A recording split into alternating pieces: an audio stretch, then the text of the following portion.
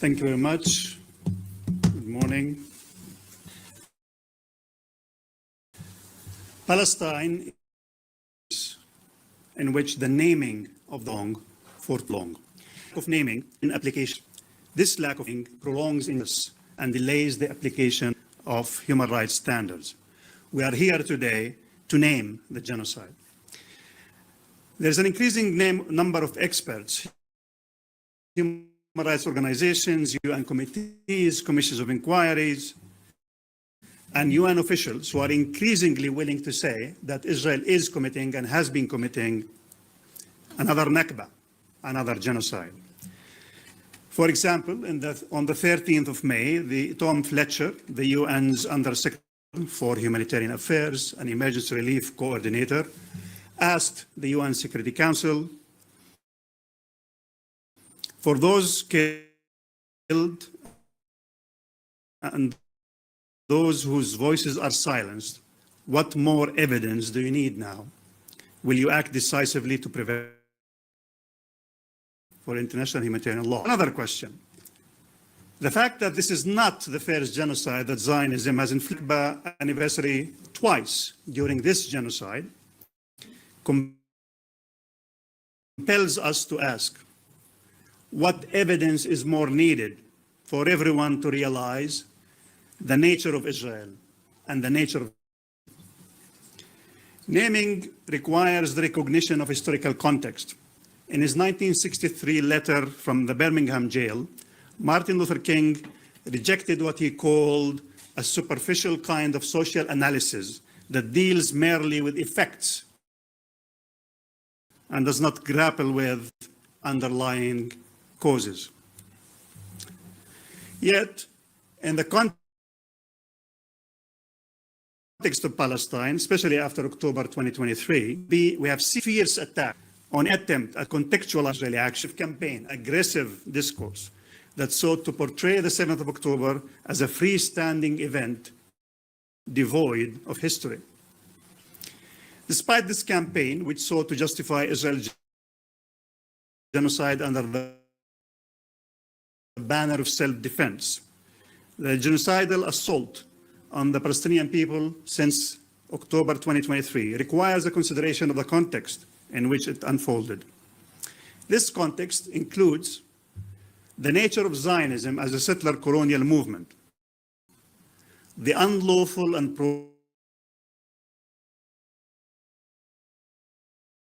October that Israel imposed on the Palestinian people make the Palestinians in Gaza in particular vulnerable to annihilation. And they also indicate an ideology of Jewish supremacy that is infused with a clear, long-standing and demonstrable intent to dehumanize, to discriminate against, to dominate, to subordinate, to dispossess and expel the Palestinians from their homeland. In July 2024, the International Court of Justice laid bare much of this pre-October 2023 reality in a detailed advisory opinion that emphasized that Gaza and the West Bank are a single territorial unit in which the Palestinian people are deprived of the right to self-determination and are subjected to an ongoing lawful use and a set of discriminatory policies that amount to racial segregation or apartheid and a coercive environment for them to leave their homeland. But already in its December 2023 application to the ICJ, South Africa highlighted that this genocide is part of a continuum, the 75-year-long apartheid, the 56-year-long belligerent occupation, and the 16-long of Gaza that preceded the application. The consensus that Israel is committing a genocide in Gaza and that Zionism is indefensible is increasing because the evidence is overwhelming. The world witnessed innumerable crimes committed against so many but we need to be careful of the recent revisionism that seeks to justify the so many, definitely in this century. According to this, Israel's war evolved into a genocide after Israel violated the ceasefire and declared a siege on Gaza in March 2025, and then launched another round of brutal military assault that seeks to drive Palestinians out of Gaza, called Gideon's Chariots. These revisionists are pretending that there is something new in Smotrich's recent statement, that Smotrich is constitutionally responsible for the war policy since October, and that Netanyahu's political survival depended on them, did not depend on them on October 2023 as much as now. They are pretending that the problem is reducible to Netanyahu when we have seen an endless supply of genocidal statements. But Israel's genocidal intent and genocidal conduct were clear from the start, to have been willing and able to see the facts, to listen to what Israeli. It was clear from the intensity and speed of the aerial bombardment. Within less than a week of the start of its attack on Gaza in October, Israel had dropped on the small and densely populated strip more explosive than the US dropped on Afghanistan in a year.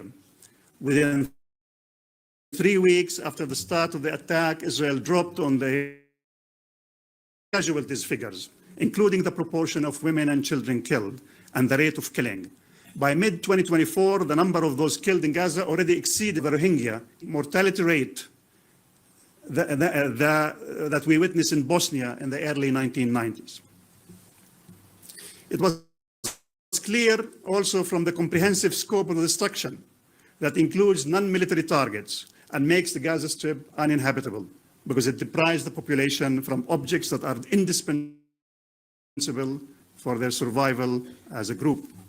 It was also clear from the scale and the pace of the forcible expulsions in October 2023 and the repeated displacements to an area that the ICJ declared in May 2024 as unfit for human survival.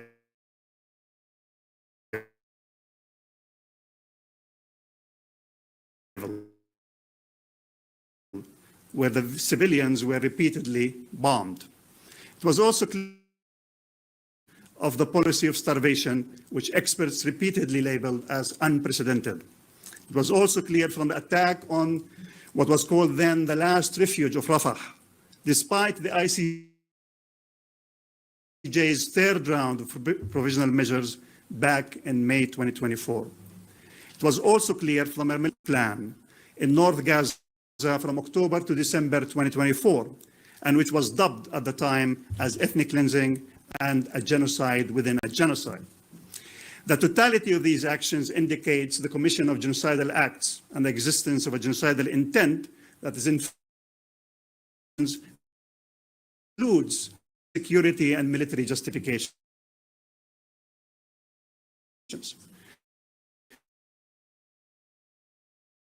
The recent campaign of starvation, mass displacement,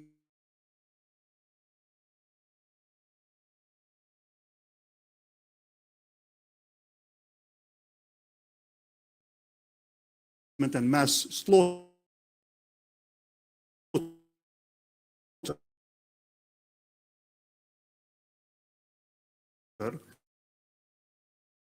called Gideon's Chariots is the final stage of it. It was a high threshold for the threshold of the ICJ concerning the genocide in Bosnia, including in their submission to the ICJ in the Gambia versus Myanmar case. The increasing consensus that Israel is committing a genocide shows that even by the yardstick of the high legal threshold in the ICJ, Israel's conduct in Gaza have clearly and demonstrably passed this threshold. South Africa has provided a comprehensive documentation of Israeli genocidal statements and incitement to genocide in its February 2025 submission to the UN Security Council. It also detailed the patterns of conduct that illustrate that Israel acts, with which will be discussed later, in aid to Palestinians in Gaza and the associated policy of starvation. The pattern of Israel creating unbearable living conditions for the Palestinians in Gaza. The pattern of Israel targeting personnel in and out of Gaza. The pattern of complete disregard for the laws of war. The pattern of the failure to distinguish between civilians and combatants, and the pattern of destroying Palestinian life in Gaza. These patterns of conduct, which Israel maintained for a lengthy period in contravention of three sets of ICJ provisional measures to prevent genocide, and despite repeated warnings from international humanitarian organizations, and with full knowledge the vulnerable Palestinian population in Gaza, to destroy Palestinians in Gaza as such. We need not, of course, wait for formal pronouncements by courts to call a spade, to take a clear moral and political stance in opposition to mass slaughter and mass destruction, because our moral and political judgment is not reducible to formal legal rulings. There is an urgent task now to educate against genocide denial, to act to end the genocide, and to hold Israel and its leaders and soldiers accountable for the genocide, war crimes, and crimes against humanity. But it is equally urgent to end the brutal occupation and dismantle the apartheid system that made the genocide possible. And it is equally important to defeat the legal sophistry and the ideological structures that dehumanized the Palestinians and justified the Nakba in 1948 and then the genocide in Gaza now, and made them palatable. Thank you.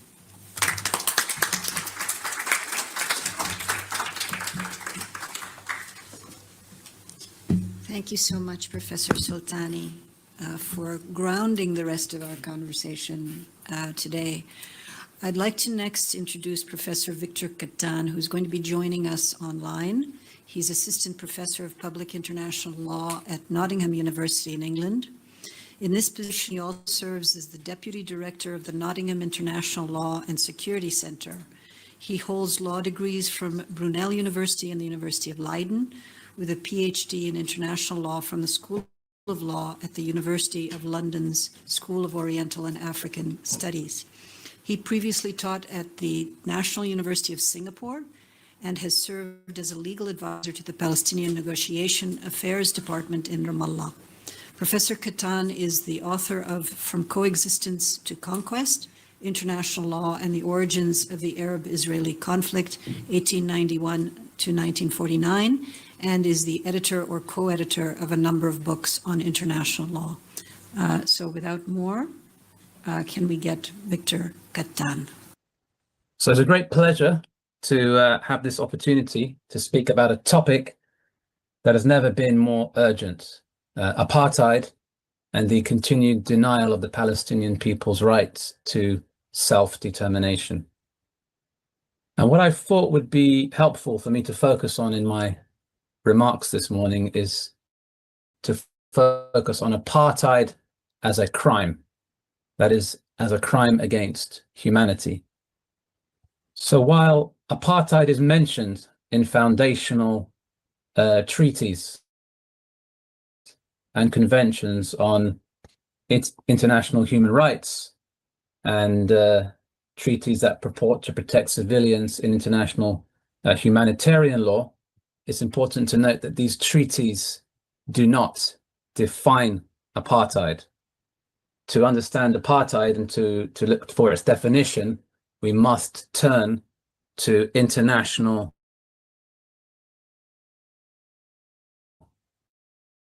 criminal law. And this is what the focus of my presentation will be today. In two conventions,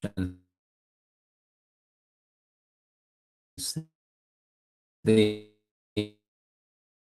first convention is the International Convention on the Suppression and Punishment of the crime of apartheid of 1973 criminal court, but it was first conventionally classified as a crime against humanity in a rather unknown convention on the non-applicability of statutory limitations to war crimes and crimes against. First time there are South states over the depth of these crimes. And in the debate in the United Nations in 1968, the global North states were very much still wedded to and focused on the crimes that occurred in during the Third Reich in Nazi-occupied Germany, while they were not opposed to having a convention making it clear that for such on extending the notion of crimes against humanity to include new crimes that had emerged since the Second World War, namely apartheid. At that time, the global North states were opposed to this extension of crimes against humanity to include apartheid, and so they did not become party to that convention. And one of the is that there will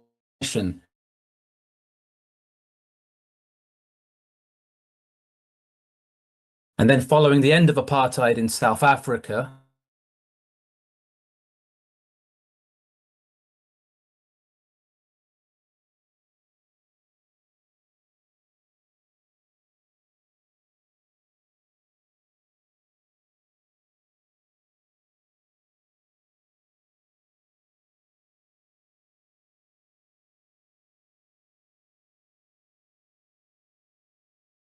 from the global North,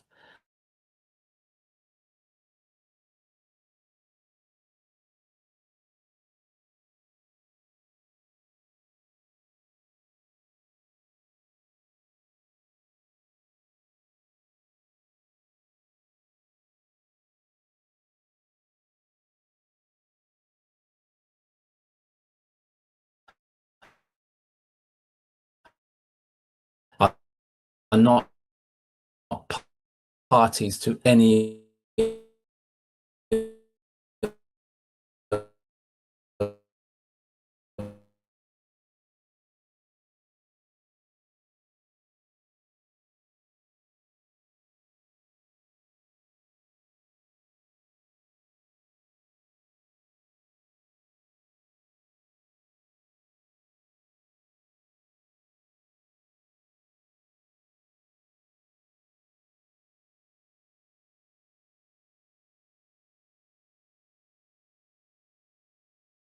it focuses like on the structure of government and the institutions of government, on the system that gives rise to these multiple violations.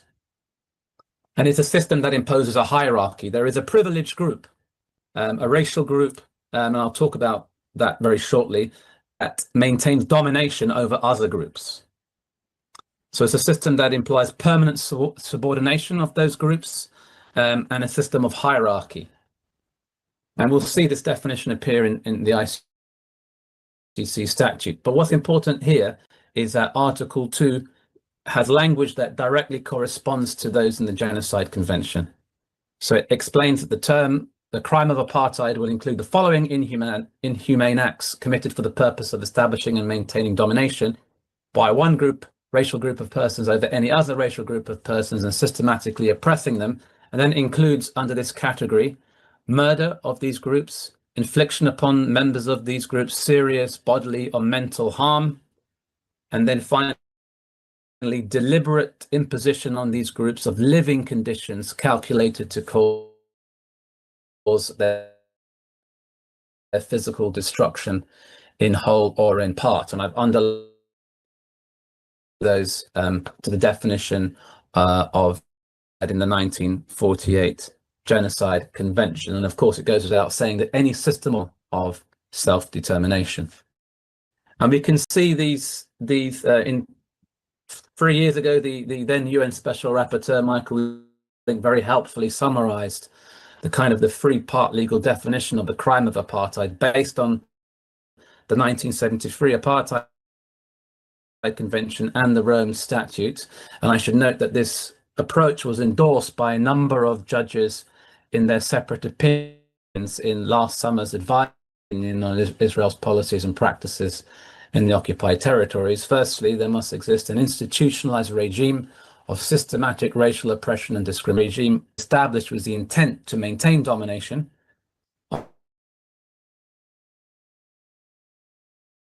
of one racial group over another, and the regime must feature inhuman as an integral part of the regime.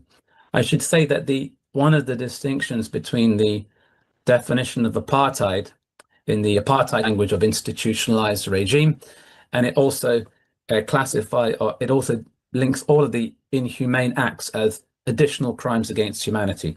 So in other words, apartheid describes the kind of political, structural, legislative context in which multiple crimes against humanity occur.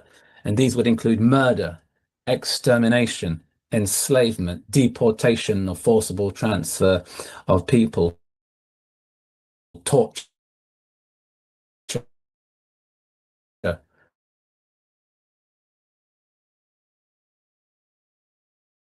rape, persecution, etc. So it's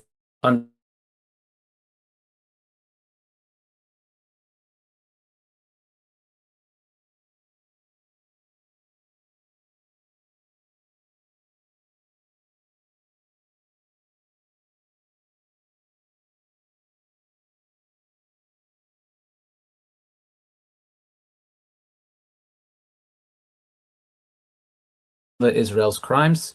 For example, one of the inhumane acts that is listed is denying a people. Definition of apartheid was introduced by Egypt and Syria in the negotiation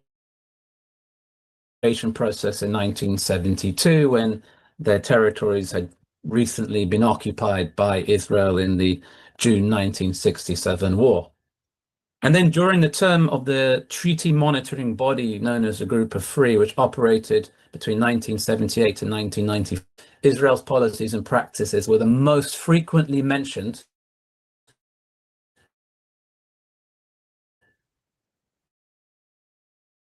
after South Africa's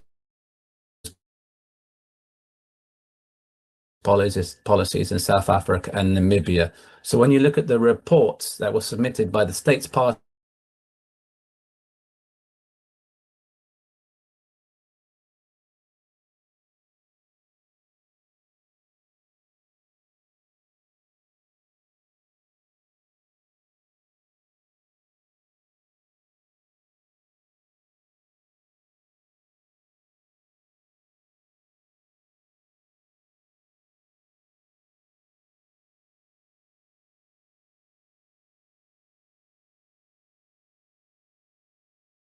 Palestinian territory.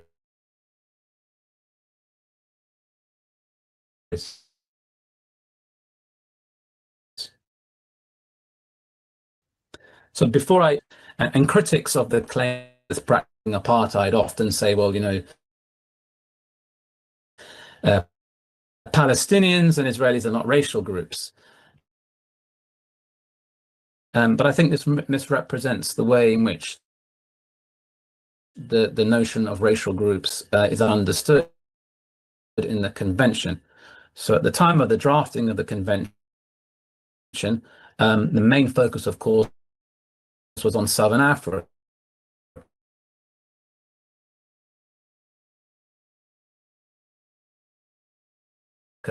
Where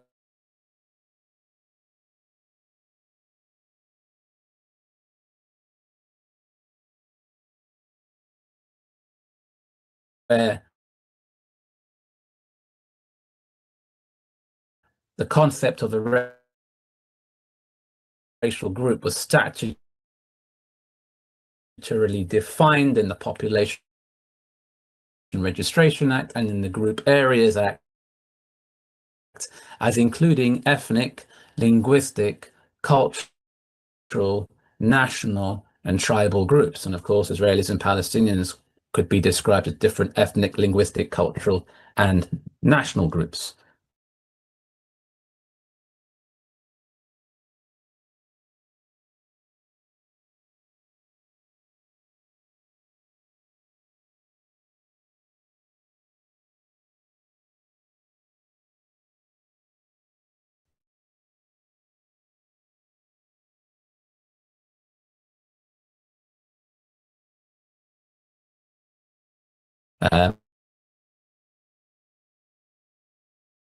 I've also,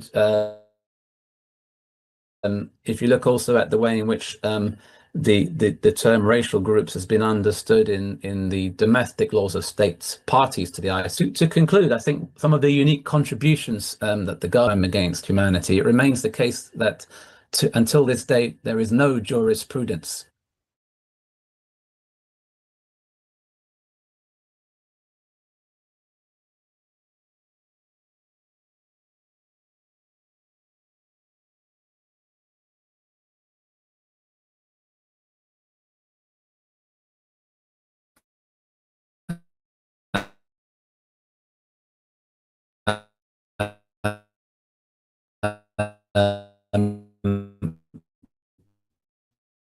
either in domestic courts or international courts on apartheid as a crime against humanity opinions. However, the Court of Justice fully on South Africa against Israel, but it has also arisen in the case that Nicaragua has brought again, they might say, as it is so obviously patently applicable and sadly to what is happening in Gaza and in the rest of the occupied Palestinian territories. Thank you very much. Of an individual or state with respect to alleged crimes, the role of the lawyer is to look at the role of the lawyer is to look at two related elements. First is the law with respect to the issues of apartheid, equally important, and that is the facts.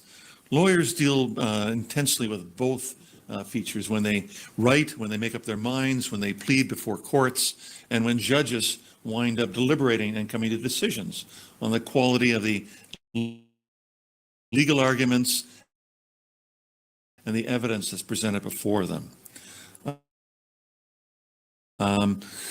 Susan and I are now tasked rising from genocide in Gaza.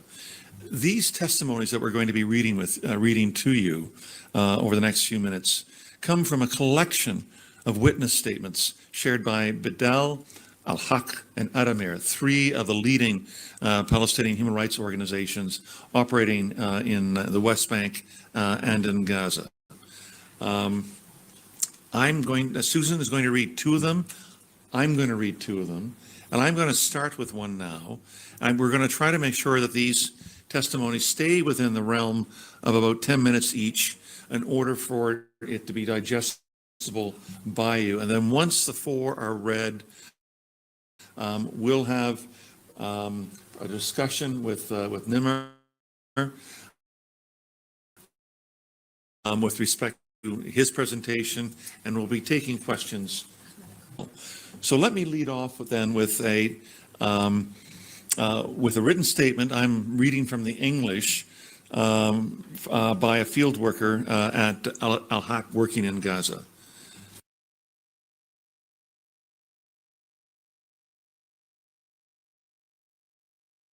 كنت أعيش في شقة مساحتها 200 متر تقع في الطابق الثالث من عمارة الشارقة المكونة من 7 طبقات. حياتي كانت هادئة جدا مع أسرتي المكونة من زوجتي وأطفالي الثلاثة، خالد 16 عاما، ليان 14 عاما، وآدم 9 سنوات. في اليوم الثالث من بداية حرب الإبادة الإسرائيلية، وتحديدا بتاريخ 9 أكتوبر 23، كنت في العمل واتصلت زوجتي تخبرني بورود اتصالات من الجيش الإسرائيلي يأمر السكان بإخلاء البنايات السكنية على الأبدا. عدت مسرعا من العمل، وما أن وصلت حتى ورد نفس الاتصال لأحد يترك لنا وقت لكي نحمل أي ملابس أو حتى حقائب مدرسة أطفالي.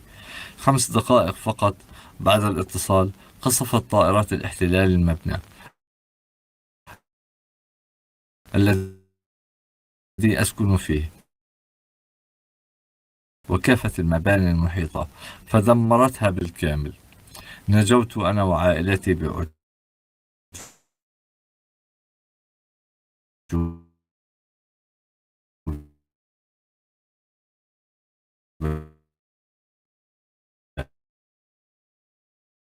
من موت محقق وقع بينما كنا أسفل البناية، ومن شدة الهرب الركام والدخان، وعم الصراخ والهلع في الصفوف مرعوبا، فحملته وخرجنا بعيدا، وأصبحنا بلا مأوى بعد تدمير منزلي. نزحت أنا وأسرتي لمنزل أهل زوجتي في المدينة.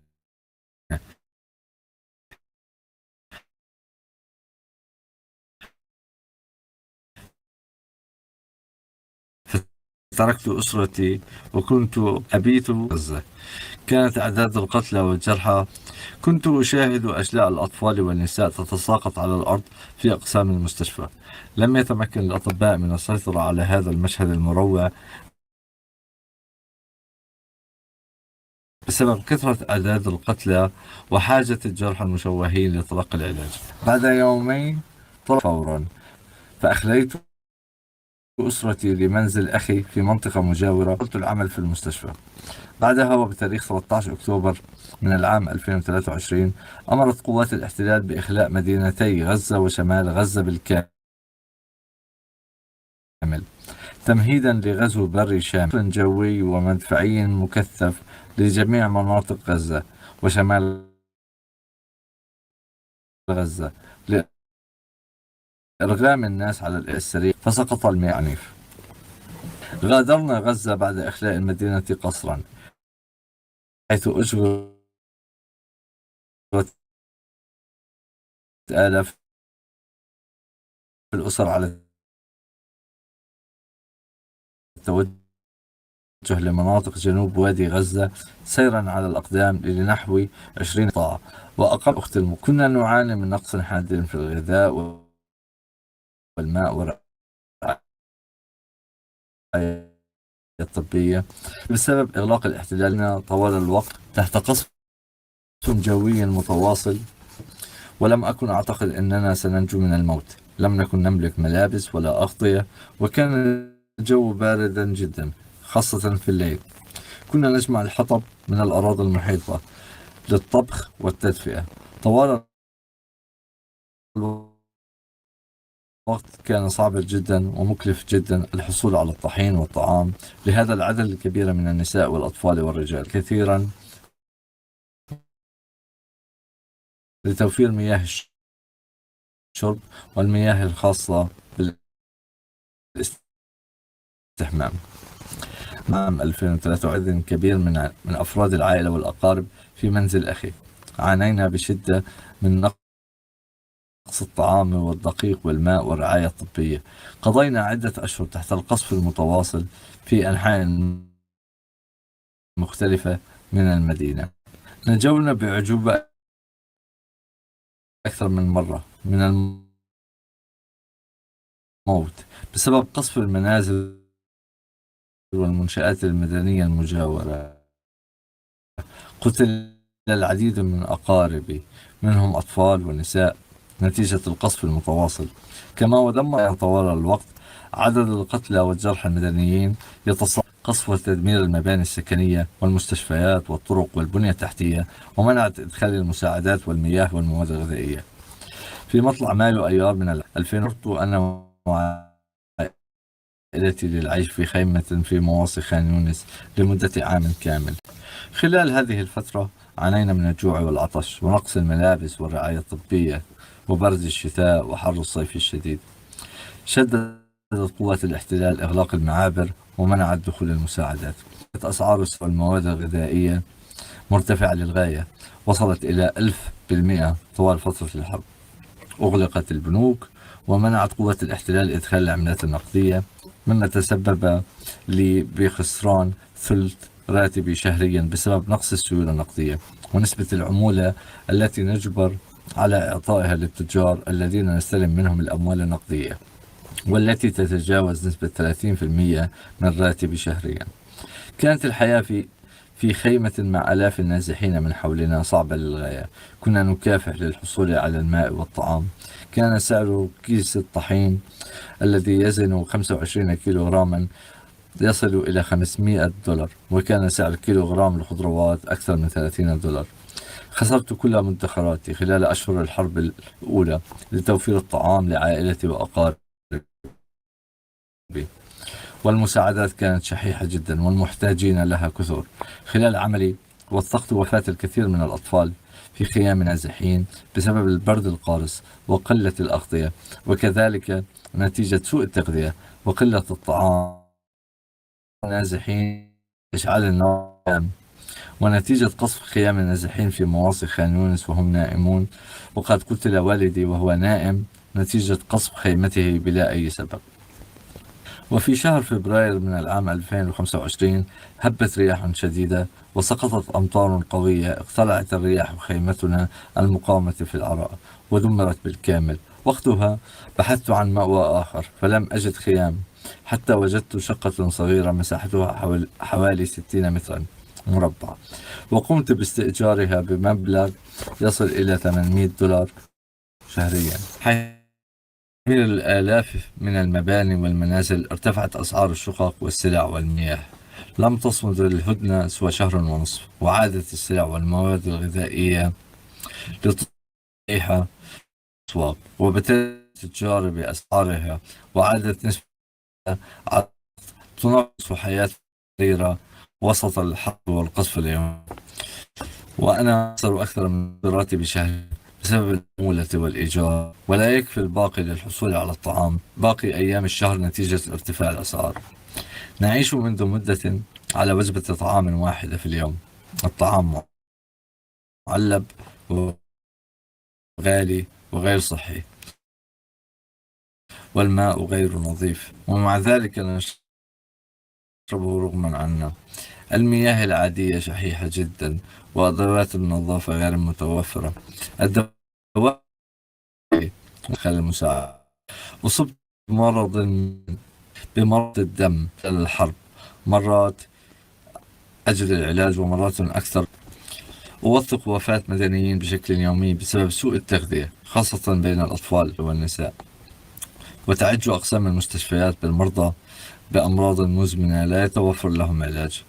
فلقد دمرت إسرائيل كل مصادر الغذاء ومخازن المواد الغذائية وقطاعات الزراعة والثروة السمكية، ومنعت إدخال الطعام، واستخدمت التجويع سلاح إبادة ضد المدنيين في قطاع غزة. وتهدد إسرائيل بتوسيع العملية العسكرية على قطاع غزة وتهجير المدنيين قسرا خارج أرضهم. نعيش حالة من التيه والهلع وترقب الموت بأي لحظة. لا نستطيع مغادرة غزة بسبب الإغلاق. أطفالنا بلا تعليم، والمرض والهزل ينهش أجسادنا. وصلنا لحالة من نفاذ الطعام بالكامل، والجوع قاتل، ولا مياه تكفي بسبب إصرار الاحتلال على قطع المياه والطاقة والطعام عن قطاع غزة بالكامل. لن يصمد الناس هنا كثيرا نتيجة إصرار إسرائيل على مواصلة الإبادة الجماعية بحق المدنيين في قطاع غزة، وتفرض على الانتهاكات الجماعية بحق الشعب الفلسطيني. The next three testimonies that we will be reading are from the Badil Center for Palestinian Refugee and Residency Rights.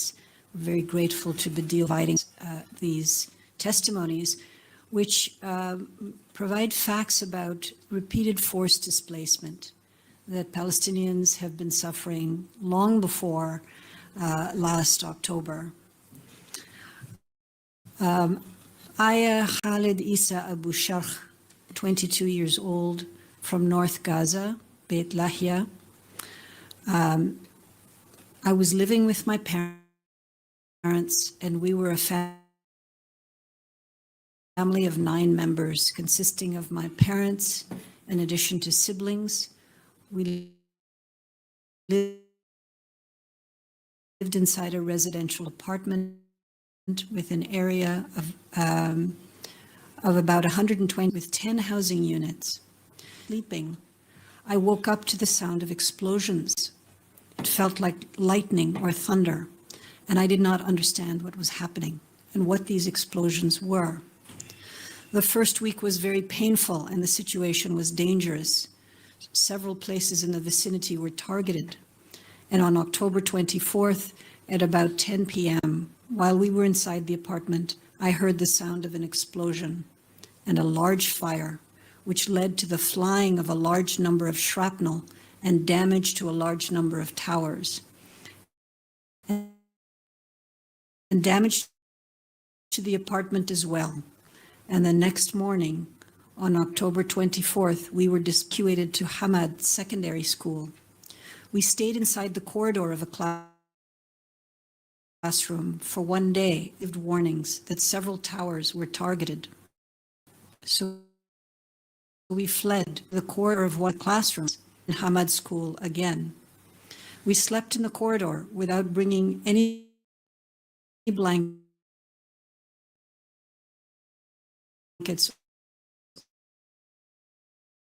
or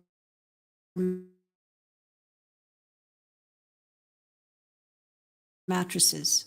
We stayed for a week, us and next to the school. In difficult living situation.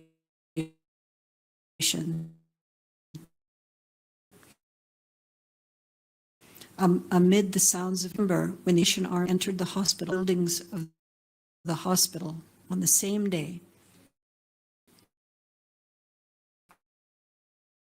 artillery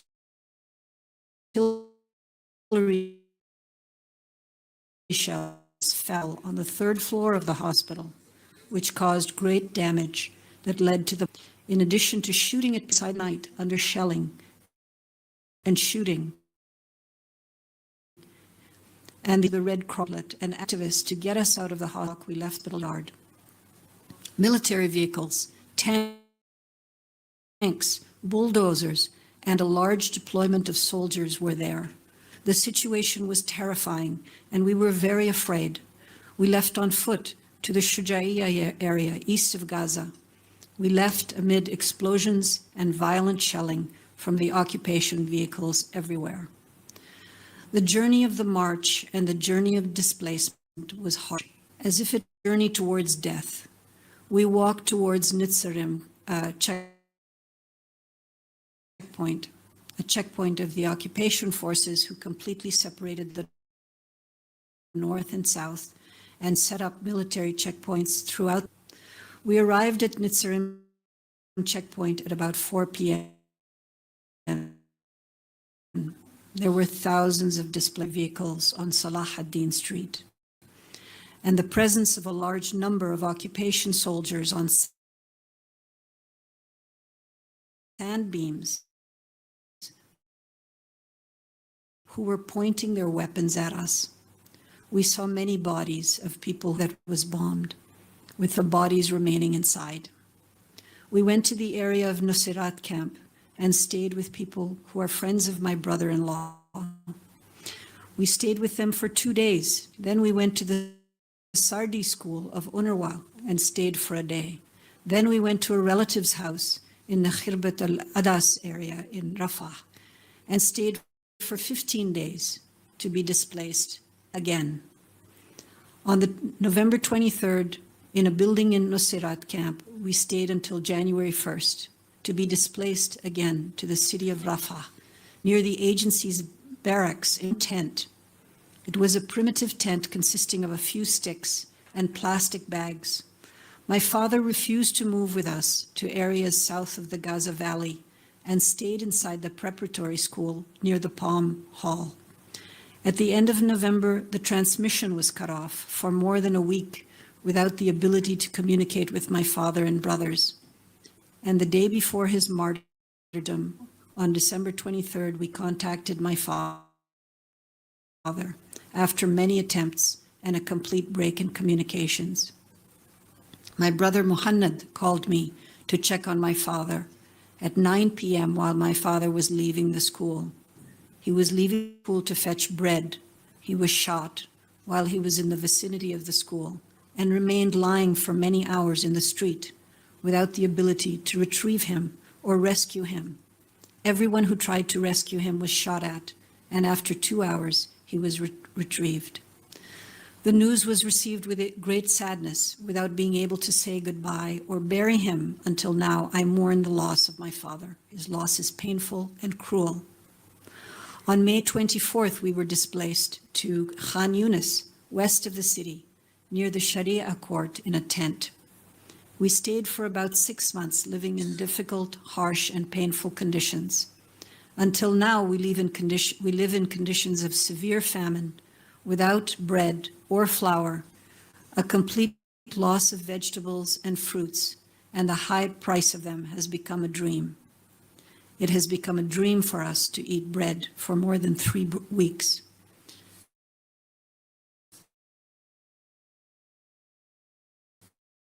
And alternatives to bread are also impossible. The high prices have reached only on in the worst conditions and forms of war.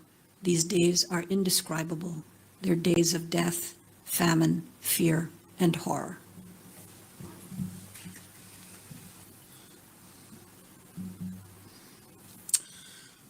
I'm going to read a statement given to Badil by Khalid Walid Rabi al-Atoum, 32 years old, living in Khan Yunis.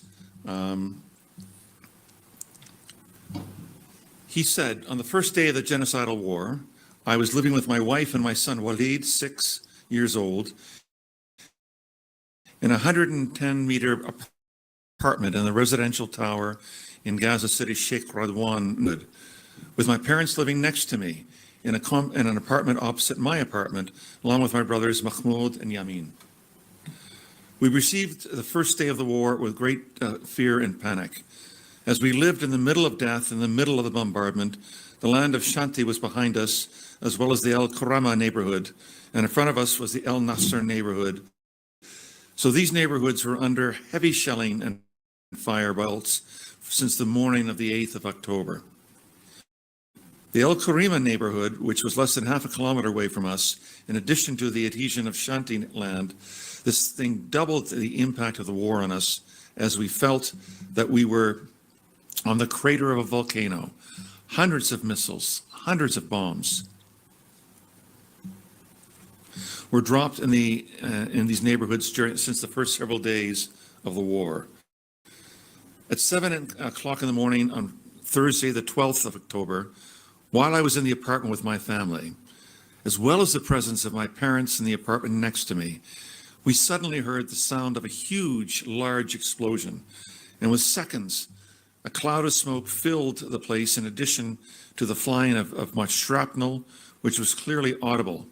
This created a state of hysteria and extreme fear with my wife and my child Walid, who burst into tears, and his mother was trying to calm him by hugging him and trying to explain it is fireworks, and these are people having fun in the street.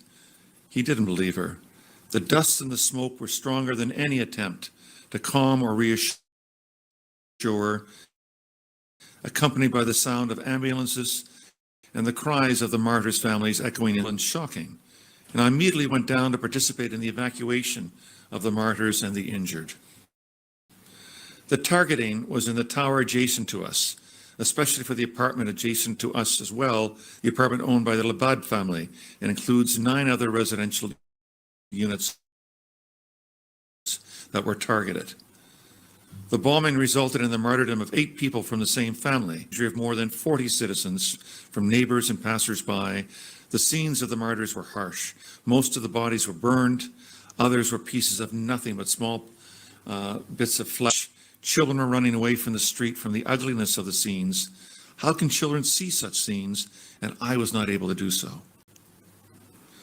As a result of this bombing, in addition to the intensification of the fierce shelling that did not stop, we were forced to leave the tower with my family and my parents' family, in addition to 3 other families who were displaced in the apartment of by my parents' family to the west of Gaza City. These displaced families went to Hamama School near the El Ala Club in the Sheikh neighborhood. And I was also displaced with my family to a home with the Shabir family, our friends in the far east of Sheikh Rawan neighborhood. And we stayed there one day without food, without drink, and because of the heavy shelling as well as lack of sleep, and we spent 24 hours dying of suffering, anxiety, fear, and great panic.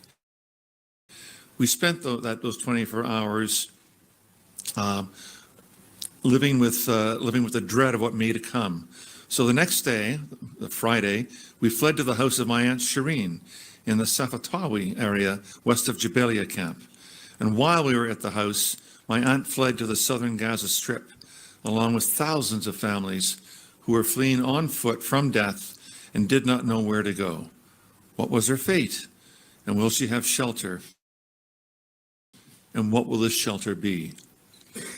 We couldn't accept the idea of displacement while listening to dozens of massacres in the central and southern governorates. So finally, we decided to stay at my aunt's home. But this stay did not last long. 3 days later, on the 16th of October, under the weight of relentless bombardment, trying to escape our fate. At 10 a.m. on that day, we fled from the Satawat and did not know where to go. We didn't know where we're safe. We didn't know which was the right way to escape from death and where and when we could ever rest. In the end,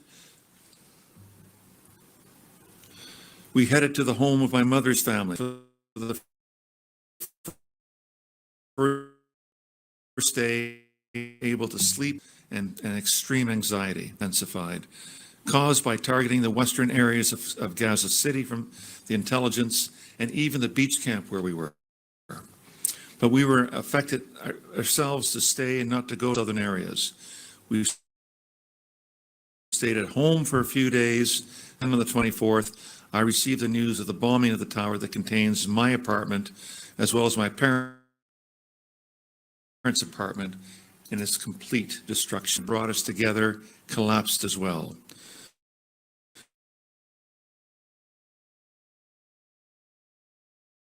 So I felt great sadness, not only for the apartment and all that it represented to my wife and my child, that he left behind many of his toys that he loved and the photo albums that held us together were also destroyed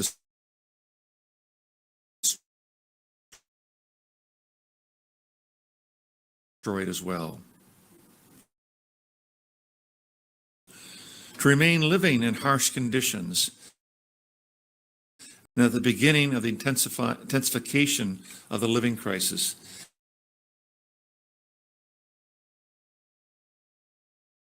as there was no food left in the markets as a result of the occupation deliberately from the first days provided. As the markets disappeared, the shops were destroyed. We couldn't find anything to eat, and the price of a bag of flour reached more than $150. We lived through bitter days and great suffering, and with the beginning of the actual arrival of the Israeli army from the beach and Nassa area, the famine stage, southern Gaza Valley, or stay and die in Gaza. Due to the difficult and harsh psychological state of my son Walid, wife and Walid, in addition to my family, and road between long distances, sometimes hitching a ride cart by mule, until we all arrived at the Nusrat camp in the central governorate. We had walked on foot for long distances and between a cart pulled by an animal, and arrived at Bir Canada in the city of Rafah in southern Gaza. We fled to the Al-Shifa hospital for 2 days inside the hospital courtyard, and we had to escape once again to the Al-Dawraj area in eastern Gaza. And when I reached the Palmyra junction, many shells fall on the houses in the vicinity. My foot was hit by shrapnel, and I was treated by a few citizens and taken to one of the local health clinics at Tel Shamar. The injury was simple with a small shrapnel. My wound was superficial and small, and in the same attacks, many people but next to me, ironically, have been killed, including 2 women and a child who were lying very close to me on Al-Wata Street. No one was able to retrieve their bodies. I was displaced to a friend's home east of Gaza City, and I stayed with him for 3 days, and then I left for the southern Gaza Valley after a harsh journey of pain and displacement, where I went foot from the Kuwait roundabout until I reached the El Razim checkpoint, and it was full of soldiers. That is an excerpt. Susan. So our last testimony is from Shireen Mustafa Abdul Qadir Safi, 40 years old, southern Gaza Strip. I was living in a 190-meter apartment in a family building consisting of 3 layers. At 6:30 on Saturday morning, we heard the sounds of explosions and missiles. They were violent and frightening explosions. No one could go to school, and my husband could not go to his work. Then on the 13th at about 11 o'clock in the morning, we heard the news of the martyrdom and burial of members of my husband's family in the Tal Azza area. We heard the news of the martyrdom and burial of his family and a house for the Safi family that had been targeted there, where more than 30 people were martyred as a result. And when my husband returned home, he told me that he saw death with his own eyes in the Tal Azza area. He said, I saw the remains of the martyred people under the rubble, and at 5 o'clock in the evening of the same day, while became scattered, he was recognized by my daughter, Asil, recognized him the rest of the clothes that he was wearing. While going down the street, another fell near us, so we left. We left my husband, left him in the street in pieces. My brother Shadi Safi, 35 years old, and my father-in-law Ali Safi, 60 years old, returned to the place where my husband in the street. His name is Muhammad Ali Abdul Qadir Safi, 40 years old. They returned to retrieve him and took him to Kamal Adwan Hospital in northern Gaza and buried him in Lahia Cemetery the next day. After that, we were displaced to Osama bin Zaid School in the Safatawi area in northern Gaza, and we stayed there for 2 days in difficult conditions. My brother Shadi came and took us to his house in the Safatawi area, and we stayed a week with him. Difficult conditions. We went then to the Rafidain school in the Jabali al-Balad area, which was very crowded due to the large number of and as a result of the shelling and the very difficult living conditions, we decided to leave. And at around 11 o'clock on number 9, we went out on foot because there were no cars towards the Dole roundabout. We all went out, accompanied by my parents and my husband's parents, and when we reached Nusrat, we dispersed. I went to my husband's sister, Nar Safi, in Khan Yunis, and stayed with her for about 2 months. And then on January 16th, we went to the UNRWA Qadila school at 10 p.m. We couldn't carry any blankets, mattresses, or anything. So we headed to Al-Aqsa University, west of Khan Yunis. There was a checkpoint for the occupation army. The army was, and we were people, but there were thousands of displaced people at the checkpoint. And when we crossed the checkpoint, the occupation army arrested my father-in-law, Abdul Qadir Ali Safi. He was released after 22 days. We headed to Rafah, to the Talastal neighborhood, to a tent inside one of the lands, which consisted of nylon. We made a primitive tent without any breadwinner, and the beginning of the 5th month, we were displaced at Al-Atans inside a tent. Conditions were difficult. And then we went to the Al-Baraka camp for orphans. So I have to tell you, we don't know the fate of any of our witnesses whose testimony we're reading today. We're enormously grateful for their testimonials and the report of the Gaza Tribunal.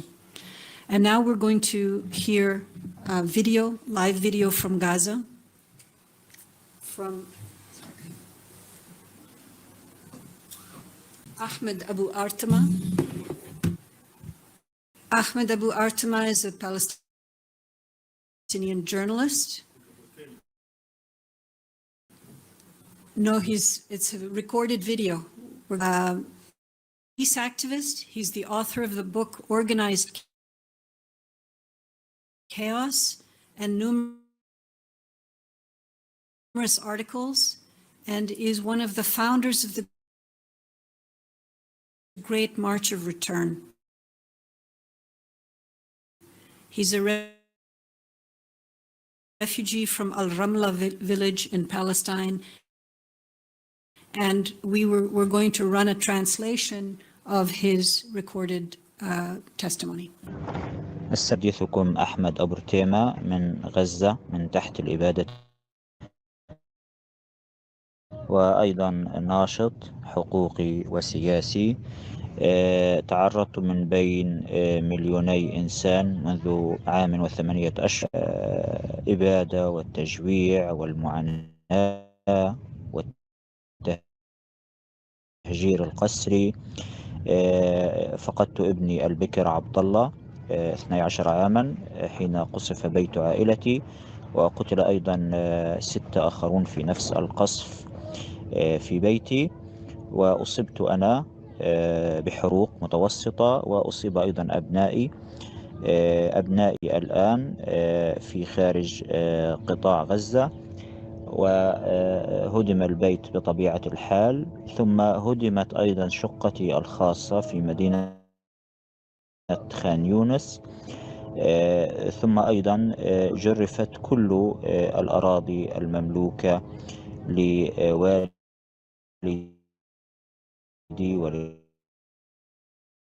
ولإخواني وأشقائي. فلذلك نحن الآن جميع العائلة، ليس فقط العائلة، عائلة جيران، كلنا نحن الآن بلا مأوى، لا يوجد ولا حتى بيت واحد لنا، نسكن في خيام منذ أكثر من سنة. سأحدثكم في هذه الرسالة عن مأساة، وهي أحد يعني وجوه هذه المعاناة المرعبة التي يعيشها أهالي قطاع غزة دون نزوح، يسميها جيش الاحتلال الإسرائيلي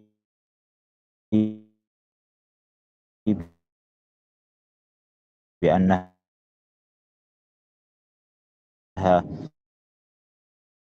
أوامر إخلاء، ولأنها بأن هناك كثير من هذه التجربة.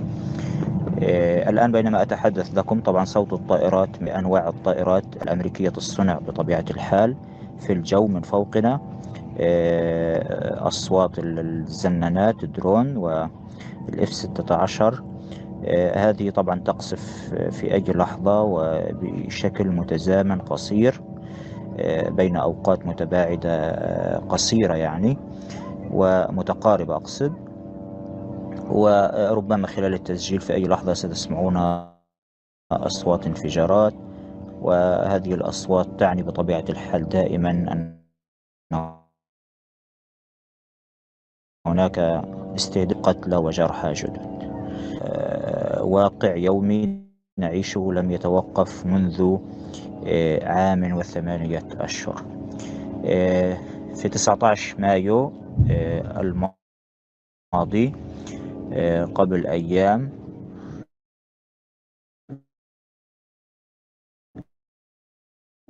نشر الناطق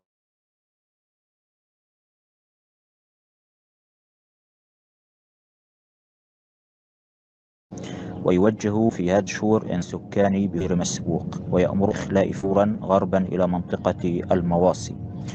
ويدعي هذا المنشور بأن مدينة خان يونس منذ تلك اللحظة ستعتبر منطقة قتال خطيرة. الخريطة التي نشرها الناطق تظهر غالبية مناطق خان يونس مظللة باللونين الأحمر الفاتح والأحمر الداكن، وهو ما يعني أنها أماكن خطر يجب أن يخرج منها السكان، وهي كما ذكرت معظم أراضي مدينة خان يونس. بينما يشير السهم في ذات الخريطة إلى منطقة المواصي الصغيرة غربا باعتبارها المنطقة الإنسانية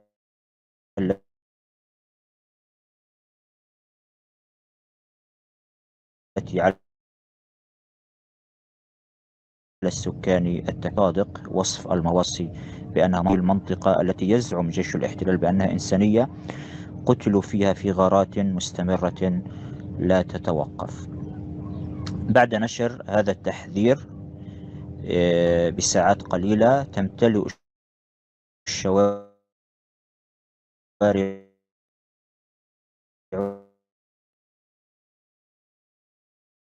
في مدينة خان يونس. أعرف كيف يمكن لصحفي أن يصف كل هذا. رأيت الوجع والقهر يسيران مرة أخرى على هيئة بشر في هذه المدينة.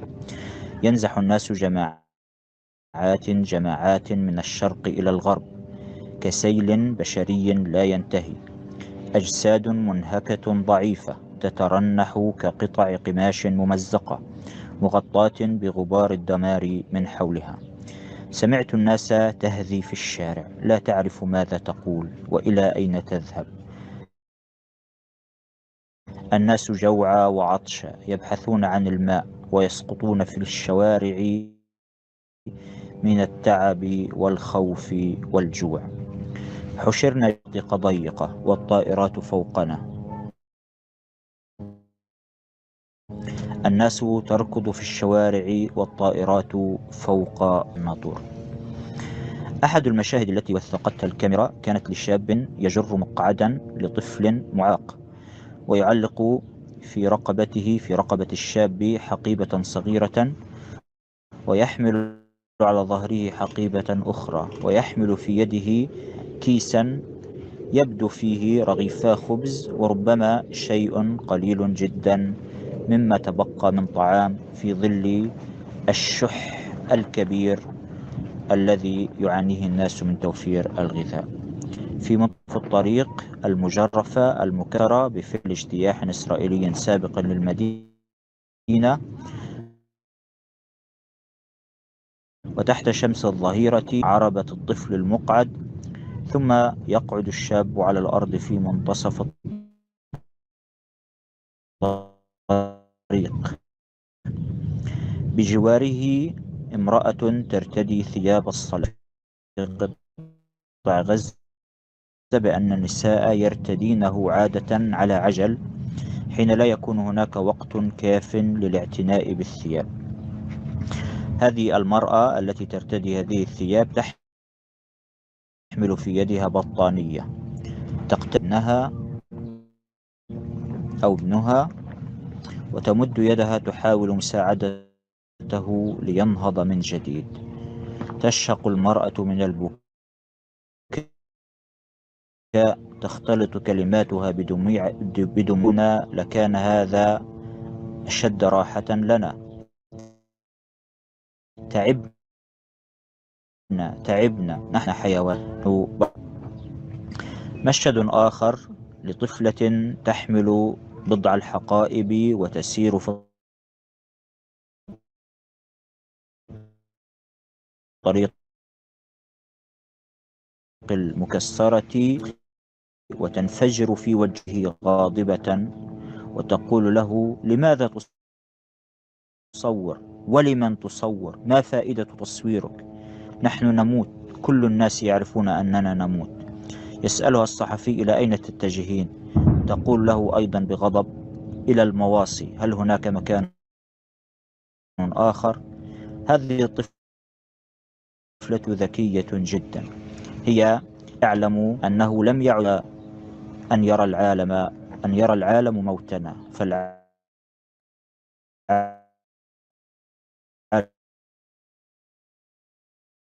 يرى موتنا منذ سنة. لذلك مريضة ترقد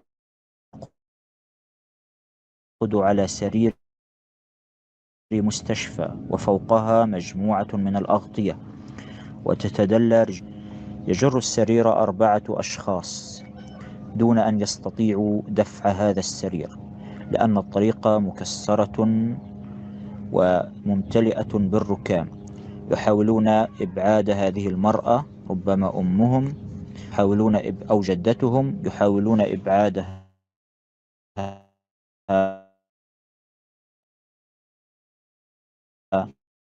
من مكان الخطر. هناك أيضا شهادة تدل بها على التعبير: مرضت من المأساة التي رأيتها في الشوارع، لا أستطيع وصفها. أشعر بالانهيار من مشهد الأمهات والأخوات اللاتي تعبن من العام عدم توفر المأوى. تنام هذه النسوة بداخل بسطات الباعة الفارغة مسبقا من السلع. الأطفال أيضا ينامون في الطرقات، رؤوسهم في أحضان أمهاتهم وباقي أجسادهم الرقيقة النحيلة الجائعة على أرض الرصيف. الشوارع مكتظة بالقهر، مزدحمة بالدموع، لا أحد يرى تعب أحد، كل امرئ يحمل تعبه وهمه على ظهره ويمشي. أنا إيمان بارود، عشت كل فصول هذه الحرب وشربت من كل كؤوس المر فيها. أشهد الله بأني لم أشهد مثل هذه المشاهد المرعبة المفزعة القاتمة والمروعة من قبل. والسلام على قلب الذي يحترق. انتهى الاقتباس من منشور إيمان بارود. هذا المنشور لناطق باسم جيش الاحتلال والأمر بما يسمى الإخلاء، والذي خلق كل هذه المأساة وكل هذا الرعب ليس الأول، بل سبقته عشرات المنشورات المشابهة التي تأمر السكان بترك أحيائهم فورا تحت تهديد الموت. خلال هذه الحرب الإبادية اكتشف جيش الاحتلال أن إجبار أحياء كاملة على النزوح هو وسيلة فاعلة لإبقاء المجتمع الغزي في حالة استنزاف نفسي. بضعة أيام يصدر الناطق باسم الجيش في صفحته في فيسبوك منشورا عاجلا يحدد خريطة من الأحياء ويطالب سكانها بمغادرتها فورا.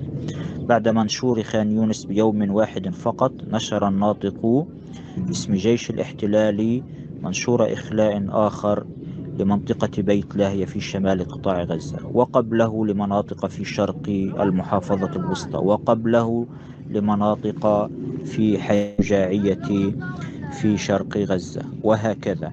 هي وسيلة مستمرة يستعملها الاحتلال بكفاءة لقتل الناس بالتعب وبالإرهاق وببث ملئهم باليأس وملئهم بالإرهاق. الناس تهديد الموت سوى المسارعة إلى المغادرة، تاركين بيوتهم وممتلكاتهم وراءهم. هناك من السكان من أجبر على النزوح 5 مرات أو 10 أو 20. الأطفال والمرضى يسيرون في الشوارع وهم يقولون: تعبنا، وين نروح؟ وين نروح كلمة شائعة بين النازحين تلخص التعب والتيه وفقدان الأمل. أنهك الناس من النزوح المستمر حتى اضطروا إلى المفاضلة بين ألوان الموت. هناك من قرروا بأن قصف البيوت فوق رؤوسهم والموت في داخل بيوتهم أهون من عذاب النزوح. رحلة النزوح هي قطعة من جهنم حسب وصف من يعايشها. عادة لا تمنح قوات الاحتلال وقتا كافيا للناس للخروج بأريحية. تصدر الأوامر فجأة في أي ساعة من نهار أو ليل، وتكون هذه الأوامر تحت غطاء من القصف المكثف.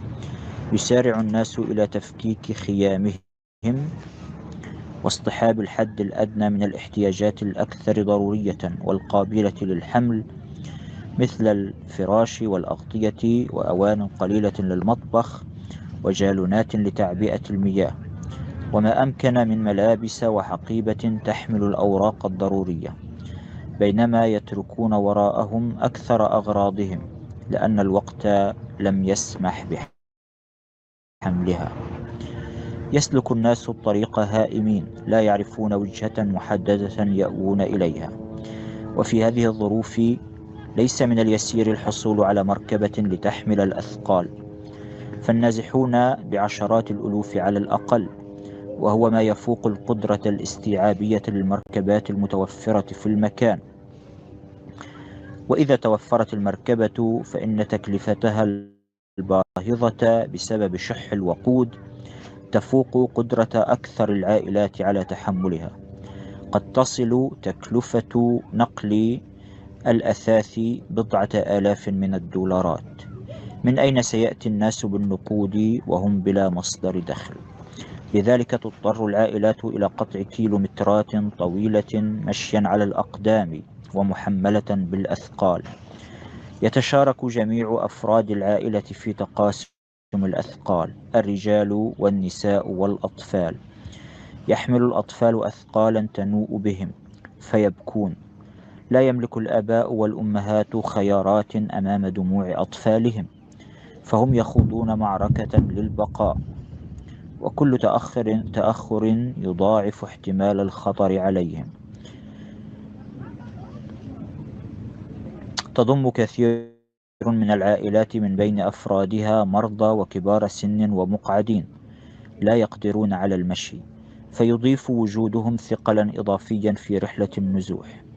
يضطر الأصحاء من أفراد العائلة إلى جر ذويهم المرضى على مقاعدهم المتحركة إن توفرت، أو أن يحملوهم على أكتافهم إذا انعدمت المقاعد. تغالب العائلات مشقة الطريق في صراعها الفطري للبقاء. بعد قطع ساعات من المشي ترتمي العائلات في أقرب مكان يتوهمون أنه أقل خطرا. قد يرمون أنفسهم في فناء مستشفى أو قطعة أرض فارغة أو على الرصيف، ويبدأون نصب خيامهم من جديد. ما يزيد النزوح مأساوية أن تقطع على المرء طريق العودة.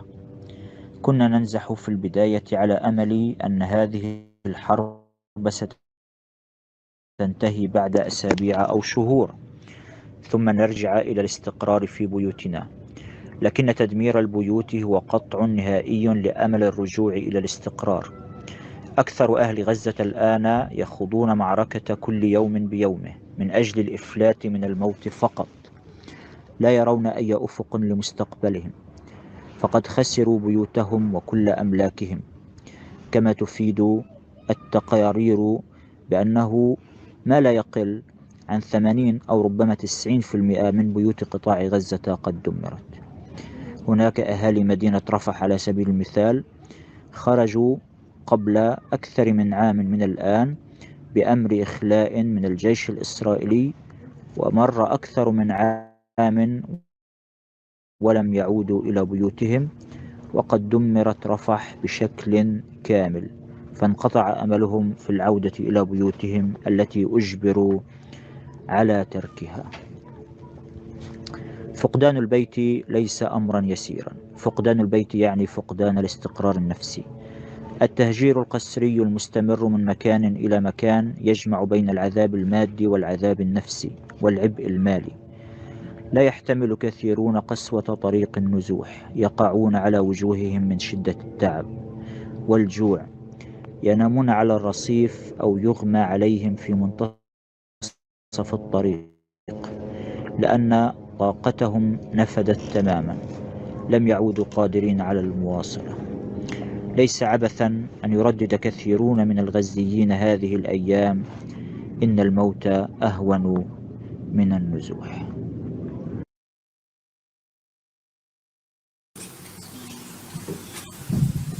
Thank you, Nimmer, for coming back to join us. I'm going to ask a question or two of Nimmer, and we're going to invite any questions coming from the audience to Nimmer with respect to his presentation on genocide. My first question to you, Nimmer, is why are these terms, apartheid and genocide, so important in understanding Palestine? People, you and I, and Susan are all scholars in international law, and we feel probably comfortable in using these. How are people who are not legal experts going to feel about trying to use such explosive terms if for a free Palestine?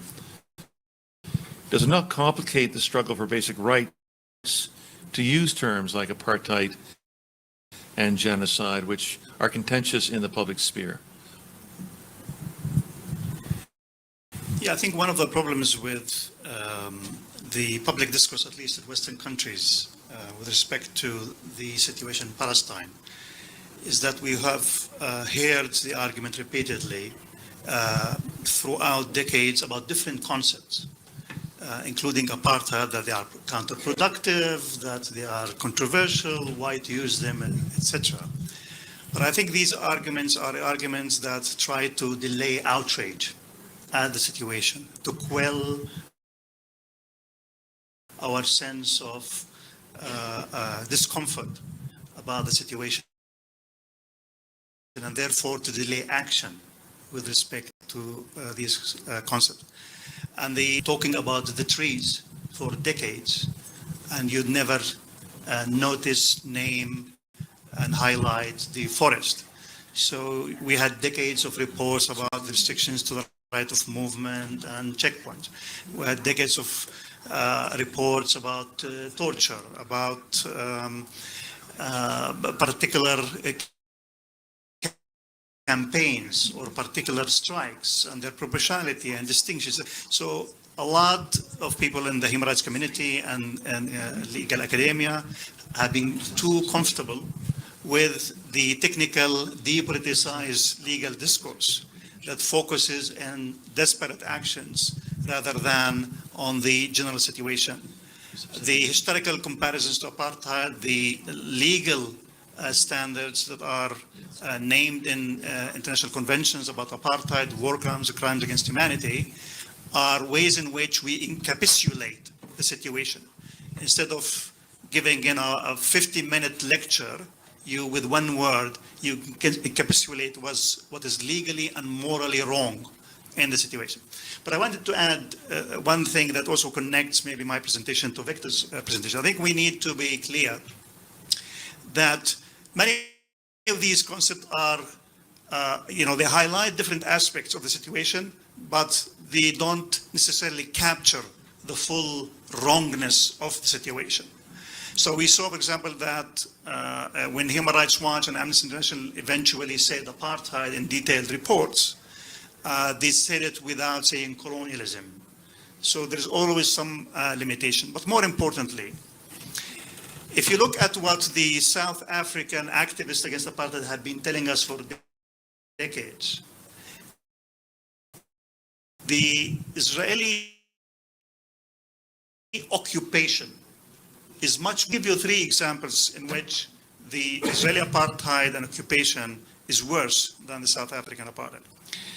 Ronnie Castri, for example, said 19 years ago, before the genocide, etc., quote, "This is much worse than apartheid.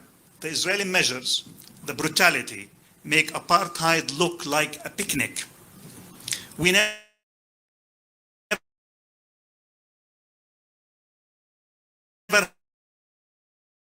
had jets attacking our townships. We never had services. We had armored vehicles, but not on this scale."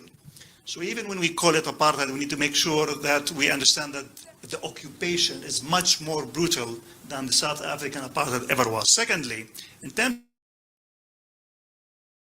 of discrimination,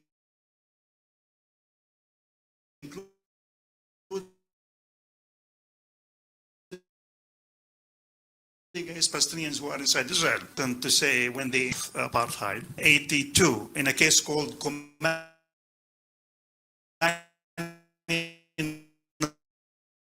versus Bantu administration, the right of blacks to family violation twice in 2006 and 2012, sanctioned or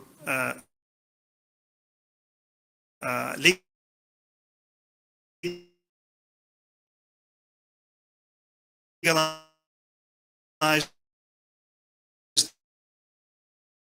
the law banning family unification as their spouses inside Israel if the spouse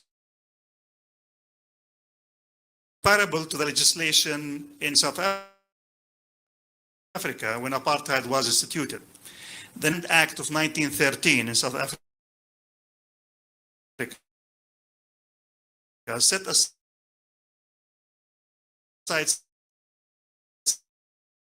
7% of the territory for Africans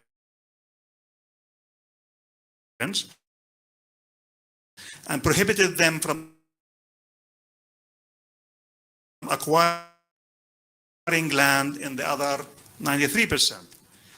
The 1936 Native Trust and Land Act increased the amount of land available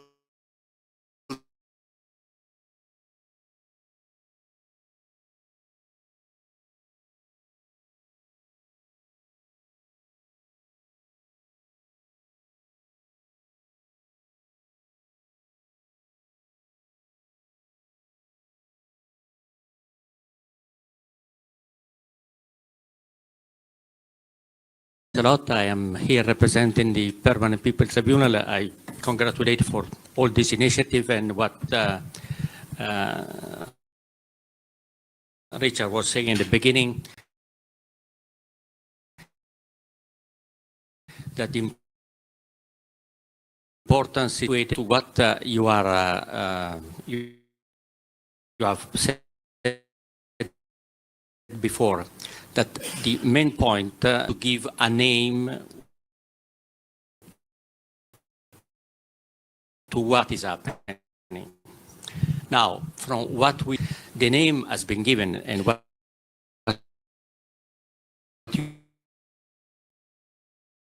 you have said now on apartheid, the name is but the judge of that is in fact well aware of what we are presenting, you are presenting. Don't you think that would be important also to include in the attention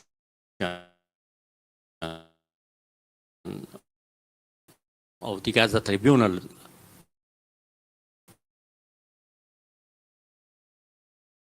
I don't know how Israel is represented by Israeli. Why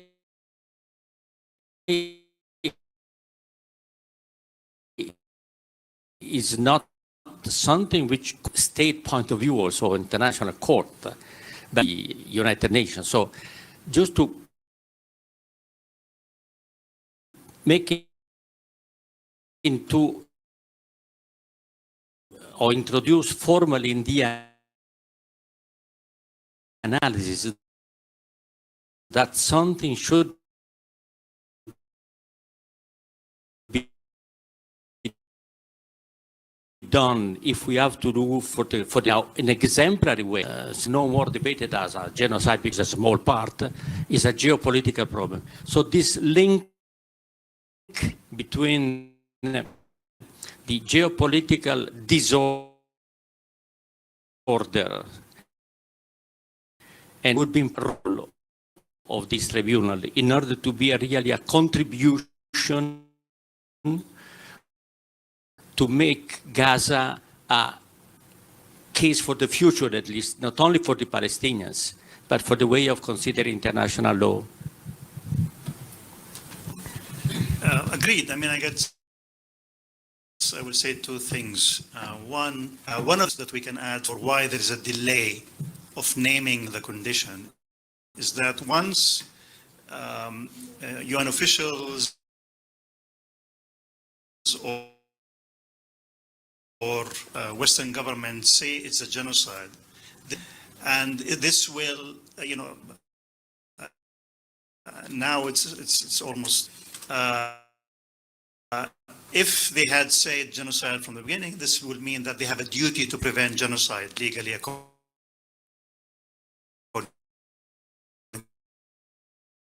to the Genocide Convention. And the lack of naming is also an abdication of this duty or this obligation to prevent genocide.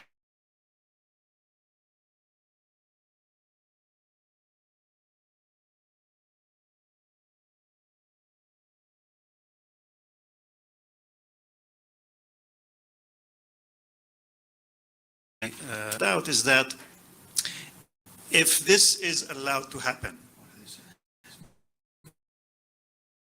then obviously there might be future cases in which the colonized, the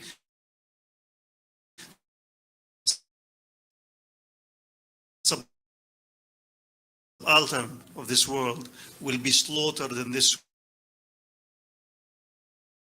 way, in daylight, and kicked out of their house.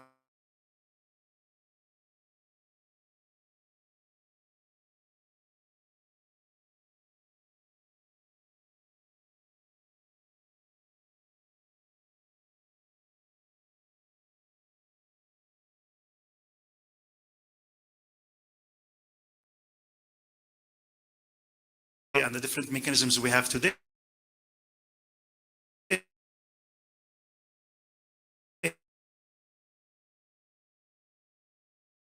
failed in preventing genocide. We need to reform the legal system that allowed it to happen. Questions from the audience? Thank you. I have a follow-up on this question. If the ICJ issues a ruling that says this is genocide, what would be the implications for the states that have signed on or part of the ICJ, and what would be the implications for those who haven't? And are there any obligations on the people themselves, or it's just the states? Well, so we need a distinction between the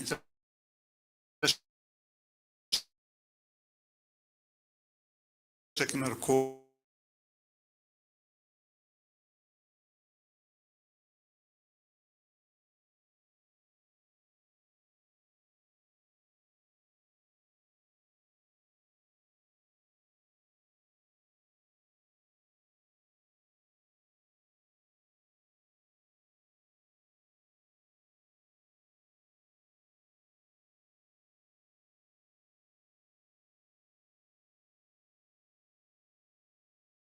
I think, Nicaragua faces Germany, that relates to these issues, which is questions of complicity of states. And obviously, the implication of naming it as a genocide would mean that all the states that are members of the Genocide Convention and have accepted the jurisdiction of the International Court of Justice had a duty to prevent genocide. They haven't exercised it when it mattered. What does it mean? They have a duty. What does it mean? They can do it.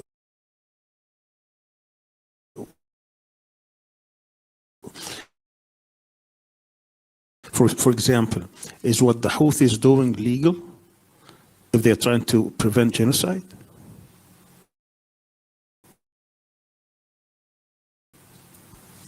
Well, this is not. Ask the question that if states wage war against. Well, I think, there's a plausible argument that actors that are, when kind of Yugoslavia happened, for example, it was the action that was even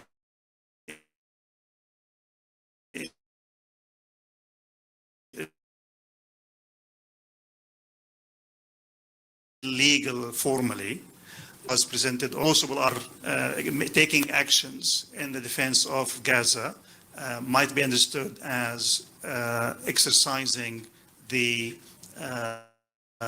duty to prevent genocide, so long to the extent that they are members of the Genocide Convention. What about like complicitous parties like the US? What would be the implications for that? The U.S. has not accepted the jurisdiction of the International Court of Justice, so it cannot be brought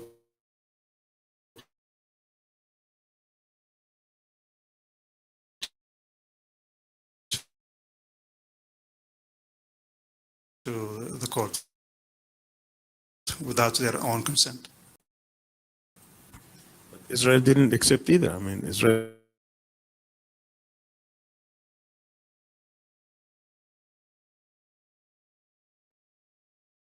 Prime ministers and military leaders, and of course is it retrospective? Does it sort of apply when, in sometimes the 22nd century?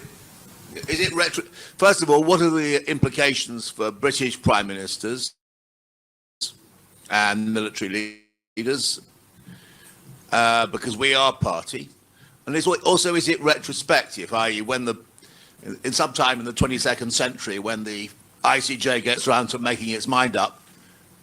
Will there be retrospective consequences for those who, in my country, who have ordered and been part of it seems to be a genocide in Gaza? Well, the short answer is that at the moment, these consequences that might be retrospective will hopefully be political. But so long as the ICC prosecutor did not bring that relate to what happened in genocide, they will be only political. Nicaragua did against Germany, a case against the UK. Again, these will be theoretical, academic, and perhaps political, but not legal.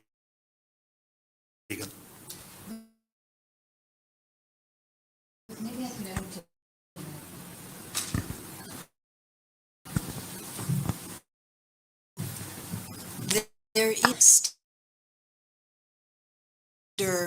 and the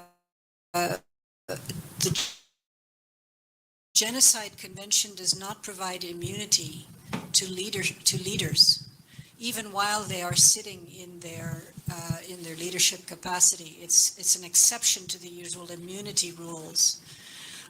So any state could bring criminal proceedings against care.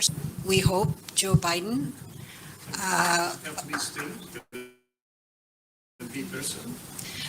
And in some states, individuals can initiate those proceedings. In other states, individuals cannot. Several European states that have very liberal proceedings for universal jurisdiction. U.S. does not have anything like this. We have extremely restrictive possibilities under what could be called universal jurisdiction. We just don't have it in the U.S. It has to be brought by the state.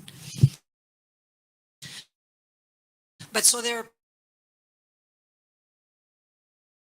plenty of possibilities. I mean, proceedings were brought against Kissinger. They've been brought and come onto the territory where warrants could have been issued.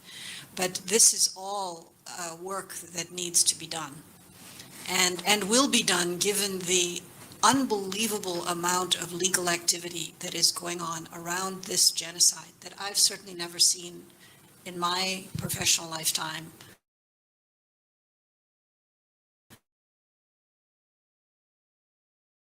About any other situation, targeting individual soldiers who have been proceedings being brought against various political actors.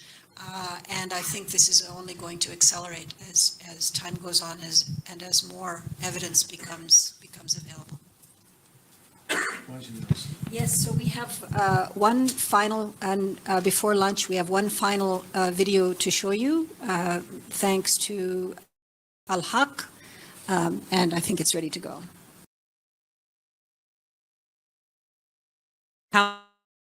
Palestinians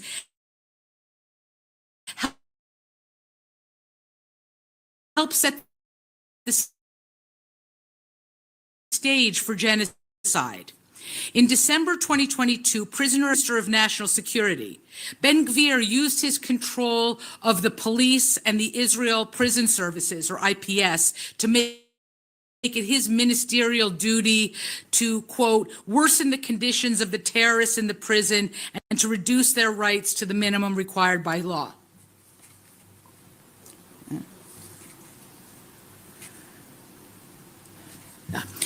After October 7th, Israel's ground invasion of Gaza swept up thousands of humanitarian workers, women, children, disabled, and elderly people.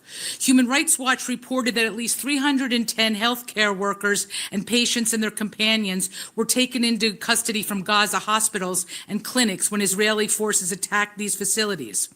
According to reports gathered by the UN Office of the High Commissioner for Human Rights, men and boys detained by Israeli forces in Gaza, including UNRWA staff members, were used for military purposes as human shields. A deluge of photos and videos of gross mistreatment of Palestinians in military custody, shot by soldiers themselves, has circulated on social media. This includes images of shirtless or naked Palestinians bound and blindfolded, and some being dragged across gravel and stomped and kicked in their heads and genitals. Images of soldiers humiliating and brutalizing Palestinians, which constitute material evidence of torture and CID, serve to amplify the unfettered violence in Gaza. Prisons and detention facilities became battlefields, and state agents targeted and treated prisoners in ways that paralleled the besieging and indiscriminate war on the people of Gaza. Interrogators adopted the crudest forms of physical violence, including beatings, protracted shackling in painful positions, suffocation, and sexual assault. The IPS instituted measures to degrade Palestinians' already terrible conditions of confinement, including drastically altering their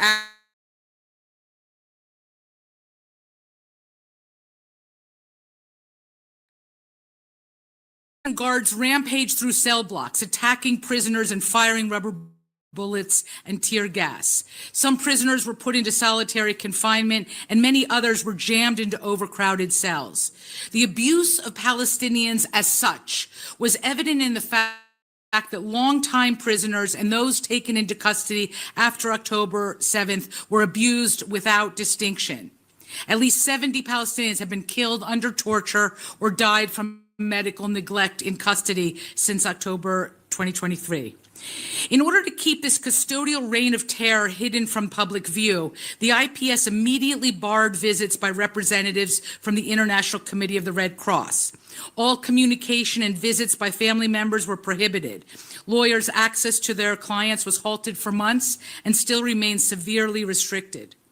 Most Gazans were detained under Israel's 2002 incarceration of unlawful combatants law, which copies America's 2001 presidential order on unlawful combatants. So Israel's law empowers the state to secretly detain anyone who is alleged to have directly or indirectly participated in hostile acts against the state of Israel. Under this law, civilians can be indefinitely detained if the military suspects they're unlawful combatants or if their release would harm state security. On December 18th, 2023, the Knesset amended the unlawful combatants law to enable people to be held incommunicado for 45 days without arrest warrant or any oversight by a court. Now Palestinians subject to this on the order of a prison official, and the court can extend this order for 180 days. Everywhere incommunicado detention is used, it is always a cover for torture. Palestinians released from custody emerged emaciated, bruised, and deeply scarred from tight cuffing.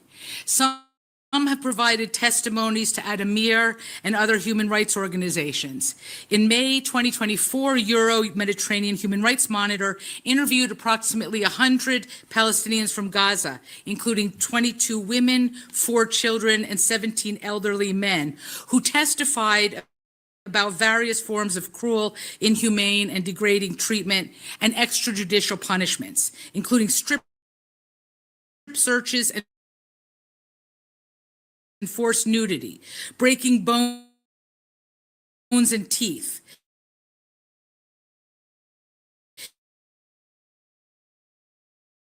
being stepped, spit, and urinated on, punished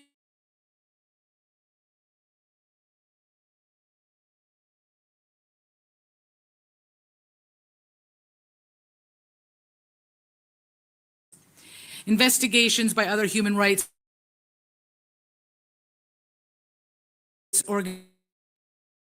organizations have drawn the same conclusion. The military establishments Gazans were held. These facilities were functionally black sites because the identities of those held there were kept secret, thus amounting to forced disappearance. As of April 2025, according to the Palestinian Center for Human Rights, hundreds of Palestinians who were forcibly disappeared are still missing. The first account of torture by a whistleblowing Israeli was an April 24th letter a doctor working in State Ayman sent to Israeli cabinet members, informing them that prisoners were having legs amputated due to handcuff injuries. He writes, quote, I published an expose about horrific forms of abuse at State Ayman based on accounts by 3 whistleblowing soldiers and 12 Gazans. The Military Advocate General, or MAG, moved forward on an investigation of the gang rape of a Palestinian from Gaza by 9 soldiers at State Ayman. This singular gesture of accountability was motivated by the fact that the attack was captured on surveillance video. The victim was so badly brutalized in the course of being sodomized, a ruptured bowel, severe damage to his anus, broken ribs, and lung damage. When military police were dispatched to the base to arrest the gang rape suspects, they were attacked by other soldiers. A mob of Israelis, including members of the Knesset, flocked to Sdei Ayman in support of the alleged rapists. The investigation incited pro-rape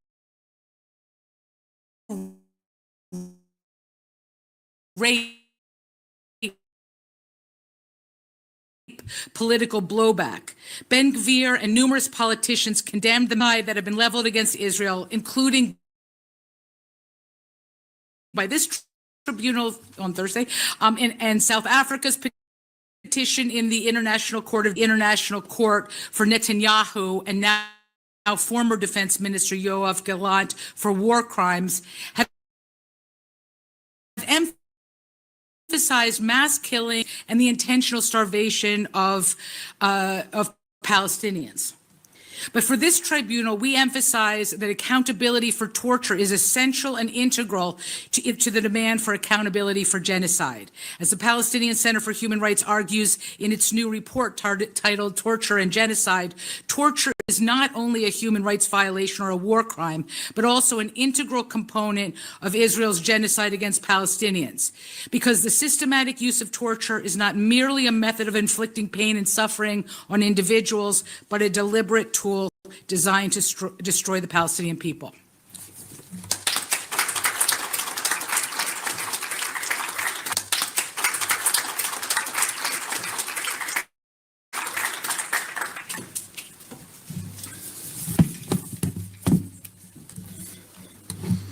Thank you very much, Lisa, for that stirring presentation.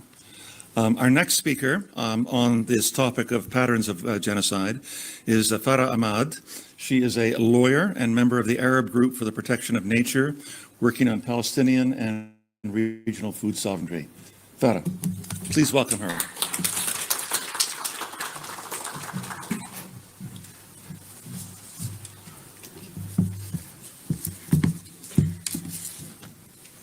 It's been over 11 weeks since any meaningful supplies have been allowed to enter Gaza, exacerbating the already dire situation after more than a year and a half of wanton attacks and severe restrictions on the movement of people and goods.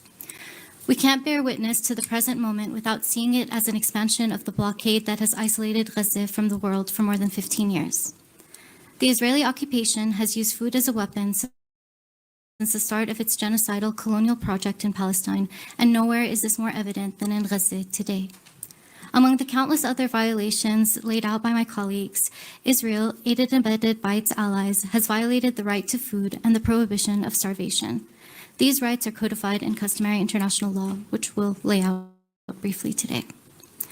The right to food is enshrined in international human rights law and is unique in that it's the only right in the International Covenant on Economic, Social, and Cultural Rights that creates extraterritorial obligations for states, requiring them to internationally cooperate to achieve this right.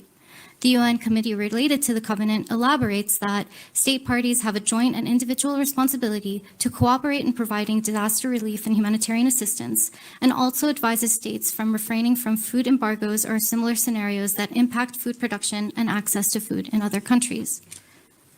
Moreover, under customary international law, a state's duty extends to areas where it exercises effective control, whether or not such control is exercised in accordance with international law. The Geneva Conventions, for example, place obligations on occupying powers to ensure food for occupied populations to the fullest extent of the means available to it, including bringing in the foodstuffs if the resources of the occupied territory are inadequate. In this context, the Israeli occupation is responsible for providing food in Gaza and ensuring that all necessary supplies are available, regardless of whether Israel claims that it does not occupy Gaza itself. In fact, the ICJ recently reaffirmed this in its 2024 advisory opinion, as Professor Soltani established in his presentation earlier today. The prohibition of starvation of civilians is codified in international humanitarian law, international criminal law, and is reaffirmed in a unanimous UN Security Council resolution. When it comes to starvation, international law doesn't just consider the deprivation of food, it also includes objects indispensable to the survival of the civilian population. While there's no definitive list of what qualifies as an indispensable object, it includes agricultural inputs, food, water, healthcare, shelter, sanitation, and care for the young. These objects, indispensable to the survival of the civilian population, have heightened protections compared to regular civilian objects under international humanitarian law, as there aren't any carve-outs, such as the principle of proportionality, which Professor Jamshidi will elaborate on later today. In fact, regardless of whether these objects are also used by combatants or whether they provide significant military utility, warring parties are prohibited from attacking, destroying, or depriving civilians of these objects. Moreover, they can't be targeted for their substance value unless they provide sustenance exclusively to combatants. They can only be targeted for reasons other than their sustenance value only if they're used for direct support for military action, and only if they're not expected to leave the civilians starving or forced to move. Finally, allegations of diversions by belligerents are not enough to deprive the civilian population of these indispensable objects. The devastation in Gaza has been endless. We don't have time to go through the full list of the deprivation of these objects indispensable to the survival of the civilian population, or how they've been attacked and targeted, but I'll highlight a few areas, supplementing my colleagues' presentations. In terms of food production, Gaza's entire food system has been broken down. The Israeli military has attacked farmland, destroying over 80% of trees and 70% of crops. Of the farmlands that have not been totally destroyed, many are inaccessible by threat of fire and expanding buffer zones. Moreover, there are toxins and contamination from exploded and unexploded ordnances on the land and in the water, which will impact Gaza's food security and health for years to come.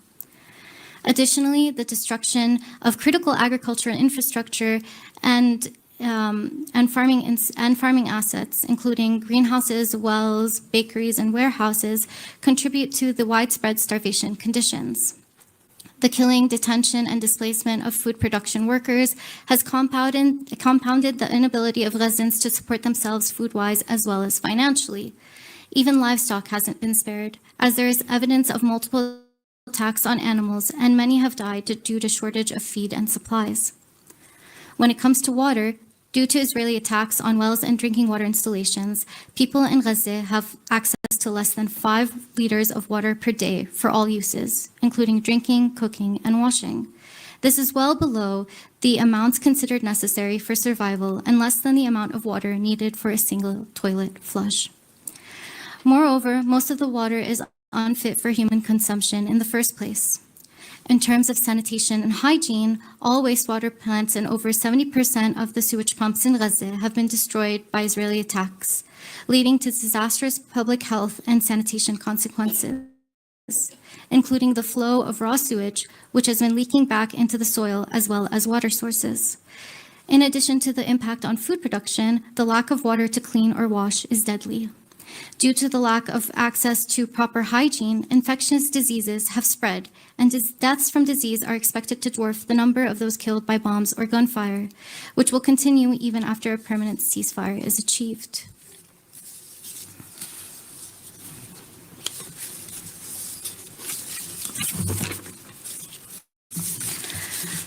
Not only has Israel failed to fulfill its obligations to ensure that there are adequate food and medical supplies in Gaza, which must be done at all means at its disposal, it continues to impede international aid from entering Gaza, has killed and detained humanitarian workers, the most famous being the attacks on the World Food Kitchen, killing 7 workers in 3 different targeted attacks in a single day.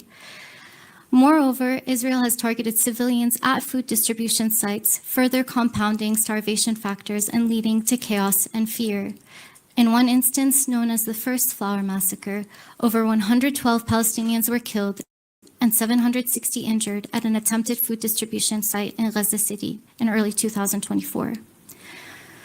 Moreover, Israel's restrictions on what's allowed to enter means that objects indispensable to the survival of the civilian population have been denied entry long before October 7, 2023. From seeds and critical agricultural inputs to prevent Palestinians from being able to feed themselves, to oxygen tanks such that Palestinians literally cannot breathe. For example, this past winter, nearly 1 million Gazans did not have adequate shelter due to restrictions on the delivery of essential winter gear, such as waterproof tents and blankets, and by January 2025, at least 74 children died to the brutal weather conditions. The consequences of this destruction are clear and vast. Virtually all of Gaza's population has been and continues to be in an acute food crisis, phase 3 out of 5 in the IPC classification, or worse. And at least one point, over 30% of the population was in a famine or humanitarian catastrophe, phase 5. More than 57 people have died directly due to starvation, and there are over 70,000 cases of acute malnutrition, which have long-term health consequences for the victims, including impaired growth and development, increased risk of chronic diseases, and reduced cognitive function. And these effects will impact future generations through epigenetics. When it comes to sieges, while sieges are not necessarily unlawful according to international law, a siege is only lawful when directed exclusively against an enemy's armed forces. It's arguably impossible to conduct a lawful siege in urban areas such as Gaza. In fact, for example, the perpetrators of the siege of our host city, Sarajevo, were convicted by the International Criminal Tribunal for the former Yugoslavia of, among other things, inflicting terror on the civilian population in violation of Articles 51 of Additional Protocol 1 and Article 13 of Additional Protocol 2 of the Fourth Geneva Convention. Issuing warnings or evacuation orders does not absolve warring parties from their obligations to civilians in a siege. Even if the civilian population does not leave a besieged area, they must still be protected under international humanitarian law as long as they don't actively engage in the hostilities. Israel's argument that any person remaining in a besieged area after warning becomes a legitimate target as a combatant, as they did during the siege in North Gaza, has no standing international law and must be flat out rejected. Finally, when we talk about liability under international criminal law, the intentional starvation of civilians is listed as a war crime in the Rome Statute. The extent of starvation and the consequences, including death or disability, would elevate the starvation to crimes against humanity and the crime of genocide. One generally has to have intent and knowledge to be found liable under international criminal law. Intent can be either established when a person means to engage in the conduct, or alternatively, if a person means to cause a consequence or is aware that such consequence will occur in the ordinary course of events. South Africa documented over 10 pages of expression of genocidal intent by Israeli officials and others in its pleading to the ICJ. Many of these statements directly reference the starvation of civilians. More recently, after breaking the ceasefire, Netanyahu announced that all supplies would be prevented from entering Gaza until Hamas agreed to his demands, which is a clear indication of the intent to use food as a weapon and starve the entire population of Gaza. In terms of conduct, starvation is an obvious consequence of the wanton destruction and deprivation of objects indispensable to the survival of the civilian population of Gaza, which has been warned by countless international experts, countries, as well as the ICJ in its provisional measures. In conclusion, while we live in an age full of contemporaneous evidence being gathered and broadcast, the world fails to take action against Israel's acceleration of its genocidal campaign. The violations of international law are not just borne by Israel, but by the conduct of its allies and the silence of many other countries. Instead of instituting sanctions globally against Israel, and despite multiple ICJ rulings, mass protests, and warnings from international organizations, weapon imports to Israel actually increased after October 7, 2023. Moreover, despite multiple warnings to prevent starvation by allowing humanitarian aid into Gaza, Israel in fact strangulated the entry of aid even more. Egypt is also directly complicit in the starvation of civilians by not opening the Rafah border. This echoes back to the starvation situation instituted during the Nakba of 1948, which led to the establishment of UNRWA as a relief to the Palestinian civilian population. The attempt by Israel and its allies to dismantle this agency must be stopped. Moreover, we must continue to put pressure on the international community to stop the attempts to starve, kill, displace, and erase Palestinians since at least 1948, bring the perpetrators to justice, demand the right of return, as well as compensation and reparations. Thank you.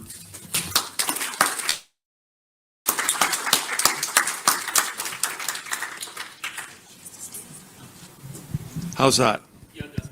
Thank you. You give a very efficient and disturbing overview of the policies and practices of torture by Israeli soldiers and police against Palestinians. We commonly think of torture as an aggressive form of violence against the target population. Well, it can also be seen as a means to control and subjugate the population if it is widespread enough and practiced often enough. And I think we saw that in another example, which is the anti-colonial movement against French control of Algeria in the 1950s. What are the patterns of control and domination over the Palestinians that you think are inherent in the Israeli use of torture? Thank you. Well, let me say before I come directly to that, there's something as a scholar of torture, I can give you a little tidbit on what I have come to learn. You can never really understand torture by looking at victims. You have to look at perpetrators. Why are perpetrators actually engaged? What are the purposes that torture serves? Who is deemed torturable?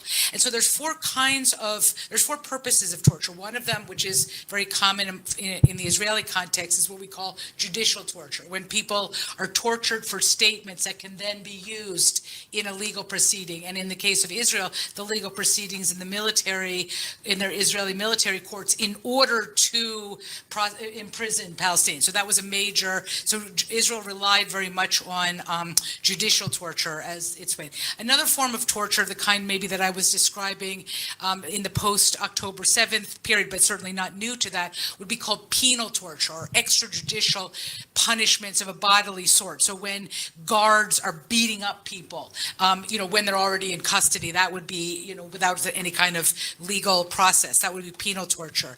A third kind of torture is called interrogational torture. That's what the United States has used, and also Israel in the case of trying to find out so-called actionable intelligence in the context of armed conflict. So people are captured and tortured in order to find out where other people that the enemy are. And so that was certainly an element of the post-October 7th, was like finding out, not only punishing Palestinians, through the torturous methods, but also trying to elicit information about Hamas or where the hostage is. And then the last kind of torture, which I think the sort of the self-unconscious publication of all these kind of pictures that soldiers took of themselves abusing Palestinians, is called terroristic torture, when you torture some to terrorize the many. And so that is another phenomenon. It was very common in dictatorships, where when people would be disappeared, you knew that they were gone and they'd been tortured, but nobody could see it, but it terrorizes the rest of society to keep them in line. So I think that all four of the purposes of torture are prevailing in the Israeli context, but the most common ones are interrogational torture and judicial torture in order to know the enemy and imprison the enemy.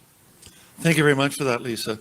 Farah, you in your presentation on food quite rightly mentioned the very strict legal prohibition against the use of food as a tool of war or conflict. I'd like to put a question to you that tries to widen the aperture of that picture, to think about using food as a brutal form of control over the population. What does the use of starvation and food obstruction, particularly with respect to Gaza, but not only with respect to the last 19 months, but the control of food that went into Gaza even before 2023. What does that use of starvation and food obstruction mean as a means of trying to achieve a longer-term political goals over the Palestinians?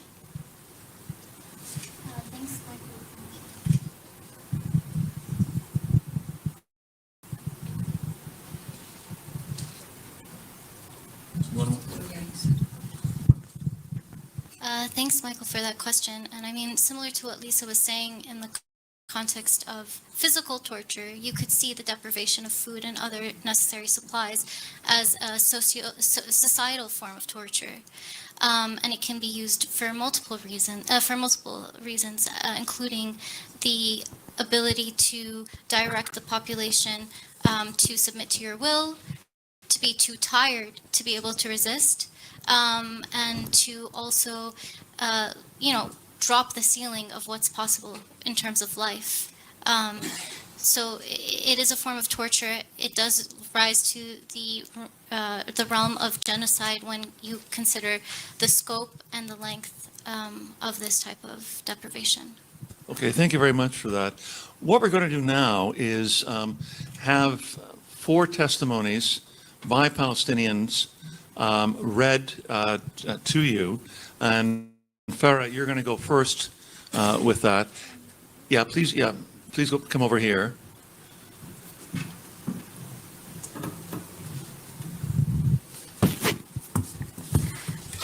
I'm going to read an excerpt of a testimony from Diala Abdo from Damir. She starts, and this is a translated testimony. I was arrested on January 17, 2024 at the container checkpoint while returning from Hebron Khalil to Ramallah at around 2 p.m.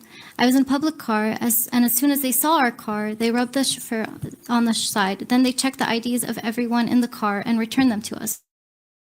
Then they asked about me and tried to take me down. They were border guards, and I knew that from the lawyers later when I described the dress code. The checkpoint official came and took me from behind the container checkpoint. Then she twisted my two hands back and pushed my back with her hands, and this process was repeated more than once. Then she filmed me on her cell phone, put me back in the car, then dropped me off again and took my phone, and then said to the chauffeur, "Come out, we're going to take her." She took me behind the checkpoint where a border police soldier came and started telling me that you're Hamas and that you meet all the Hamas conditions, that your youthful color was a joke. I was working on you. And very bad insults about my parents. I wasn't handcuffed until this moment, after about an hour, during which they tied me with plastic straps to the front. Then they took me to a car, and an officer asked me if I knew why I was being taken, and I told him no. He answered and said, "You'll find out later in the indictment," and added, by the way, "Say hello to your comrades and in the PFLP." And asked me if I knew Khalid Jarrar. The longest camp I stayed in was for 6 hours in an open space like a barracks. It was very cold. I didn't know the name of the camps or which area they were. And when I asked questions, they would yell at me and tell me that you're forbidden to ask and forbidden to know anything. I would ask for a bathroom and they refused all the time. And of course, with the extreme cold and the iron floor I was sitting on, I felt that I needed to go to the bathroom all the time. At first, I was sitting normally. A little later, they came and unfastened the cleats and tied my hands behind me with plastic cleats as well, and forced me to sit on my knees and not to move. I was sitting on my knees for almost 6 hours. The soldiers were beating my knees with their mats on the iron of the barracks behind me, and I was scared. I kept needing the bathroom, and whenever I asked, the soldiers would tell me to shut up, and I could hear my cell phone ringing continuously while I was with the soldiers. They brought it for me and asked for the password, and I gave it to them. Then the soldier lifted the blindfold from my eyes, grabbed my finger, and put on the cell phone's fingerprint, and when I looked towards them, he pushed me and yelled at me and told me not to look at them. And when I looked towards him, he pushed me and told me not to look. After about 6 hours, the soldiers came and lifted me from the ground. Of course, there were no female soldiers among them. All of them were men. They put me in a car where I was tied in the back, and I couldn't enter because I was tied. So the soldiers had to lift me under my arms with their hands, and it was very violent. And when the car drove a bit, they opened the car and threw an abused youth on top of me. I asked him his name, and he told me his name was Muhammad. I asked him where we were, and he told me that we're near Beit Lahem. After a while, they opened the car again and got the young man Muhammad out and beat him severely. And I could hear the sound of the beating. Then they immediately walked into the car, and they stopped beating him and opened the door. I was afraid it was going to be my turn to be beaten after Muhammad, but the army doctor came. Apparently, she unbuckled me, removed me the blindfold, and asked me about my health condition. And I told her I would not answer until you took me to the bathroom. And after she made some calls, she told me she would take my blood pressure. I told her I have a special health condition and suffer from epilepsy, and I have to take my medication. And when they knew I suffer from epilepsy, I think that's why they tied me forward and not backward and took me to the bathroom. After that, they transferred me to the Hasharon crossing, and this after a long hour journey in the camps, where I reached Hasharon at about 3 o'clock in the morning. In Hasharon, the treatment was better than the camps. The search was semi-naked and not naked. And then they took me to the clinic, and the male jailer who took me to the clinic, I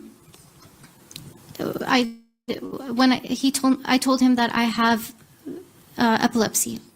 When I got to the clinic, the nurse was asleep, and they made me feel guilty that they woke the nurse up. The jailer took me to a cell with an open window, which was very cold. They gave me a very, very dirty mattress and blanket. The cell, there's no door, obviously, and of course, anyone who passes can see the bathroom because the cell is not locked. I couldn't use the bathroom until they handed us to another unit after 5 hours and transferred us to Damon prison by prison cars. So at this point, it's around 2 p.m. The next day, and there I stayed for 12 months. They gave me an administrative order a few days later for 4 months, which was renewed twice after that. They didn't give me clothes from the prisons or pajamas. They were clothes available from former female prisoners that I used. The food was less and less all the time, according to the ministerial decision to deprive us of food.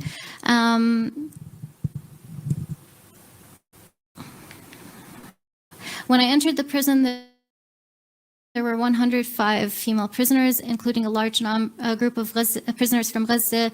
When they released the prisoners from Gaza, the prisoner who had one blanket now had more than one, but after that, the number of female prisoners increased. So clothes and blankets became fewer for the female prisoners, especially at the beginning of the winter season from the end of 2024. And the conditions became worse for us in the cold, especially with the new administration in Damon prison.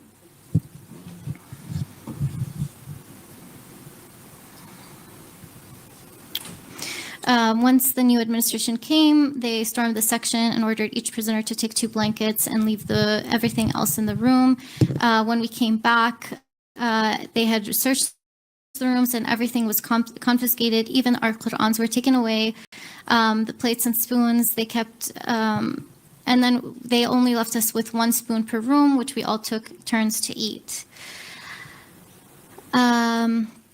They even confiscated our sports shoes and our slippers. So some of the female prisoners started going out in the courtyard barefoot without any shoes. And they confiscated anything we used as a container.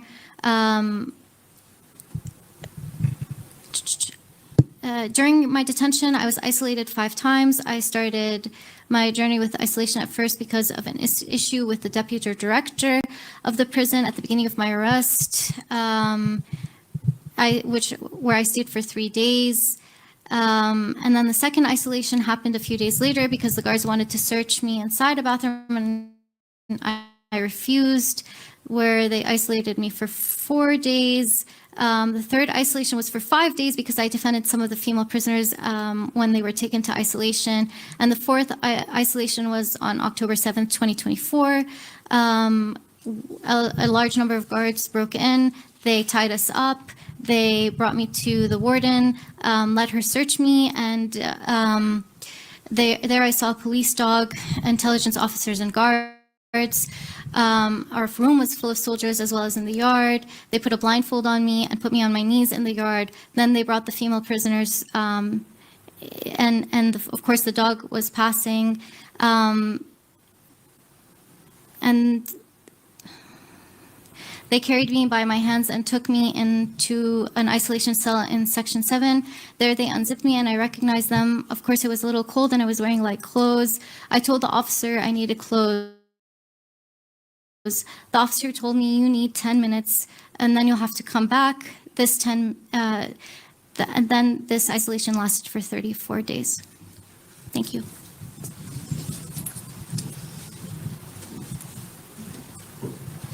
We'll next invite Nimar Sultani to make one of the presentations from the witnesses. So I'm going to read the excerpts from testimony of a journalist who was arrested in Al-Shifa Hospital, and then I'll read an excerpt till the moment he reaches State Iman, which we heard about from Professor Hajjar, and the start of his ordeal. So it's a long testimony. I'm going to just read excerpts. His name is Mahmoud Ziad Muhammad Alewa. I work as a journalist. I was arrested on the 18th of March, 2024 from Al-Shifa Hospital, where I was at work. The beginning of the arrest where we were present in the hospital, and it was normal. And the hospital contains displaced people, doctors, journalists, nursing staff, and administrators. Suddenly, at around 2 a.m., bullets were fired intensely. I was asleep. I immediately went out of my room, where I and my fellow journalists were. I went in front of the specialized surgery building. There were a quadcopter drones shooting at people around the hospital. Anyone who moved around the hospital was shot. It was a very difficult scene. I was standing at the door and monitoring the situation as a journalist. At this moment, shots were fired at us, and we immediately withdrew from the building. I headed to the back door to try to get out of the hospital, but it was very difficult. When I withdrew from the front door to the back door, I was surprised when I opened the back door of the building. A tank robot next to a building called the Burns building, which is a Burns building inside the hospital, fired a shell at the building in which where I was, which is a specialized surgery building. I went directly to the first floor to take shelter from the shells and found that the shell was directed towards the first floor, specifically in a room where there were displaced people. I went to this room and found everyone in it martyred. The shooting was for about 45 minutes and did not stop for a second on buildings and people, accompanied by voices through loudspeakers, on drones and vehicles, asking all people not to go out, and that whoever goes out puts himself in danger.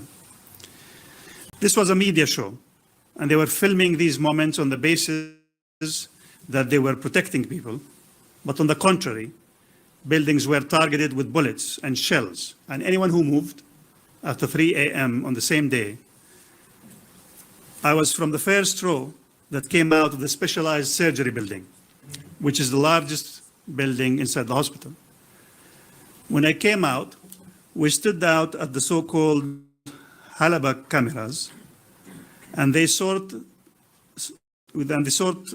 out people. Either they tell them to go out to the south, or they tell them to stay.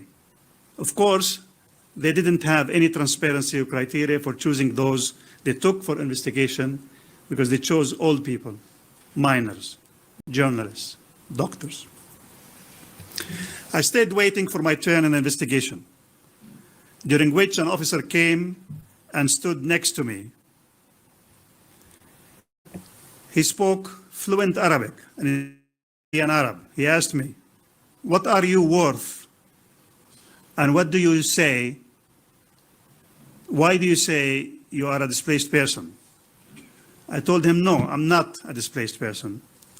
He was holding the cell phone, and I could see the cell phone screen with my picture, i.e. my Palestinian ID picture.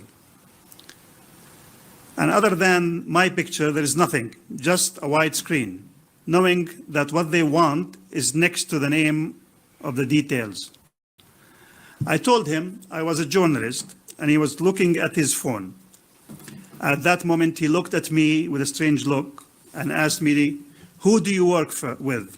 And I told him I worked over the years on the contract system with channels like BBC and Al Jazeera, but I had terminated my contracts with them before the war. I was in regular clothes as I came out of the building without a press uniform. But my equipment was next to me in a bag, and he told me to leave it, and then ordered me to take off my clothes, and I took off my clothes. He gave me a white overalls that I wore. Then he cuffed my hands behind my back and took me to a room, sat me on a chair, and blindfolded me, and he was provoked and pulled it a lot on my eyes. Then he went out of the room and closed the door strongly, and then he came out of the room and closed the door. 2 minutes later, he came in. I recognized his voice, with more than one person who was cursing me and cursing God. They attacked me directly. They beat me very violently and severely.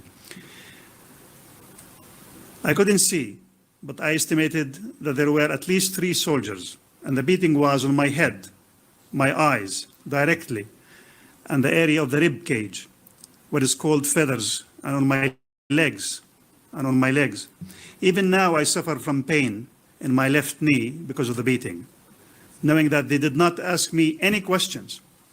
And I heard them speak in Arabic and told this in a little more.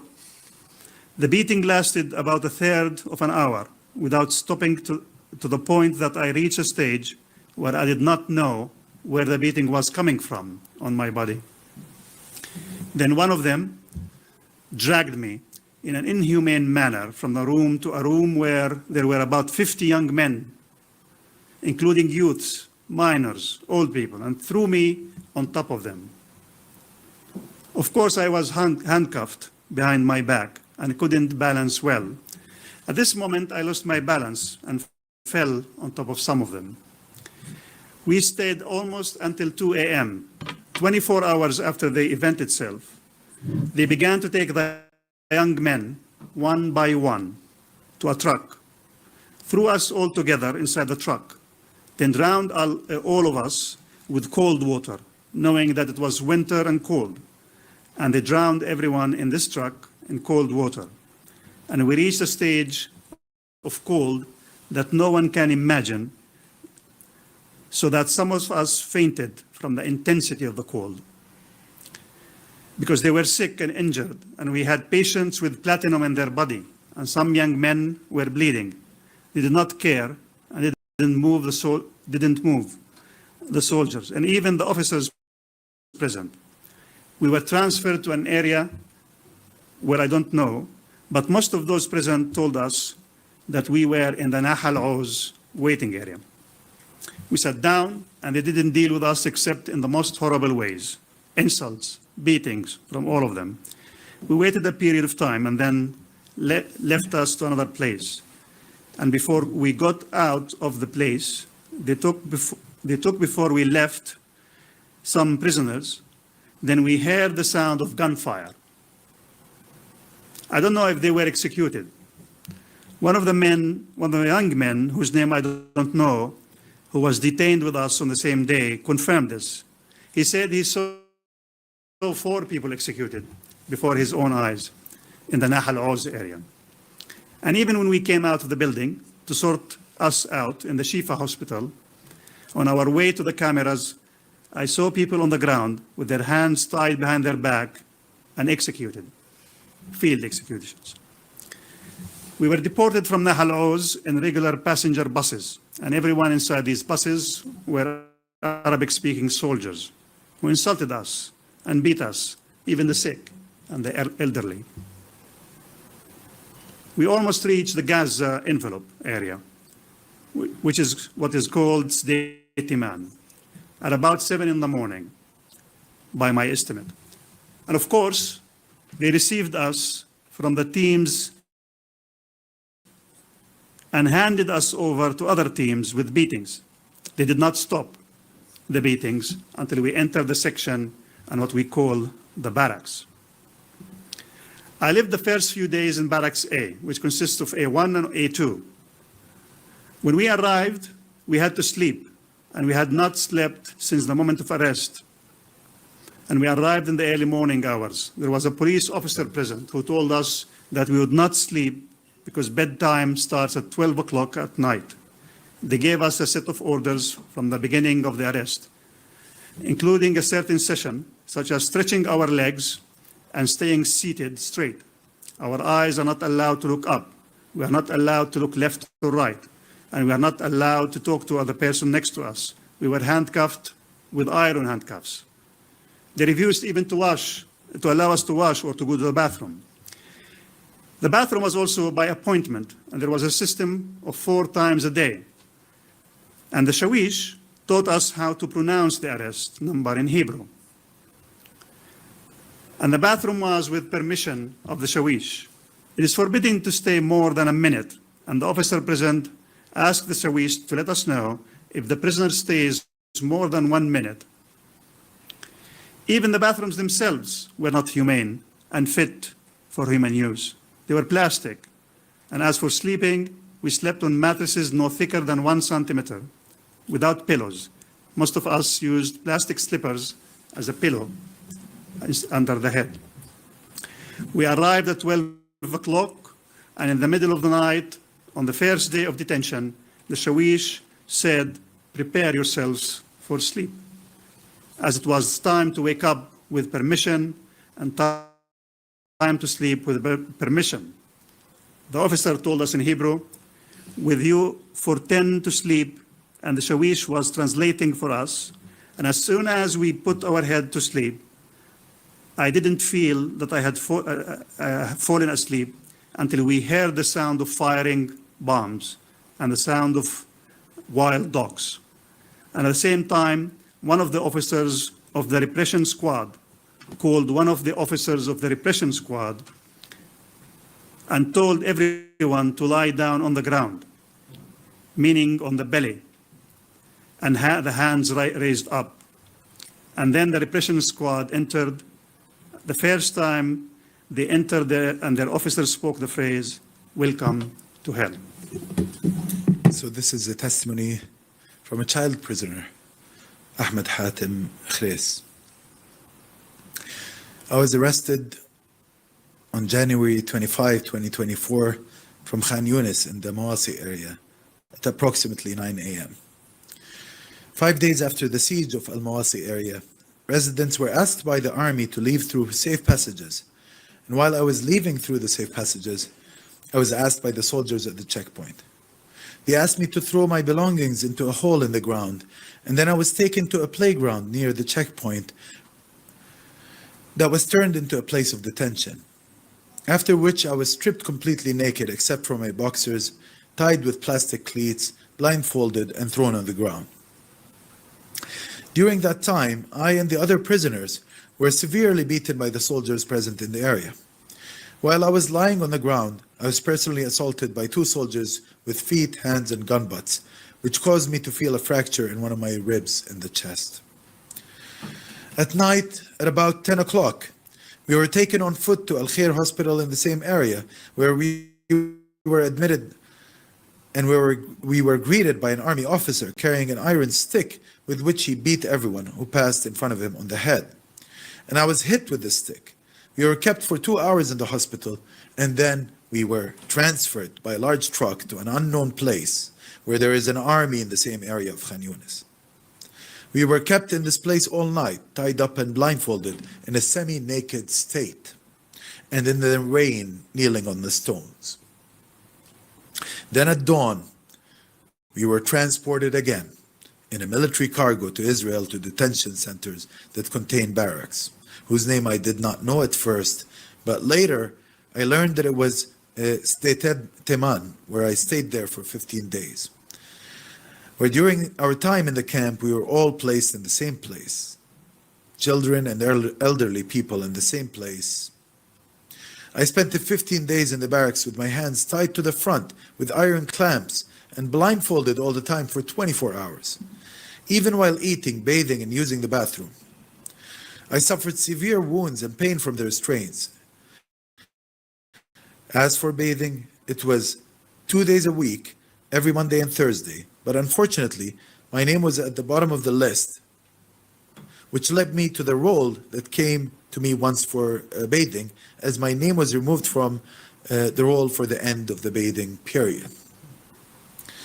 As for clothes, we were given external clothes only once when we arrived at the barracks in what is called clothes of the cross, a residential suit. But otherwise, we only took underwear during the shower.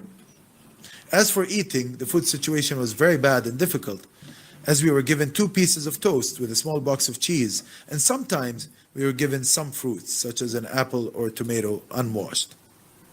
Sometimes these vegetables were rotten, and we were forced to eat them. We used water from the showers inside the barracks. And during the detention, they used to enter a squad of the army once a week to prevent the prisoners, especially the old people, from sleeping as a kind of punishment. Where the time to sleep was approximately at 12 midnight, and during the entry of the squad, a bomb was thrown between us. We were ordered to sleep on the stomach. And then the soldiers and dogs began walking over the prisoners and randomly beating those present. They were a complete unit consisting of approximately 30 soldiers with full equipment such as sticks and armor. Sometimes half of them entered, and I personally was beaten while I still suffer today from pain in my leg because they used sticks, batons, and hands in beatings where these soldiers were huge and we were blinded and did not see them.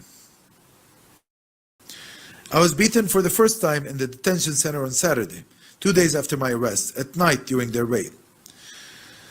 This time I was beaten and my right leg was hurt because of the sticks. And the soldiers stayed for half an hour during the raid, and then an officer with the rank of captain named Captain Jafar enters and insults and yells at the detainees, calling them pigs and threatening them that no one knows where they are. If we kill you, no one will know. And that every prisoner has the right to one bullet. During my stay in detention, I witnessed 3 repressions by army units in the same way. During my detention, I was brought before the court twice, and I was interrogated by the army once in the Baraksat and was subjected to electric shocks. The interrogation was approximately 3 days after my arrest in the so-called Baraksat, and with music, where I sat in the interrogation for 3 days. I was transported in a military vehicle in the same area of the camp to the nearby interrogation barracks, and my clothes were removed, and I was dressed in a white robe and handcuffed forward blindfolded, and placed in a room with headphones in which loud music was played all the time without stopping as a psychological torture, which caused me a complex and psychological harm. While I was in the disco room, I was given 1 meal. And the first day I was given 1 loaf with a slice of pepper. And the second day I was given 3 loaves with a box of cheese, 15 grams. I was sometimes taken to the interrogation room. The first time I was taken to the interrogation room, an interrogator entered while I was tied to a chair. He beat me everywhere on my body. He beat me with his hands and feet randomly for 5 to 10 minutes and threatened me to confess and speak without denial. And then my eyes were blindfolded. The interrogator had blue eyes, blonde hair, and he was in a large physique and was about 30 years old. He interrogated me for 2 hours. During the interrogation, he asked me to tell him information about the whereabouts of terrorists, prisoners, missiles, tunnels, and asked me what I did on October 7. He asked me to confess to charges that I did not commit, such as my participation on October 7. I told him that I did not know anything of what was directed at me, and after 2 hours, I was returned to the music room. And during this period, I tried to sleep, but I slept and awoke continuously because of the music. And then on the second day, I was transferred to a second investigator who was better than the first and spoke to me calmly. He brought me a cup of tea and a piece of cake during the interrogation and treated me in a better way, telling me that you are still a child, you have a future ahead of you. He asked me to tell him about the locations of saboteurs and prisoners, but I replied that I did not know, and I was not beaten during this interrogation, but I was also tied to a chair. And then I was returned for a whole day to the disco room. But this time I remained tied and blindfolded and was not allowed to stand or move. Sometimes soldiers would come in and beat us or mock us, such as stopping one of the prisoners and ordering him to dance. And I personally had a soldier come in and hit me in the face. The number of the prisoners in the disco room changed. As the first day, the number was 10, and then it increased to 15. The number was always changing.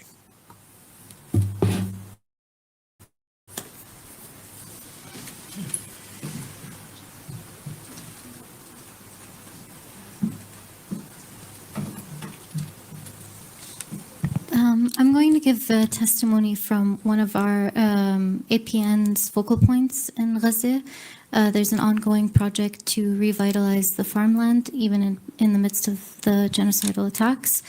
And before I begin the testimony, I want to acknowledge that it was extremely difficult to obtain. The situation is beyond dire and communication is often impossible.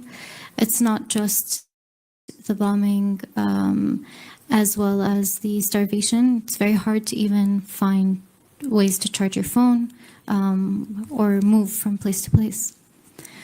The testimony has been translated and edited for brevity, and the witness's name will be withheld for their safety. There's no way to describe how bad things are here. The truth is worse than anything I can say, but I'll try because the world needs to hear us. There are no basic necessities of life left. People speak of minimum caloric intake, but there's no food at all to begin with. You can't reach a minimum when you start with nothing. Entire agricultural lands have been bulldozed, flattened, and erased. What was once green and growing is now gray, broken, and dead. What little food exists is sold at prices no one can afford. A single onion now costs $11. A kilogram of sugar is $37. But even if you had the money, you wouldn't find food. There is no flour. What we managed to pull out from under the rubble is mixed with sand, gravel, and remnants of explosives. There's no meat, no chicken, no fish. Gaza's only port has been destroyed. Our fishing boats have been shattered. There are no seeds, no fertilizers, no pesticides, no tools, no support. The agricultural companies that once helped farmers survive simply do not exist anymore. Our food systems have been systematically dismantled. And now people are falling in the streets from hunger, literally falling. We're witnessing starvation, not as a result of a natural disaster, not by accident, but by design. This is not just a humanitarian crisis. This is a war on life itself, on our land, our food, our people. Thank you.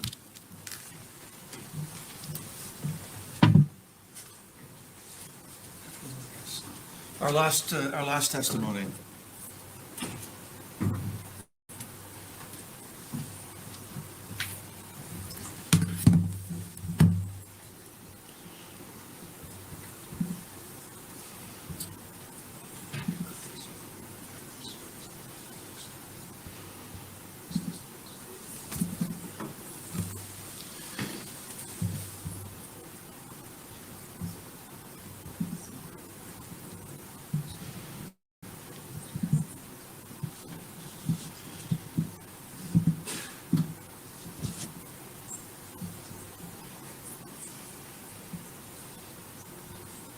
I was arrested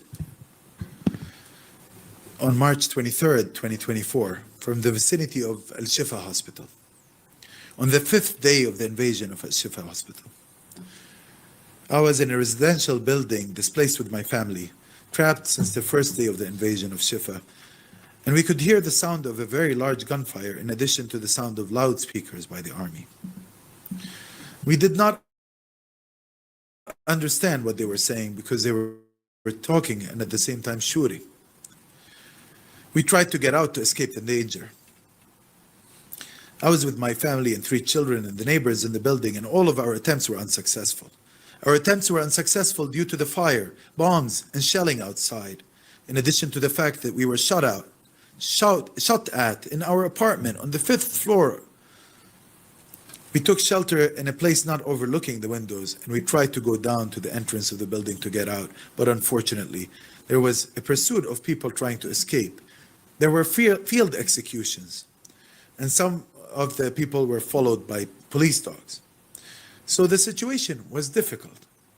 We stayed in the state hoping that they would withdraw, but on the 23rd of March 2024 at approximately 10 a.m., the army arrived at the building where I live and started breaking into the houses and going floor by floor, and I was on the 5th floor. The army sent one of the neighbor's son on the 3rd floor, and he was naked, only in his underwear. He told us men to strip naked and go down together and raise our hands. We went down. They put us in one apartment while the rest of the women and children were deported to the south. From that moment, they separated me from my wife and children. We were in the apartment about 15 to 20 people. The prisoners were interrogated and asked about themselves and their children. They took us to a building opposite Shifa Hospital, where there is a field investigation station. They interrogated me for about an hour. They asked me why I was in this area, asked me about wanted people and their whereabouts. I told them, I don't know. I am interested in my job and I am an independent man. They told me, we know you, but we want to take you to our place for a while. And they will ask you a few questions. I understood that they meant a military barracks inside Gaza and that they would release me. But from that moment on, I waited for about 12 hours while I was tied up in the same place, and not a single soldier beat me during that time. At approximately 10 p.m., a group of young men and I were taken to a transportation vehicle. They loaded me into a cargo van. The vehicle passed us from Al-Bahr Street towards the east, and then I felt that we had walked the distance. And here I began to worry. We arrived at a military point, and the transportation group that was with us handed us over to a second squad. And this squad transferred us from the van to a passenger bus, and here the treatment changed completely. When we first entered the bus, one of the soldiers kicked me with his leg to my rib cage, and I held my breath for about a minute. Because of it, I held my breath. I broke 2 feathers, according to my estimate, and this without any preliminaries. 2 ribs, by the way. This is in Arabic. And this, without any preliminaries, suddenly became the blow. Then the bus walked us, and the whole way we were under beatings, leg kicks, batons, and even electric shocks for some, and insults, until we arrived at the prison, and I arrived very tired at Sadeh Timan. This was the most difficult night for me. First, when we arrived, they dressed me blouse from them, and then I entered the small clinic, and they asked me medical questions. Then they took me to the wards. The time was around midnight. They tied us with an iron to the front and kept the blinders on. I passed days after days in the same prison until the 17th day. They called me for interrogation in Sadeh Taman. They took me to the disco room. I continued to be interrogated in the disco room for 48 hours, during which time I was called to the interrogation room. Back and forth. They interrogated me about 5 times in 48 hours, each time between 2 to 3 hours, and they kept me in the disco room for the rest of the time. The beginning of the interrogation was a friendly session. They asked about me, my family, my work, and then asked me about a person named Muhammad Abu Dalal. I told him I didn't know him. And when I said I didn't know him, his treatment of me changed, and he ordered the soldier behind me to beat me as I was sitting in a chair with my hands and feet tied. The beatings were on the head and ear scratching. And after he finished interrogating me, he suddenly hit me on the head and then took me back to the disco room. The treatment in the disco room is animal-like and not human, whether in the way of waking up from sleep and the way they handle drinking and eating. They throw food and water at us. I was woken up by kicking the legs on the waist. And originally we did not sleep, but stretched out from exhaustion and fatigue, especially since the music is turned on 24 hours. Music is very loud. An MP speaker for wedding halls in a small room. This room is zinco walls and wooden floor with no windows. We stay in it blindfolded and tied with our hands tied and feet fitted with ironclads like a prison. But more than the sections, we are tied to the legs, and we sleep on a wooden floor with a rug on it. They summoned me again with a second interrogator, who asked me whether I knew tunnels, and I told it and told me that you're an architect, you must have passed through tunnels. And my answers were in the negative, and their treatment began to change with me, telling me that you are lying to us. Then several soldiers sat me down on the floor, on my toes, while I was kneeling. Then a soldier stood behind me, and a soldier to my left and right, and started banging my head with the fingers of their hands all together, like a head-banging system, one from the right, one from the left, and a fourth one in front of me, was sitting on a chair, listening to me talk about me and my wife, until their hands got tired while they were banging on my head. I was under the beating.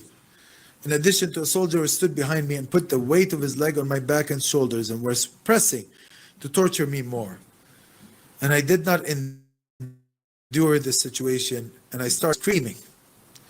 My voice became inaudible from the sea. They finished the beating and then took me back to the disco room, and about an hour later they took me there.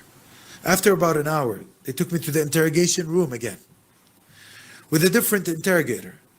The interrogation was at about midnight. In this session, they kept waiting for an hour or two in the chair, and I was tied up in the chair.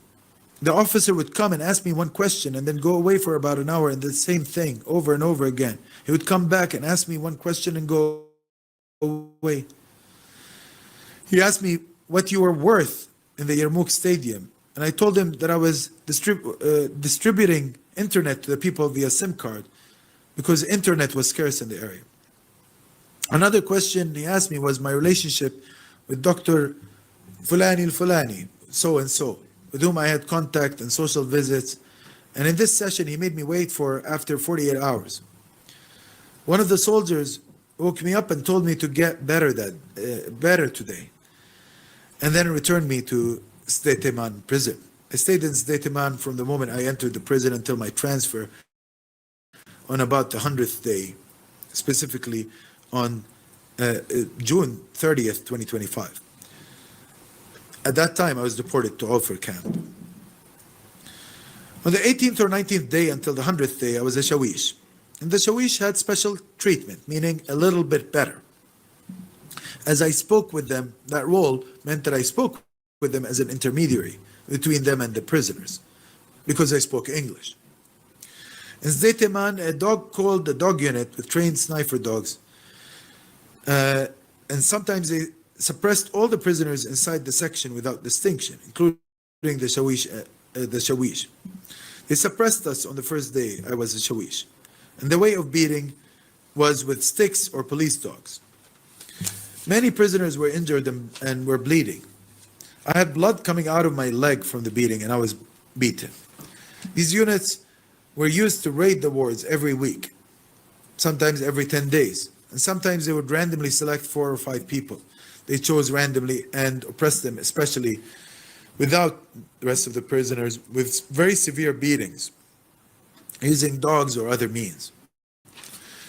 And even the other means were annoying and disgusting. One of the inhumane methods is that they force the young man to open his legs, and when they open his legs, a soldier grabs his testicles with his hands. Soldier would hold his testicles with his hands in a painful way, and the young man would scream of pain, and the sound of screaming was as if he was dying. This was very, very harmful to a frightening degree, and everyone was afraid, including me, because the choice was random, and we did not know who was next. And this was a psychologically harmful subject. Also, the way they woke us up by hitting sticks very hard on the walls of Zinco. The food was very, very scarce and uneatable. Every meal was a spoonful of tuna and jam, and this is the food, which is the filling with pieces of bread. The drinking, as for the drinking, we did not cut off the water. It's not clear in the text. The subject of bathing was once a week, with each prisoner for 4 minutes, during which he starts and bathes between taking off clothes, bathing, and putting on new clothes. All of this in 4 minutes. And whoever is delayed more than 4 minutes is subjected to punishment. After 100 days of detention, I was transferred from Sdetiman to Ofer camp. Ofer consists of concrete rooms, and there were constant searches inside the rooms. They are for them a search, but we call it repression because every search must include beatings. We are hit either on our legs or on our heads. And every time we enter the room, there must be blood from the beatings, in the eye, in the head, and of course, there's no treatment at all. Painkillers or anything else are not given. Sdetiman, the medical aspect was better than Ofer from the treatment point of view. I lived with the prisoner Mus'ab Haniya and Zdetiman from the beginning of the arrest. Mus'ab Haniya was a man about 35 years old, and his health was good, but he had an issue in Zdetiman. He goes to the bathroom suddenly to vomit continuously, and every half hour he goes to vomit and says, I have an issue with my stomach. I lived with him for about a month, and then he moved to a second section of prison, and I moved to Ofer. I stayed in Ofer for about 8 months. I did not meet Mus'ab until on January 1st, 2025, where Mus'ab and I met in one room in Ofer, in room 1. I entered the room and saw a young man on a mattress who could not get up. I did not recognize him. This young man informed me that he was Mus'ab Haniya.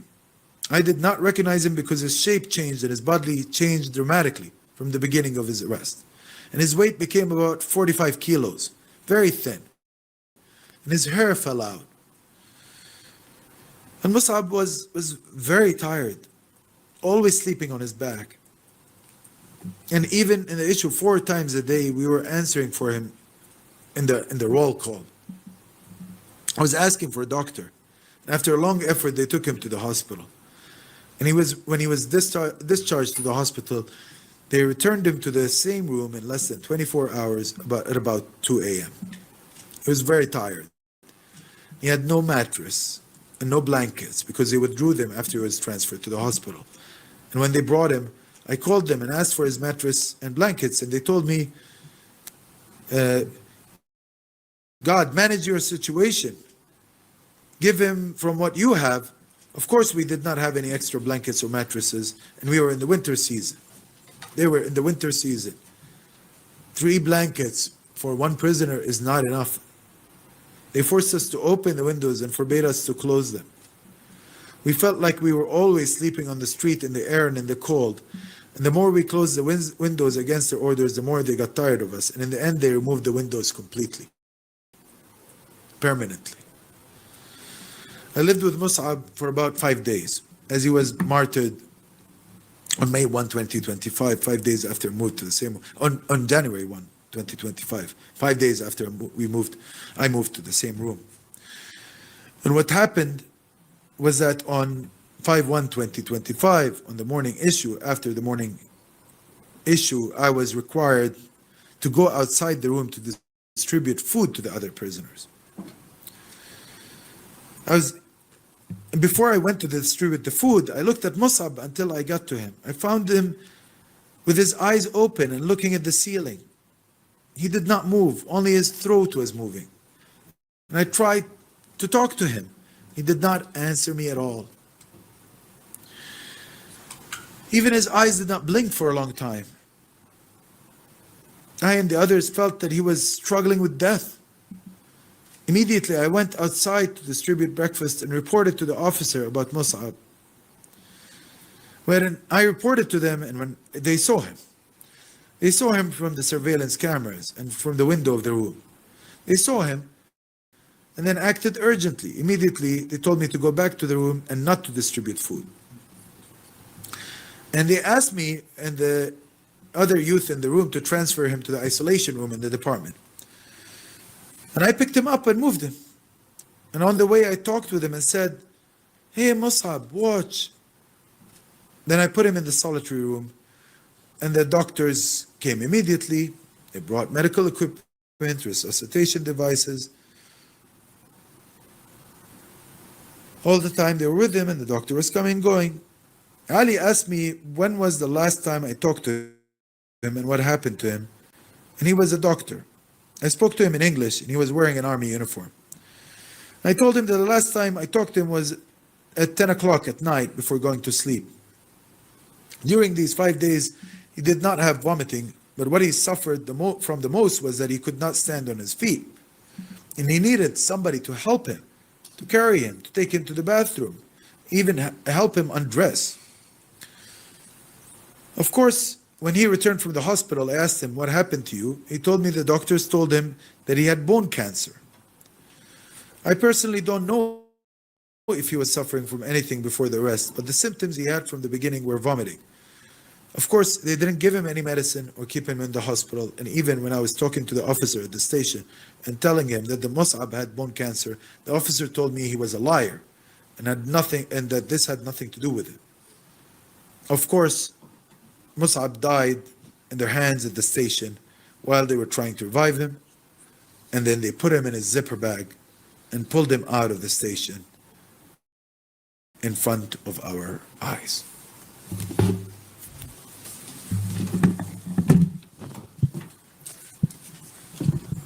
We have about 7 minutes before we're going to take an afternoon break, and I'm going to invite questions from the audience.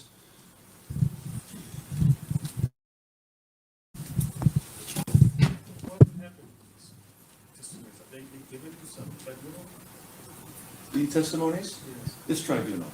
We're going to be included in the record of the tribunal.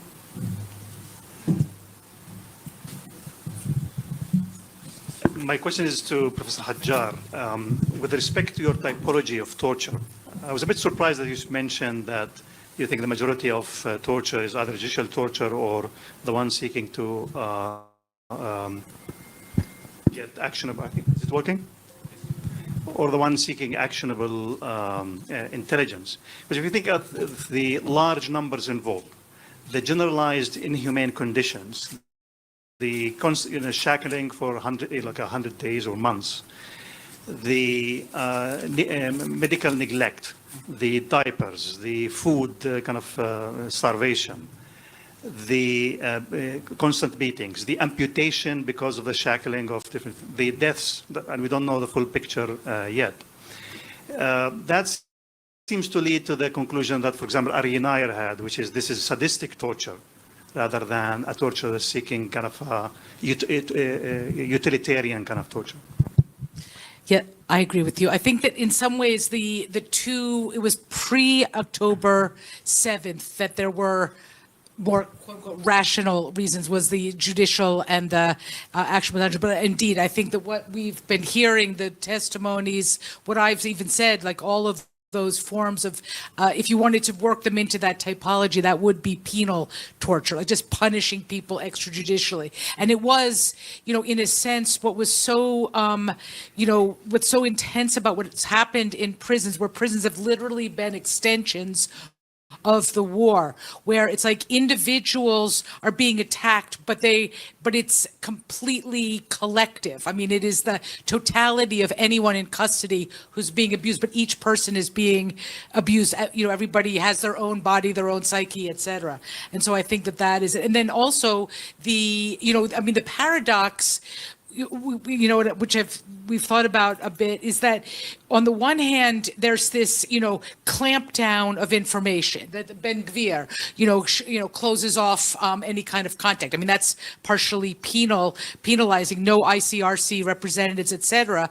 But on the other hand, there is like an incredible, like the Israeli government or the IPS would bring in Israeli media in order, as if they were like taking journalists, in order to project out to the audience that wants to see Palestinians suffering. They want to see it. They want to see those, the kinds of things that everybody was reading in the testimonials, recording that kind of a thing and taking pictures of it. And so it is that sense of like both the secrecy and the kind of cruel, sadistic publicity. And the paradox, is that because, again, sort of the point that I had made was that torture, in principle at least, should be the easiest kind of gross crime to pursue because there's nothing subjective about custody. But the issue around this kind of question was even the now ex-head of Shin Bet, Ron Bar, was warning Ben Gvir and Netanyahu that this kind of treatment of Palestinians in custody, from the minute that they're swept up by soldiers in Gaza or in the West Bank, and what happens to them in prison, et cetera, coming out of prison 8 months later, down to the bare bones, et cetera. They said that kind of thing is going to make it difficult for some of our leaders to fly out of the country. So, I mean, he knew it. I mean, that's the thing. You don't say that for the people, you're not worried so much for the fighter bombers who are dropping bombs, but it is literally the people who've laid hands on Palestinians in custody that are potentially the easiest to get.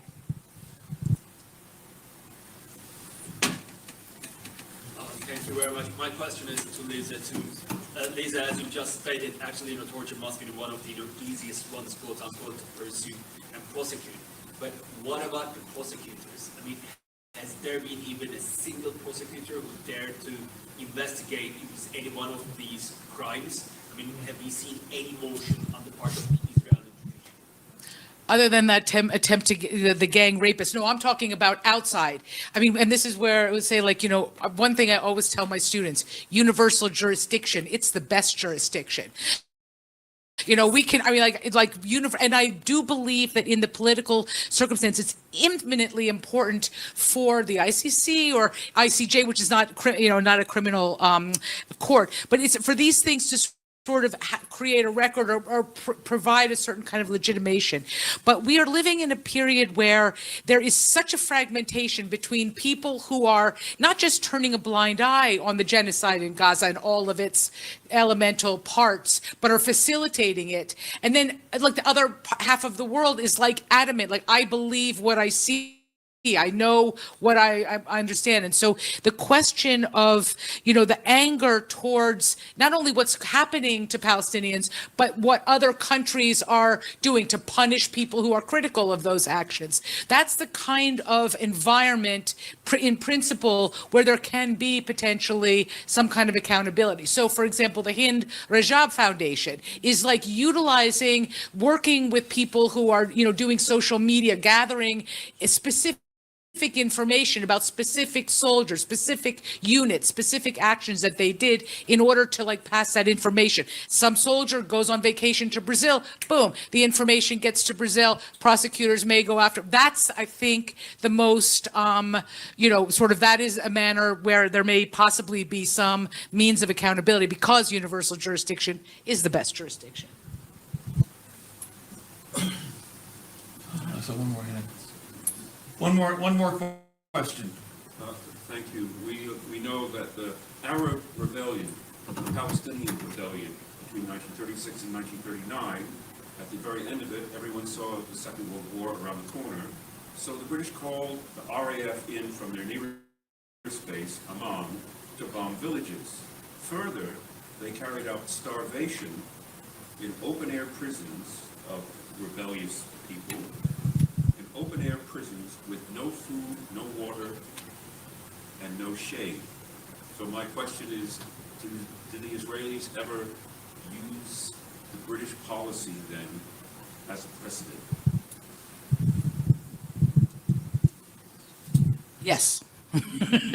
I mean, like the Israelis after 1948. I mean, they had during the pre-state, before Israel was established, and the British used the British emergency regulations against both Palestinians and Zionists, and the Zionists condemned them as outrageous.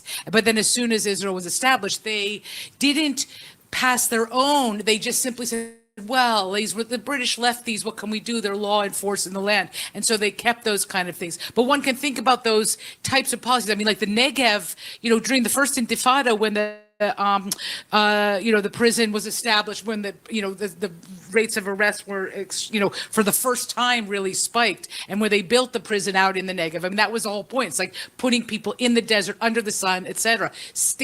Teman is exactly the same thing. So in a sense, you're seeing, certain kinds of repressive patterns that repeat themselves.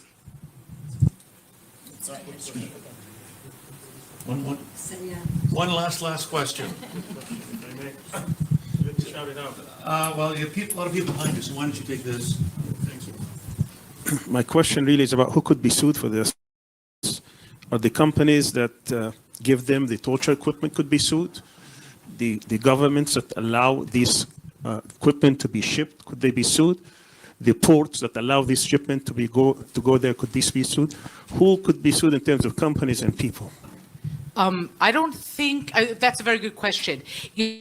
for example, in the U.S. war on terror, there were efforts, and in fact, a few of them many years after the fact were successful in suing contractor corporations, ones that ran the torture flights, et cetera. But in the case of Israel, there's not a lot of equipment for the torture specifically. I mean, there's absolutely, the other kinds of things, the sort of the purchasing and selling of spyware, et cetera. But I mean, if we're talking about the torture specifically, it's still kind of low tech. Rubber bullets, dogs, other Right. things. So that would be sort of, I mean, like, I always think of torture as like sort of the issue in custody and other kinds of actions like the armed conflict out in the streets kind of a thing. So that those are, I mean, the same thing can be said about, anybody. Universal jurisdiction can go after any person or entity that has violated international law. Vis-a-vis torture specifically, I mean, like, torture is different. Like, it's a form of violence that is contingent on people being in custody. That's the difference between torture and other kinds of violence. They all occur on a continuum, but torture has its own very specific custodial dimension.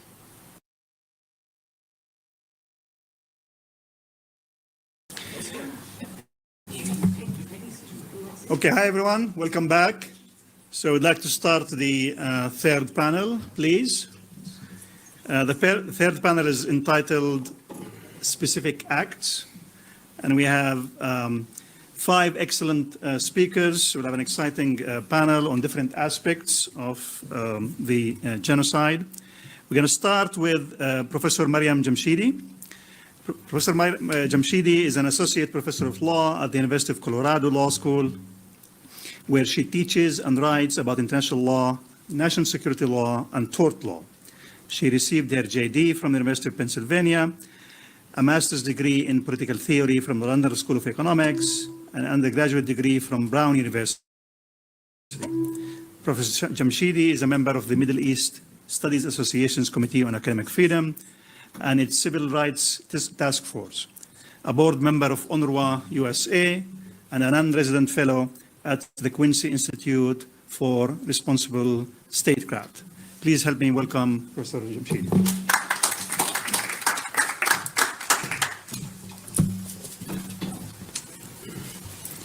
Hello. So the core rules of international humanitarian law that protect civilians and civilian objects during armed conflict are vital. They have helped shift the laws of war away from their earlier focus on the military needs of states and towards their current predominant focus on protecting civilians and civilian objects from the scourges of war. In Israel's case, the systematic evisceration and disregard of these core rules is at the heart of its genocide against the Palestinian people. Because the civilian protection rules of IHL don't just attempt to shield civilians from war's destructive force. They also provide a crucial safeguard that prevents belligerents from using the fog of war as an excuse to perpetrate the crime of crimes, genocide. So I'll begin by briefly laying out IHL's 4 core civilian protection rules. I'll then describe a few of Israel's patterns of conduct and policies that underscore its flagrant and consistent violation of those rules. So there are several principles at the heart of the IHL regime for protecting civilians and civilian objects from harm. The principle of distinction, the principle of military necessity, the principle of proportionality, and the principle of humanity. These 4 rules have the status of customary international law, which means they are binding on all states, including Israel. Starting with the principle of distinction. According to this rule, parties to a conflict shall at all times distinguish between civilian and military objectives and shall direct their operations only against military objectives. What this basically means is that you can't target civilians or civilian structures. Where there is any doubt as to whether a person or object is civilian, civilian status has to be accorded. Now, there are two primary ways in which belligerents can violate the principle of distinction, either by engaging in attacks that are indiscriminate or by deliberately targeting civilians or civilian objects. An indiscriminate attack is an attack that was not directed at a specific military objective or that could not, by its very nature, be directed at or have its effects restricted to such targets. A deliberate attack is different. It involves the intent or purpose to harm civilian persons or things.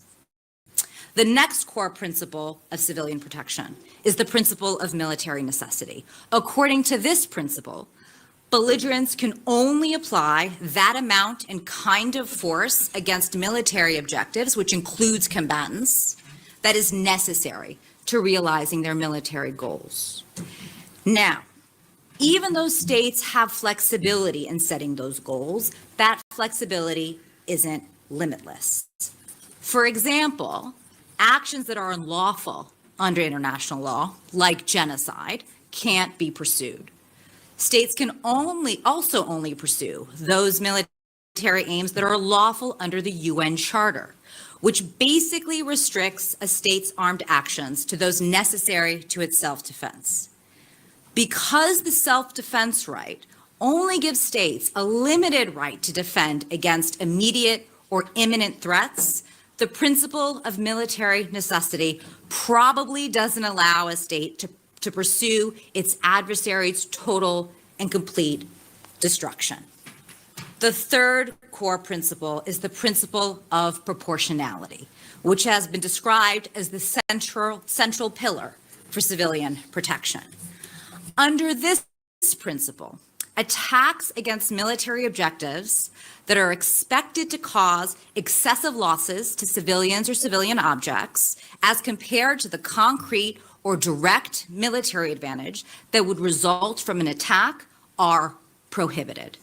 What this means is that in conducting each and every attack against a military objective, belligerents are obligated to assess whether incidental harm to civilians or civilian objects is likely, and if so, whether that harm is expected to be excessive as compared to the military gain from the specific attack in question. Sorry, can you just push play because it looks like it stopped? Sorry.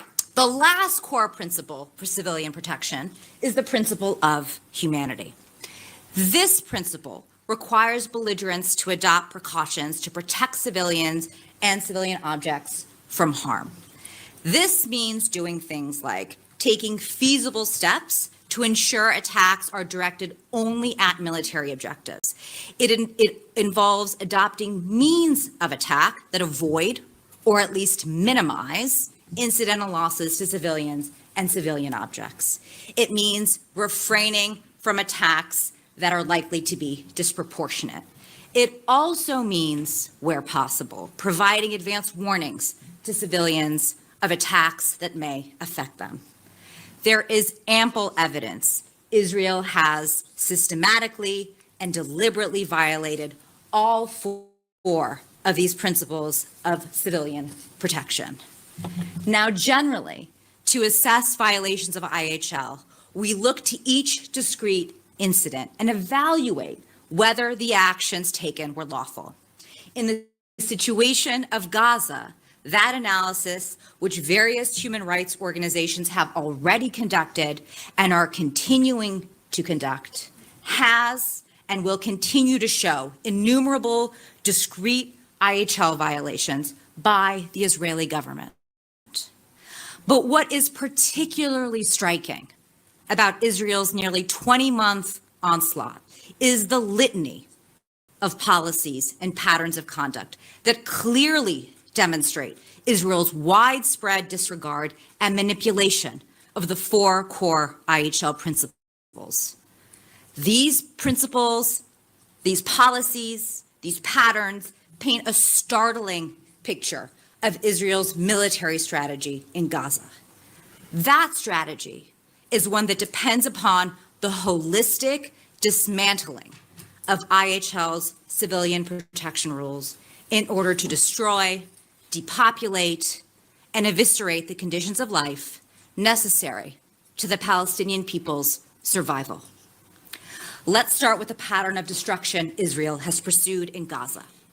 Since October 7th, Israel has directly killed more than 53,000 Palestinians, according to the very conservative estimates of the Gaza Ministry of Health.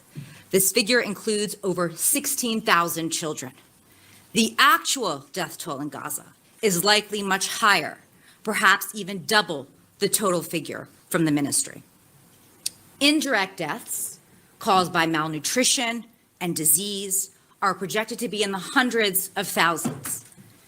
Over 120,000 Palestinians, at least, have been injured in Israeli attacks. Since October 7th, Israel has destroyed or damaged 70% of all structures in Gaza, including annihilating or damaging 92% of residential housing and nearly 90% of all schools, as well as all universities.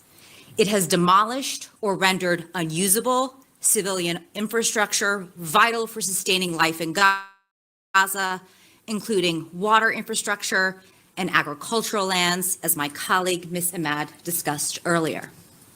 This volume of civilian harm can only lead to the conclusion that the Israeli government has systematically and deliberately attacked civilian persons and objects in Gaza. Israel has also adopted policies that further demonstrate its complete disregard for the principle of distinction. It has, for example, embraced strategies that de-civilianize the entirety of Gaza's population and much of its territory. This includes broadly defining Gaza's civilians and civilian objects as targetable extensions of Hamas's so-called terrorist infrastructure. Since the start of its onslaught, Israel has also treated the entirety of North Gaza as a military objective, which is a blatant violation of the distinction principle on its face. Things are even worse now. Currently, 80% of the Gaza Strip is treated as a military no-go zone by Israel. The Israeli government has adopted AI targeting protocols like the Lavender program, which upend what it means to be a civilian under the principle of distinction. Lavender does this by targeting people not based on their direct participation in hostilities or their membership in an armed group, but rather based on their so-called shared characteristics with known members of Hamas or other Palestinian groups. Since the total destruction of an adversary almost certainly goes beyond the UN Charter's limits, Israel has most probably violated the principle of military necessity by making the annihilation of Hamas a core military goal. Its pursuit of genocide and ethnic cleansing also presumptively violates the principle of military necessity. Other policies demonstrate how Israel has gutted the principle of proportionality of its protective force. Instead of assessing proportionality based on the military advantage from each discrete attack, Israel has adopted a test that weighs the harm to civilians or civilian objects against the overall purpose of the war itself.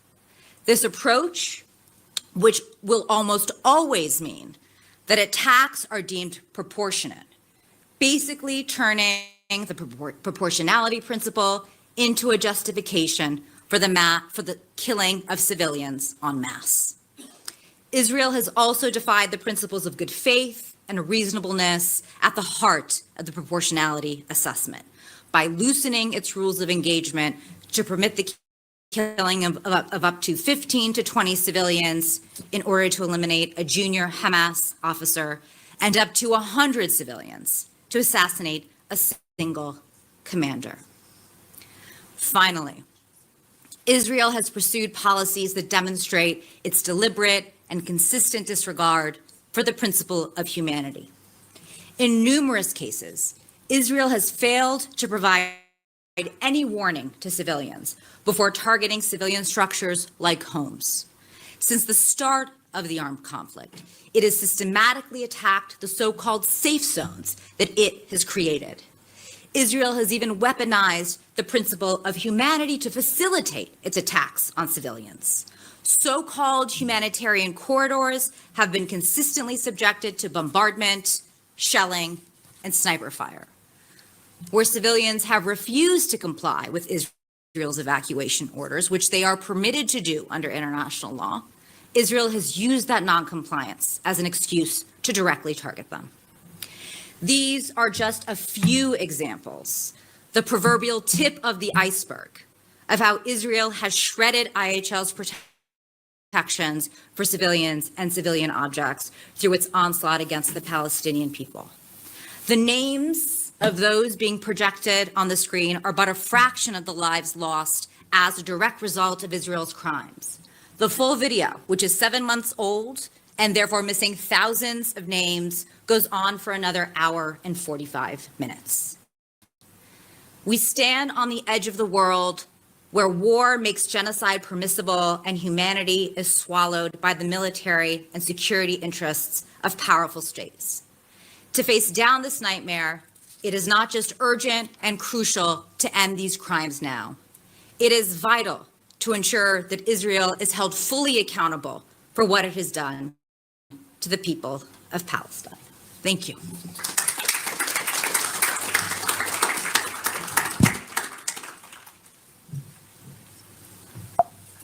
Thank you so much, Professor Jamshidi. Next is Dr. Wissam Ahmed, who is the director of the Center for Applied International Law at Al-Haq organization and the coordinator of its business and human rights program. Al-Haq is a leading Palestinian human rights organization based in Ramallah.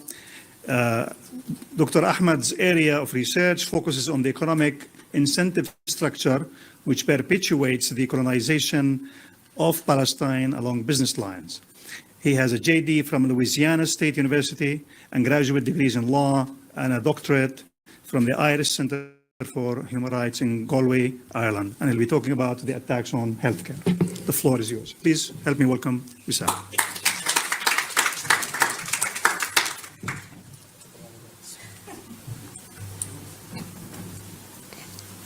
Thank you very much for that very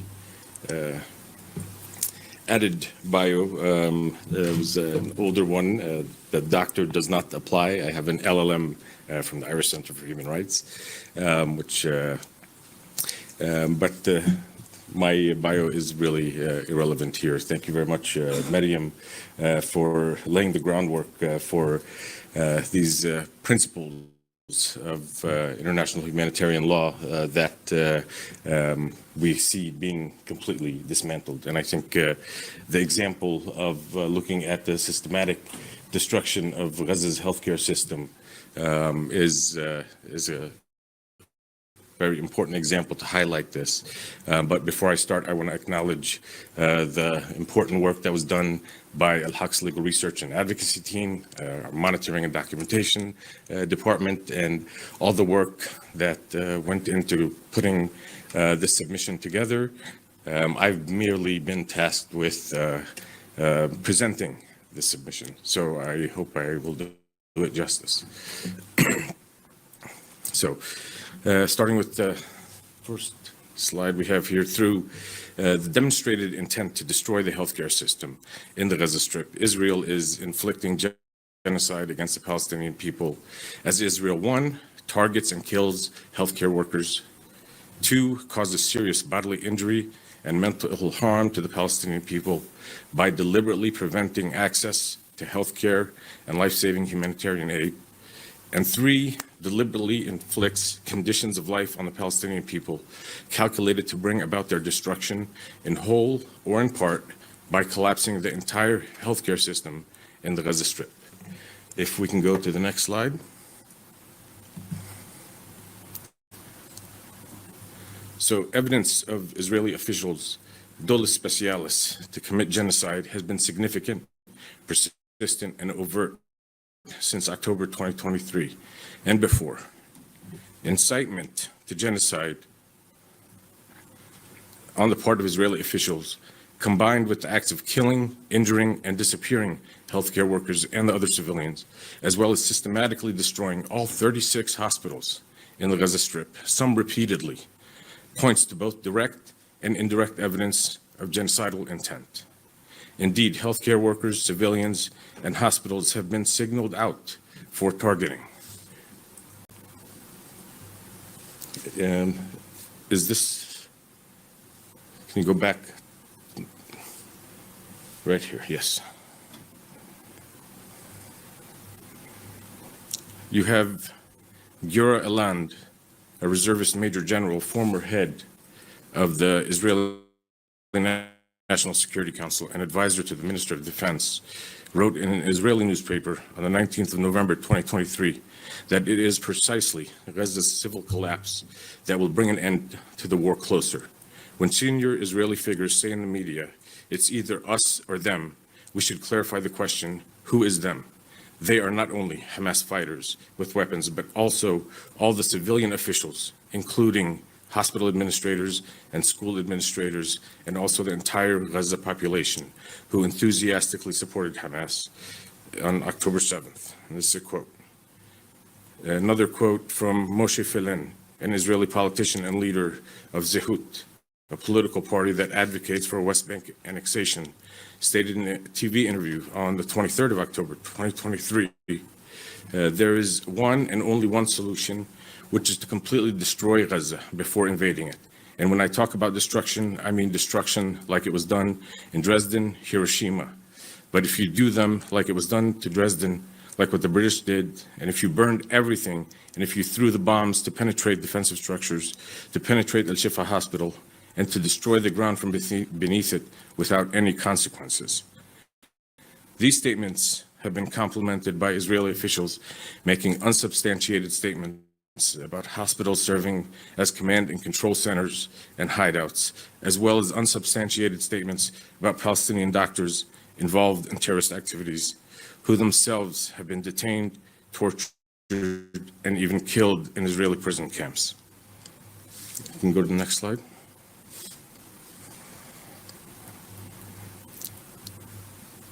The killing of healthcare workers specifically. Israel has deliberately targeted, detained, tortured, and killed healthcare workers in the Gaza Strip. Between October 2023 and May 2025, Israel killed more than 1,600 healthcare workers in Gaza. From the period of October 2023 to January 2024, Israeli occupying forces, IOF, killed healthcare workers in Gaza at a rate of 5 per day. As of April 2025, at least 412 humanitarian aid workers, including 291 UN staff, were killed by Israeli forces. The World Health Organization has recorded 720 attacks on healthcare infrastructure in Gaza between October 2023 and May 2025. One of the most notable attacks on healthcare includes the killing of 5-year-old Hind Rajab. In January 2024, paramedics Yusuf Zeno and Ahmed Al-Madhoun were killed by the IOF when their ambulance was struck with a tank shell as they attempted to rescue Hind, despite coordinating their route with Israeli forces beforehand. Hind, injured and alone, died waiting for rescuers that never arrived. Most recently, on the 23rd of March 2025, Israel deliberately executed 15 paramedics and emergency rescue workers while they were responding to an emergency call in Rafah. After a week-long search, their bodies, along with the ambulances, were found buried in a mass grave.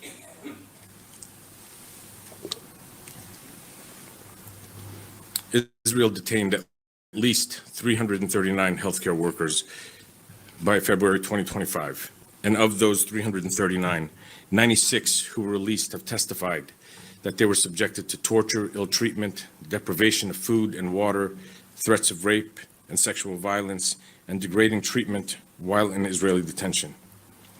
The UN Commission of Inquiry on the OPT has determined that the mistreatment of Palestinian detainees by Israeli authorities is the result of an intentional policy. One surgeon testified that prison guards were given instructions to deliberately damage his hands, stating they wanted to make sure that I could never return to work. Next slide. At least 4 healthcare workers have been killed in Israeli custody. Dr. Iyad Rantisi, head of obstetrics department at Kamal Adwan Hospital, was detained on the 11th of November 2023. He was killed 6 days later as a result of torture and ill treatment in Shikma prison, where he was interrogated by the Shin Bet, the Israeli security agency. Dr. Adnan al-Bursh, head of orthopedic department at Al-Shifa Hospital, was detained on the 18th of December 2023. Dr. al-Bursh was killed in Al-Far prison in April 2024 with signs of torture on his body. He was reportedly raped to death. Dr. Ziad al-Dalu, an internal medicine physician, was taken by Israeli forces from Al-Shifa Hospital on the 18th of March 2024. Just 3 days later, on 21 March, Dr. Dalu was killed in Israeli custody. Mr. Hamdan Hassan al-Naba, a senior paramedic at Nasser Hospital, was detained by the IOF on the 2nd of December 2023 while evacuating patients south along the Israeli designated safe route. His family was informed in September 2024 that he was killed in Israeli custody. Israel is still withholding their bodies. The next slide, please.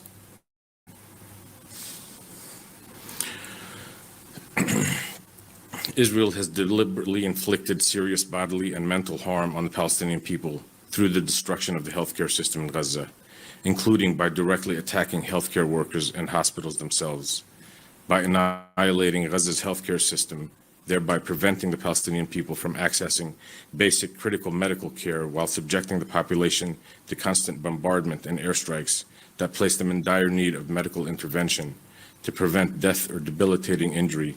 Israel is causing serious bodily and mental harm to the Palestinians in Gaza. As of May 2025, Israel has killed over 53,000 Palestinians and injured more than 120,000 more. Disease, dehydration, and famine are spreading rapidly throughout the Gaza Strip, as Israel has imposed a total blockade on any food, water, fuel, or medicine entering Gaza since the 2nd of March 2025, the longest period of a total siege in the Gaza Strip. Forced starvation and the spread of disease has serious implications for the future development of Palestinian children, in particular, and their right to health.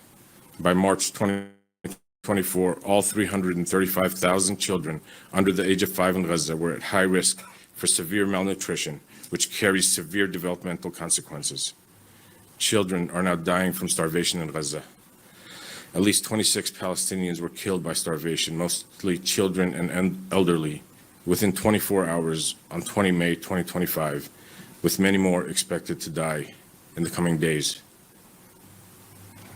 By July 2024, the polio virus made a resurgence in the Gaza Strip for the first time since it was eradicated 25 years ago. As a result, 602,000 children are vulnerable to permanent paralysis and chronic disabilities. Israeli officials have stated plainly there is only one solution, which is to completely destroy Gaza, and that all basic necessities, including food, water, fuel, and electricity, would be prevented from entering Gaza. Because, I quote, "We are fighting human animals, and we act accordingly." This is a member of the Knesset, Osher Shaklim, stated with regard to giving Palestinians access to humanitarian aid. "I wouldn't even give them a crumb of bread, neither to Gaza nor to Hamas. I wouldn't bring them a drop of water." Thus, any mental harm inflicted from the forced starvation, lack of access to basic resources, and destruction of healthcare services was deliberately imposed by Israel in its pursuit to destroy Palestinians in Gaza in whole or in part. Next slide.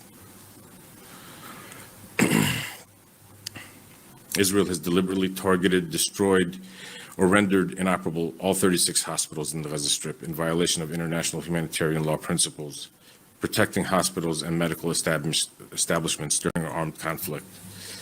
The direct targeting and destruction destruction of Al-Shifa Hospital, the largest hospital in the occupied Palestinian territory and the beating heart of the healthcare system in Gaza, is representative of the attack on the healthcare system as a whole in an attempt to deliberately inflict conditions of life calculated to bring about the physical destruction of the Palestinian people. Israel besieged and invaded Al-Shifa Hospital twice, first in November 2023 and again in March 2024, culminating in its complete destruction. During the two-week invasion of the hospital in March, the IOF used the medical facility as a detention and interrogation site, with photos showing Palestinians detained in the hospital courtyard, blindfolded, hands zip-tied, wearing white jumpsuits. Healthcare workers, patients, and civilians were deprived of food, water, medicines, and the basic necessities. In at least one instance, healthcare workers and patients had to share one bottle of water between 15 people. At least 21 patients died during the invasion because healthcare workers were prevented from carrying out their duties. More than 400 people in and around the hospital were killed, including 5 doctors and several hundred Palestinians that were detained. Among those killed, Dr. Ahmed al-Makadme and his mother, Dr. Yusra al-Makadme, whose bodies were found executed near the hospital. Those who survived the invasion of the hospital were evacuated to Al-Ahli Hospital on the 1st of April 2024, where some required limb amputations and whose wounds were infected with maggots as a direct result of the IOF preventing proper medical care to patients during the siege. 3 mass graves filled with at least 79 bodies were discovered in the courtyard of Al-Shifa Hospital upon Israeli withdrawal. Several corpses were zip-tied, indicating that they were executed while restrained, while other corpses were severely disfigured. Makeshift burial sites in the hospital courtyard were desecrated by Israeli forces, with human remains visible and exposed above the soil. Similarly, when the IOF withdrew from their siege of the Nasser Hospital on the 7th of April 2024, they left behind several mass graves filled with 392 bodies. Among the killed were the elderly, women, and wounded patients. Some bodies recovered were found stripped of their clothing and with gunshots to the head or neck. Next slide, please.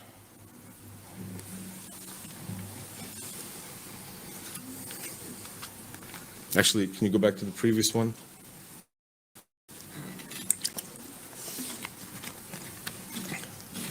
I think it's important to take note of this message that was left by Dr.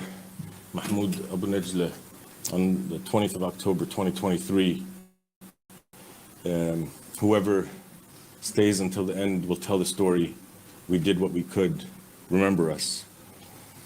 And this is the same message after it was bombed on the 21st of November 2023.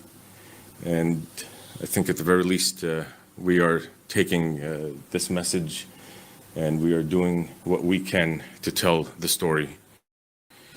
This is the bare minimum that we can do. Next slide.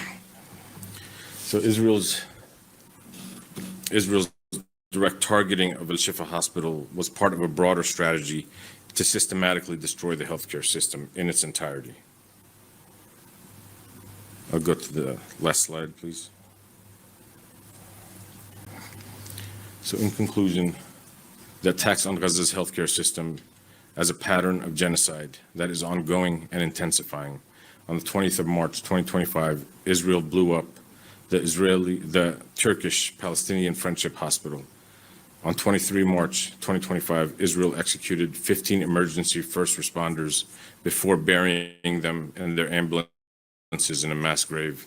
On the 13th of May 2025, Israel directly struck both the Nasser and European hospitals, killing civilians and rendering the European hospital out of service, cutting off access to neurosurgery, cardiac care, and cancer treatment that are unavailable elsewhere in Gaza. Repeated attacks on Gaza's hospitals and healthcare workers are part of a deliberate and systematic pattern to render Gaza unlivable and to destroy Palestinian life. Thank you.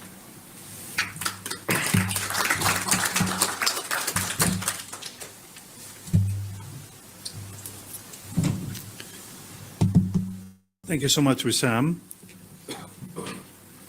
Next is Professor Heidi Matthews. Professor Matthews is an assistant professor of law at York University's Osgood Hall Law School in Toronto, where she researches and teaches in areas of international criminal law, international legal history, gender studies, and political history theory. She received her first law degree from McGill University and SJD, Doctorate in Juridical Science, from Harvard University. During her legal career, Professor Matthews has served as a law clerk to the judges of the Appeal Chamber at the Special Court of Sierra Leone and as an intern at the immediate office of the prosecutor at the Special Tribunal for Lebanon. She's active in several international research networks, including critical approaches to international criminal law and Cold War international law projects. Please help me welcome Professor Matthews.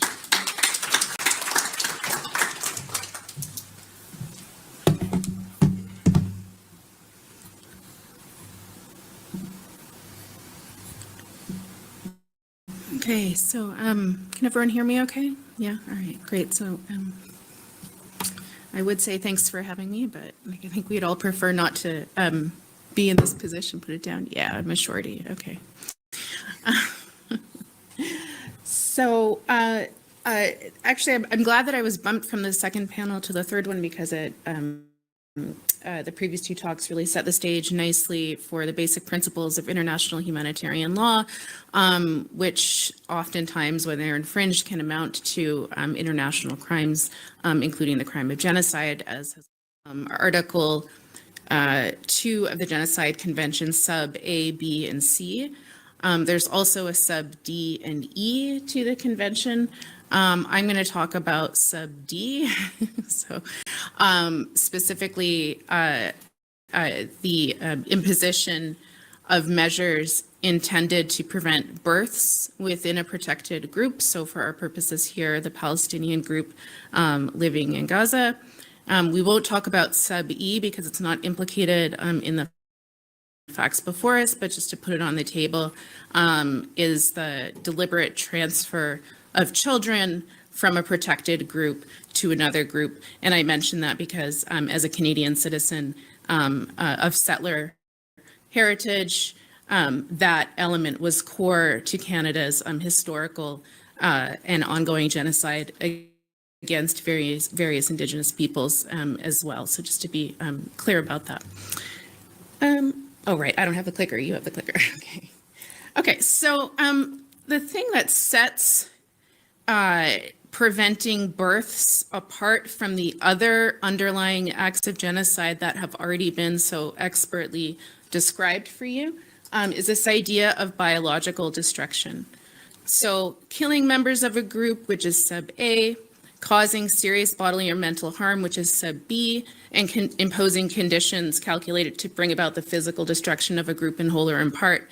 This is law professors get to memorize legislation, is sub C. Those all refer to what's known as physical destruction. In other words, the annihilation of a protected group physically, right? And generally what that intended to prevent births. And it's never actually been charged as a standalone act of genocide in an international criminal tribunal.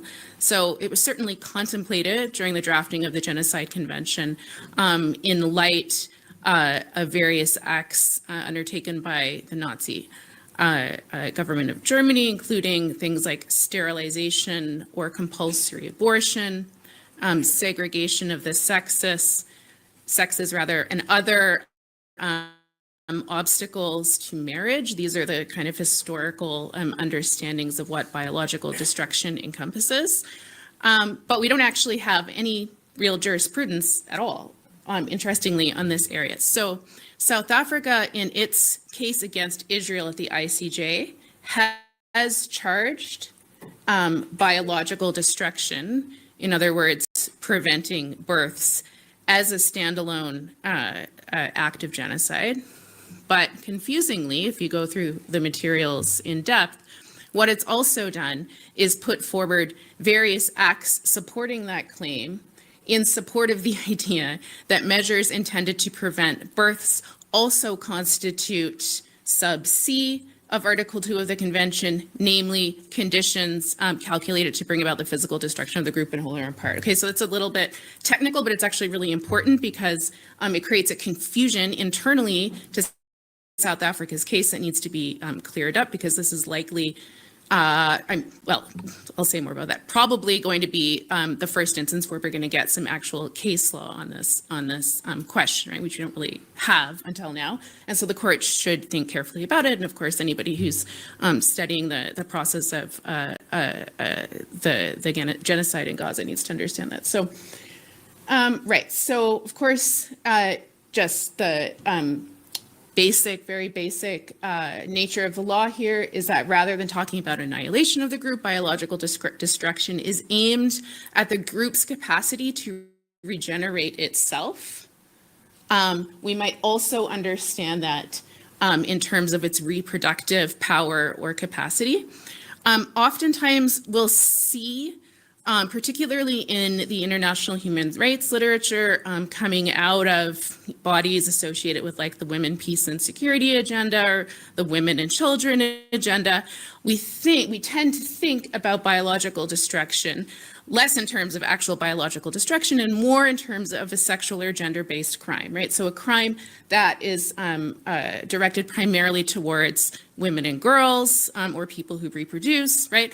On the basis that, you know, obviously women and girls and other people who reproduce take on in that capacity, take on a differential burden in terms of societal roles, family roles, and obviously in terms of healthcare as well.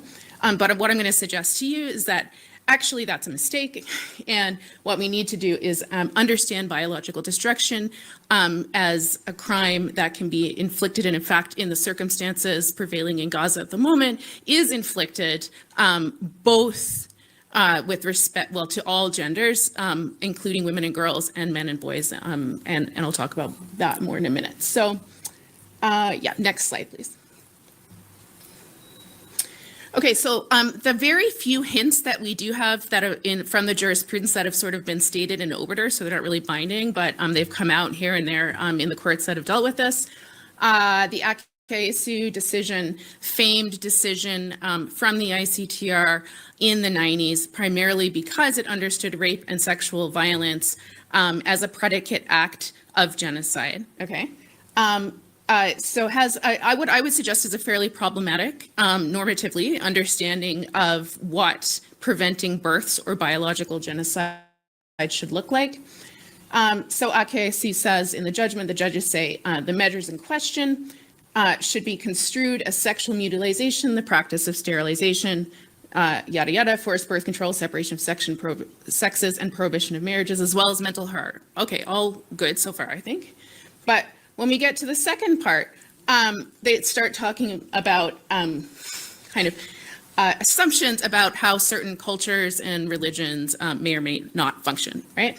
And so the judges say rape can be a measure intended to prevent births when the person raped refuses subsequently to procreate in the same way that members of a group can be led through threats or trauma not to procreate. And so there's a long critique within a certain strain of feminist thinking with respect to international criminal law that I find myself a part of, which is to say that this kind of language risks actually victim blaming the society who is being victimized through this sort of violence, right? So is it for the judges to actually talk about the stigma, which may or may not result with respect to victims? So, but this is what we have currently from the courts. I think it's arguably quite problematic. Next slide, thanks. Okay, so in terms of the mens rea component, so that's the intent component. Of course, you need to have the special intent of destruction of the group in whole or in part for the crime of genocide, but you also need to show intent with respect to the actual prevention of births, right? And so this is very much an open question. We have, again, it was alluded to in an earlier talk that the jurisprudence of the ICJ, rather, with respect to the war in Bosnia and Croatia and the former Yugoslavia in general is quite problematic. That is absolutely true with respect to this Article 2 sub D. And so what the court does in the Croatia decision in 2015 is actually to say, well, you know, there was sexual and gender-based violence, but it wasn't on such a systemic scale that we can infer an intent to actually prevent births within the group. And so there's no evidence for genocide for this particular sub-act.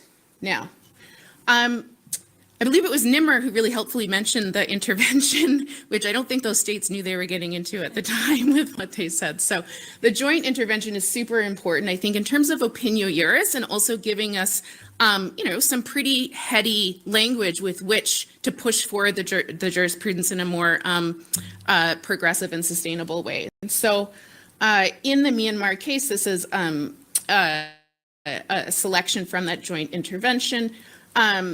They do some problematic stuff too, but also some helpful stuff. One of the helpful things is to say that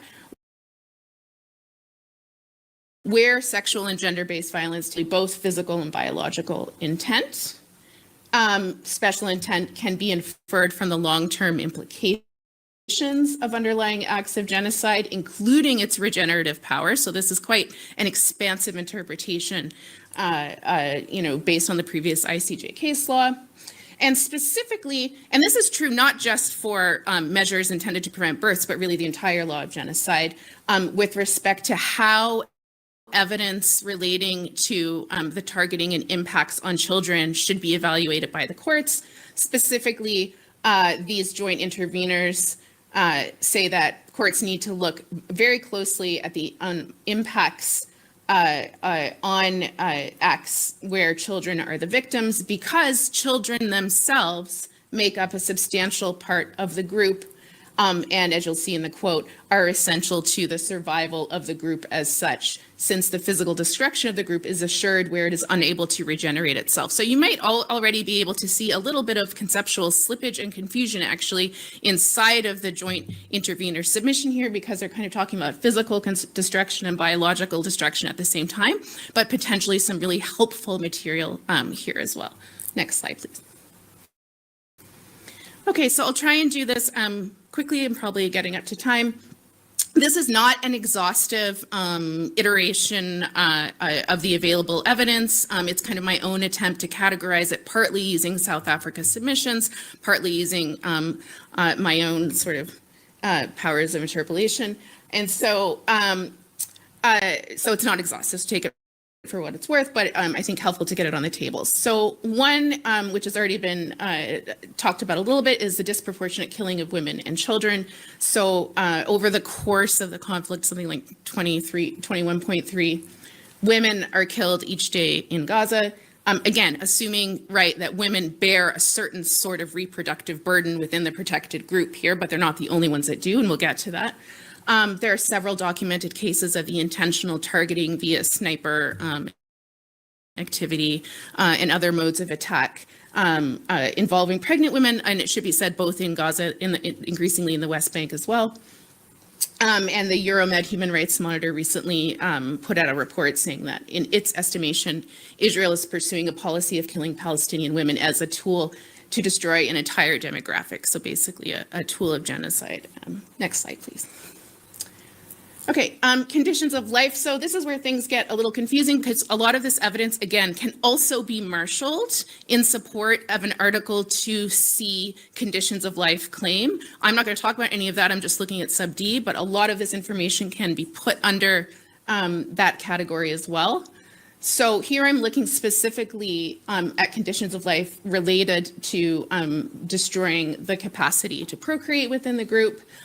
You know, for obvious reasons, the systematic use of starvation will have impacts on fertility rates, you know, will cause and has caused sharp increases in prenatal and postnatal complications, infectious diseases, miscarriages, stillbirths, all kinds of negative outcomes when it comes to reproduction.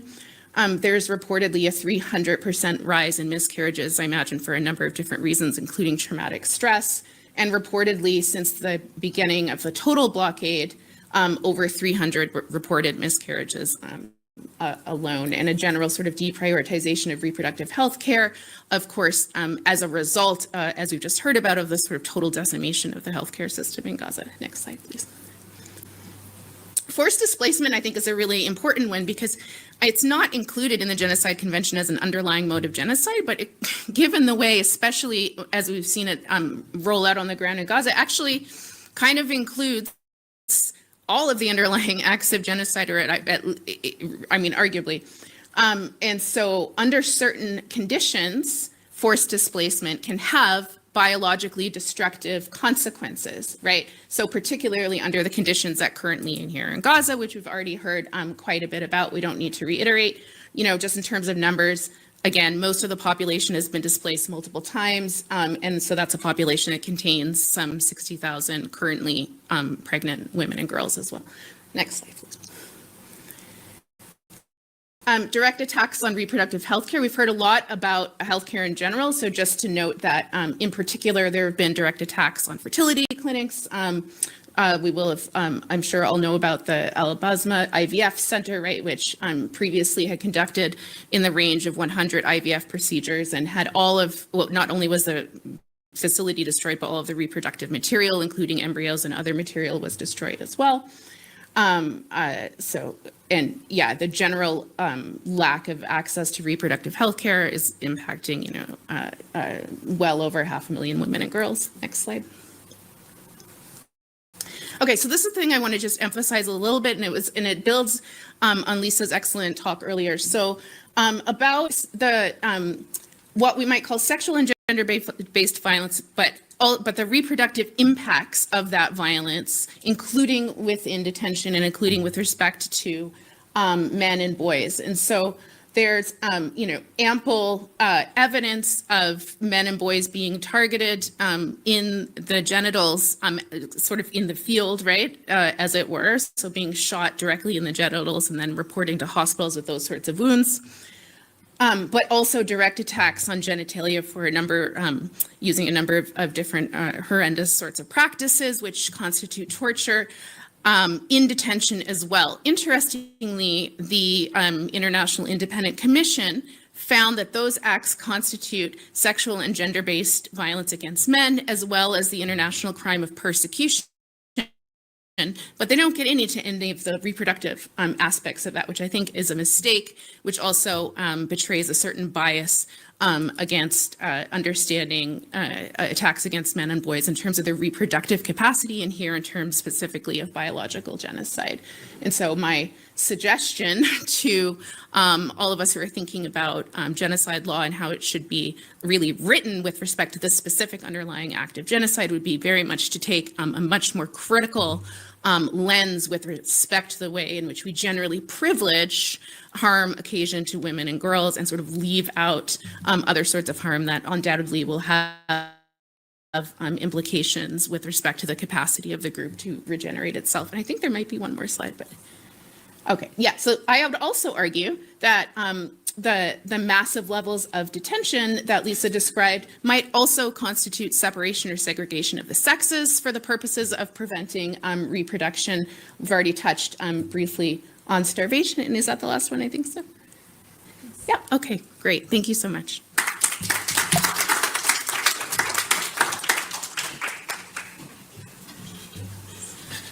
Thank you so much, Professor Matthews. Next is Dr. Thair Ahmad. Dr. Ahmad is an MD. MD is a board-certified emergency medicine physician working in Chicago. He's also an attendant physician and is the assistant program director for the residency program and the global health director of the emergency department. Dr. Ahmad is a board member of the Palestinian American Medical Association and is an assistant clinical professor at the University of Illinois at Chicago and adjunct professor at Wake Forest University School of Medicine. Please help me welcome Dr. Thair.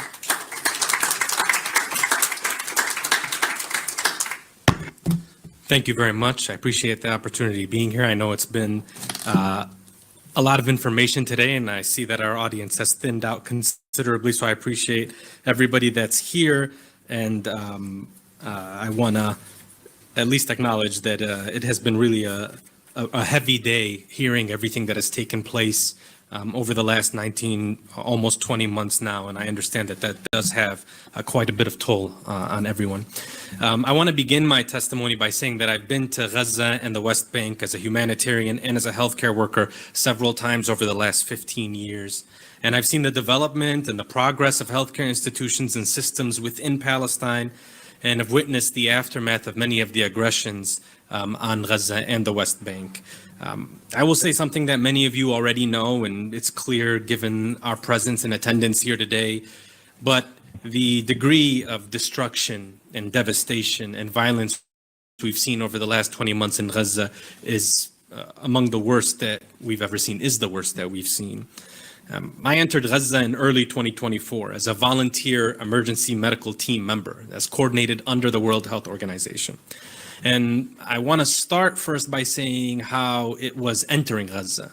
So as you drive through the Sinai desert, what you are struck with as you approach Gaza, kilometers away, are the many trucks that are sitting idly at the side of the road. Trucks that you know contain items like food, filters, tents, blankets, winter clothes, all of the necessities that are so desperately needed on the other side if you speak to anybody that's on the ground. Once we made it to Rafah, this is a normally bustling border with people walking through. You are struck by the fact that there is nobody, that you are the only people that are there. There's nobody passing through it. It's only the Egyptian border patrol that you see. And as we cross to the Palestinian side of Rafah, again, one of the first things you notice is that there's no electricity. It's an electricity blackout. And that's been the case since October 11th, 2023, after then Ministry of Energy, Israel Katz, decided to cut off the electricity supply. That's supplied through the Israeli Electric Corporation. But that's paid for by the Palestinian Authority. It's not given as any sort of charity, as might be implied when it's reported that the Israelis turned off the electricity. As we drove to our guest house in Rafah, Rafah is I would call it a rural government of Gaza. What you see is that it is overwhelmed and inundated with Palestinians from all over Gaza. In fact, we had arrived in the evening, so we could only see people through the headlights of the truck that we were being transported in. And you could see that there is tents everywhere and people everywhere, as indication of how much the degree of displacement that had taken place early in 2024. The next day, I would be transported to Nasser Hospital. Nasser Hospital is the second largest hospital in Gaza prior to October 7th. And at the time, it was the largest hospital that was functioning because of what we heard about what took place at Shifa in November 2023, and then subsequently again in March 2024. So the burden on southern and central hospitals in Gaza at the time of our arrival, the burden was very high. Specifically, Shuhada al-Aqsa in Deir al-Balah, central Gaza, Nasser Hospital in Khan Yunis, and then further south, European Gaza Hospital, which is on the border between Khan Yunis and Rafah. My time at Nasser was riddled with mass casualty incidents or mass casualty events. What this means is that there are multiple patients who are arriving at your facility at the same time who are victims of trauma. And this was happening multiple times a day. And the reason I want to point this out is because there's no hospital in the United States, there's no hospital in Chicago that would have been able to function had they seen the same volume that was being seen at Nasser Hospital. They would do something, they would go on bypass, which is essentially they would not receive any new patients and they would divert these patients to other healthcare institutions. Of course, this was impossible in Gaza, and the number of patients continued to arrive. We often lacked the supplies that we needed, the medications that we would need, and the space to address the needs of the patients that we were receiving. And there would be no indication from anybody, from the World Health Organization, from the Ministry of Health, from any of the international NGOs, of when we would be able to restock the supplies or the medications that we needed. And oftentimes, the medications that were requested of international NGOs, of the Ministry of Health, of the World Health Organization. They would procure these items outside of the Gaza Strip, and then they would fall in line with the other trucks that we watched that were sitting outside in Egypt because of inspections, bureaucratic delays, and what the Israelis would call the presence of dual list items, items that they felt could also be used through violent means. We would often have to assess, treat, and even declare patients dead who were brought to us on the floor of the hospital because there was literally no more hospital beds available. The hospital was also overwhelmed with internally displaced Palestinians. There were over 10,000 in early 2024 that were sheltering in and around Nasser Hospital. And we know those numbers that Shifa, prior to it being under siege, surrounded, invaded, and destroyed, had reached 20, 30, even some say 40,000. And hunger and malnutrition was already noticeable in early 2024. And all of the patients and people that we interacted with, the patients, the families, the displaced families, they were dealing with food security issues and were dependent on the soup kitchens or the food aid packages or internationally sponsored bakeries. They were totally dependent on these meals. And we saw negative coping mechanisms where adults would skip most of the meals and sometimes go 24 hours without eating. And children were not being exposed to all of the food groups. They were exposed to maybe 1 or 2 food groups that they would need for an appropriate nutritional balanced diet. The majority of our trauma patients were women and children, and Khan Yunis in early 2024 was being leveled in geographic fashion. It appeared that the city, block by block, was being destroyed from east to west. And we would watch from the windows of the hospital as giant balls of smoke would fill the sky. And then 10 or 15 minutes later, we'd get an influx of the mass casualty event that I mentioned earlier. Many of these patients would demonstrate injuries from having buildings collapsed on them. Some would be burned from the ensuing fires that would happen after a bombing. But we also had a significant number of gunshot wounds and shrapnel injuries. And these are described as penetrating trauma. And that's because of the way that they pierce through the body, and they require more aggressive investigations by medical providers to see what is the source of the problem that you need to address, that you need to treat. So I'd like to highlight a couple of cases that I personally treated and another couple of cases that I'm familiar with, just to better demonstrate the widespread devastation, because we've heard quite clearly what the statistics are, and my colleagues on the panel have laid out really kind of the degree that you've seen and what it looked like. The first patient I took care of was a young man in his late 20s, and because of the targeting of first responders and ambulances, and Sam showed a picture, I think, of the destroyed ambulance of Yusuf and Ahmed, who were supposed to rescue Hind and were killed in the process. But anybody that's been on the ground in Gaza saw similar pictures to destroyed ambulances all over the Gaza Strip. In the courtyard of the hospital, on the side of the street, ambulances literally destroyed and bombed out. And first responders had started to communicate with us that it was increasingly dangerous to respond to areas where they knew there were patients there because of what they called a double tap or a triple tap, where there is a strike on a residential home or in an area, they rush to the area, and then there's a second strike that's in place. And I personally treated 2 first responders who were injured in a double tap strike. This patient was somebody who took his donkey cart and would go and retrieve injured people and bring them back to the hospital. In fact, the local staff, as a joke, called him Rocket, because the donkey cart is so slow moving back and forth, but he would continue to go and rescue patients. And one of the times that he brought the patients back, his donkey cart and himself were injured in the attack. And he was brought to the hospital and he was recovering in the ICU. And after about a week, after suffering severe injuries, like his lung had collapsed, he had multiple fractures, he had to have something called an exploratory laparotomy because there was concern that he had internal bleeding, he died. And in his, one of the things that struck me was also our inability to communicate with his family that he had died. Even though they were among the displaced at Nasser Hospital, at the time in 2024, there was a total telecommunications blackout that was imposed by the Israelis. And so his family came to the ICU the following morning and had seen that the bed that their son was recovering in was empty. And that was how they found out that that their son had been killed in this airstrike. He did not survive it. Another patient was an elderly woman. She's around 70 years old. She was coming from Rafah to Khan Yunis, and she was also on the back of a donkey cart. She had heard that there would be a food distribution in Khan Yunis. And in the process, what she referred to as a quadcopter, which is what we came to realize was a drone that was armed with something, maybe an AR-15 or some other weapon, she was shot twice, once in the chest and once in the back.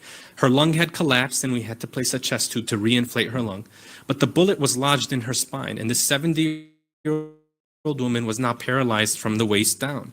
We didn't have any rehabilitative services. There was no plan for her to go to surgery. And so she was sent to another area of the hospital. But ultimately, her family had to take care of her and take her to the tent that they were displaced to. And she would need 24-hour care by her family, but never getting the care that she needed because of the lack of services that were available. We saw many children who were killed and wounded. The smaller children are often unable to withstand the blunt force trauma that occurs when a bomb falls on the building. They're much less likely to survive than an adult would. But I want to specifically mention an evening where I was rounding in the pediatric building of Nasser Hospital. Every room that could not have been larger than 20 square meters or 30 square meters had 4 pediatric patients in each room.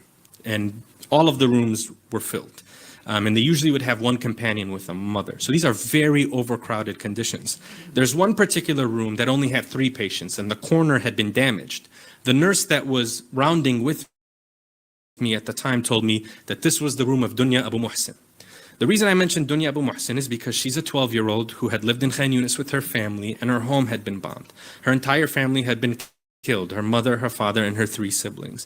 And she had been interviewed by many international outlets as she was recovering in Nasser Hospital. She lost her leg as a result of the bombing on her home, and she was recovering at Nasser. The nursing staff told me that as the days began to pass, they also started to know that Dunya was growing increasingly withdrawn and depressed. She started to feel the loss of her family, and this was something that they were not familiar with how to address. I mean, there's something called psychological first aid, but then there's also the mental health needs of so many of the people that had been victims of the trauma.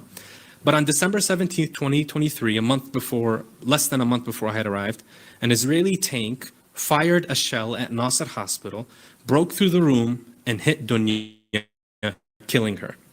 So Dunya, 2 weeks after losing her entire family and was recovering, had been killed because there was a direct attack on the hospital by an Israeli tank. And as I moved on from Dunya's room, I checked on over 25 children who were shot or wounded by Israeli forces. Many of them had injuries that were going to be permanently disabling and preventing them from gaining the degree of independence that would be needed for these children to actually have a chance. More than a dozen had external fixators, which is a medical device used to hold broken bones in the right position while they heal. It's like a metal frame that sits outside, and there are these pins and screws that go through the skin into the bone. And the idea is align the bones closely and hopefully they'll heal. But for many of these kids, really healing the limb was going to be impossible, and getting function was not going to be something that was going to be reasonable. And so many of them would stay in these external fixators for months with no real plan moving forward, again, because of the lack of the services that were needed. I want to also make a point about patients who require healthcare services, and we alluded to it, the indirect deaths. And I want to mention specifically cases that I had been involved with. And this is something that I don't think has been given as much attention because there should be no mistake made. This excess mortality that we're seeing in Gaza is being caused by the war on Gaza. It's being caused by the Israeli military. They are, in other words, casualties of war. 2 specific examples from my time. There is a 15-year-old boy. His name is Muhammad al-Laham. And he had a congenital kidney disease where he needed dialysis. And dialysis is something that you cannot go a decent amount of time without. Most patients need 3 dialysis sessions a week. Well, with so many people being displaced in Gaza, the dialysis center in Khan Yunis and any dialysis machines in Rafah were overwhelmed, inundated with patients. And so the medical providers in Gaza felt that they would have to give each patient some degree of dialysis, but not enough. They would try to get by with what they could. Well, Mohammed al-Laham was not getting enough dialysis and came into our department suffering a cardiac arrest and dying because he was not getting the treatment that he needed. And as is the case in many regions, winter in Gaza brought about the spread of different respiratory illnesses. But given the lack of access of clean water, in fact, sometimes at Nasser Hospital, we would run out of water. We turn on the sink and there's no water coming out of it. We saw respiratory viruses like COVID, influenza, RSV, it spread rapidly. And for children with asthma who were suffering from a viral illness, this would cause their asthma to flare up. But we did not have the breathing treatments that you would typically be giving to these patients for them to be able to handle this. So they're getting complications from these illnesses. And we even saw at Abu Yusuf al-Najjar Hospital in Rafah, a infant who otherwise should have survived this illness die as a result of probably COVID or RSV or flu. This leads to long-term consequences to their health and development. I want to mention finally just the targeting of healthcare workers in hospitals. You know, while at Nasser and Aqsa, Hospital, Aqsa had become surrounded by Israeli forces. And so we saw physicians arriving to Nasser Hospital who had left. And the hospital at Aqsa had suffered damage. So the ICU, in fact, had a window where the physicians would go and rest during their 24-hour shifts that had a bullet come right through the window where a physician was sleeping at the time. And so on January 16th, the Israeli military announced that a rocket had been fired from Nasser Medical Complex while we were there. And of course, myself, the international staff, and the local staff, nobody had seen any rocket being fired or had heard a rocket that had been fired. And we knew that the Israeli military was getting closer and closer to the hospital at Nasser just from seeing how their campaign had been conducted. The WHO emergency medical team lead, he sent a message to one of the international doctors I was working with, and he put a link to the Israeli military came, which they posted on X, that said that there was a rocket fired, and he just put a text that said FYI. The next evening, Israeli tanks began to surround the perimeter of the hospital. We would see them from the window of the hospital, and panic ensued. All of the displaced people that were in the courtyard began packing their things at 2, 3 a.m. in the morning and heading further south to Rafah, and many of the staff were leaving the hospital to go and take their family to Rafah. Over the next 2 days, the hospital looked empty compared to how it was packed the previous days. And we were moved from Nasser Hospital to Aqsa Hospital to work there. In the subsequent weeks, the hospital was raided by the Israeli military after it had come under siege. And doctors that I worked with, Dr. Khalid Assur, Dr. Nahid, Dr. Mahmoud, all physicians who I had worked with in the previous weeks had been abducted by the Israeli military.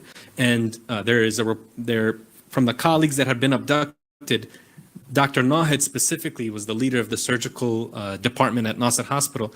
They mentioned that he was, when he was handcuffed and he was tied up, he was consistently telling the Israeli soldiers about how it was too tight and that his hands felt like there was no blood flow. This is a surgeon telling these soldiers this. And so kind of consistent with what we heard earlier. And the soldier responded by going to Dr. Nahid and pushing on his fingers and saying, no, it's fine, you're getting enough blood flow. Of course, this is something that, any medical professional would find ridiculous. Dr. Khalid Assur spent 6 months detained by the Israelis and being released, never charged, had lost over 80 pounds in the process, and detailed how the different abuses that he was subjected to. Dr. Nahid and Dr. Mahmoud, who was in the ICU with me, we still have not heard from. They have not been charged with anything.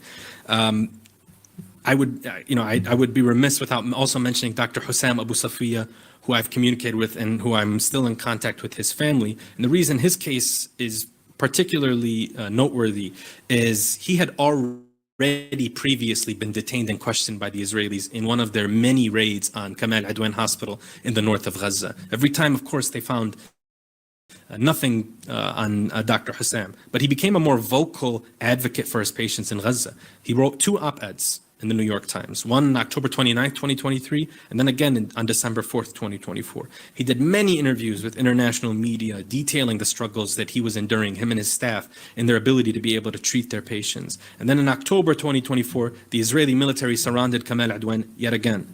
And his son in October was killed in an airstrike on hospital grounds and buried on hospital grounds. He himself was struck with shrapnel and injured in November of 2024. And then at the end of December, he was forced by the Israelis to empty the hospital of its patients and send them to other facilities, even though this was not, this was quite dangerous with respect to the critically ill patients that were at the hospital. Then the Israelis in the following week, and of course, Dr. Hussam has the famous video of him having to walk up to the tank. But the Physicians for Human Rights Israel had requests to the Israeli military, and they said there's no indication of the arrest or detention of the individual in question. And then they filed a petition with the Israeli High Court, and his location had been disclosed.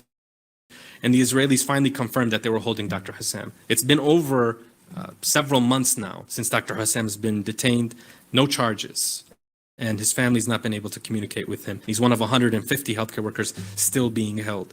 So the attacks on healthcare workers and infrastructure are important to understand in the context of everything that we've talked about today, in the context of the limitations and restrictions around access that are being imposed by the Israelis. We're seeing even healthcare workers with Palestinian backgrounds, international healthcare workers, being rejected and denied. And in fact, other people arbitrarily being denied, like a 70-year-old retired American pediatrician or a Chinese American military veteran. We see surgical specialists who coordinate months in advance, ready to perform surgeries, get denied last second by the Israelis. And this is all a part of this process of understanding how many people will suffer as a result of that. I myself was rejected on March 13th while I was in Amman from entering Gaza, and I'm one of scores of healthcare workers who have been denied entry.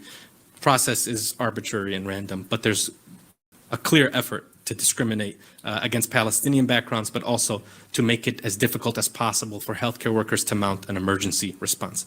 With that, I thank you all. I appreciate it.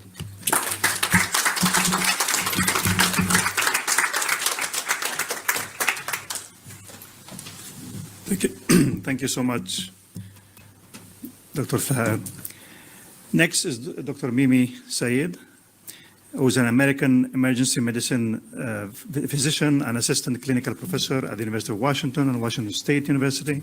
She's a fellow of the American College of Emergency Physicians. During the current Israeli onslaught on Gaza, she has volunteered to work during several months-long stints at both Al-Aqsa Hospital and Nasser Hospital. Since then, she has given numerous interviews to American international media outlets and spoken widely at public and academic forums about her observations regarding the destruction of the Palestinian healthcare system in Gaza by Israel's military offensive. Please help me welcome Dr. Mimi Sayed.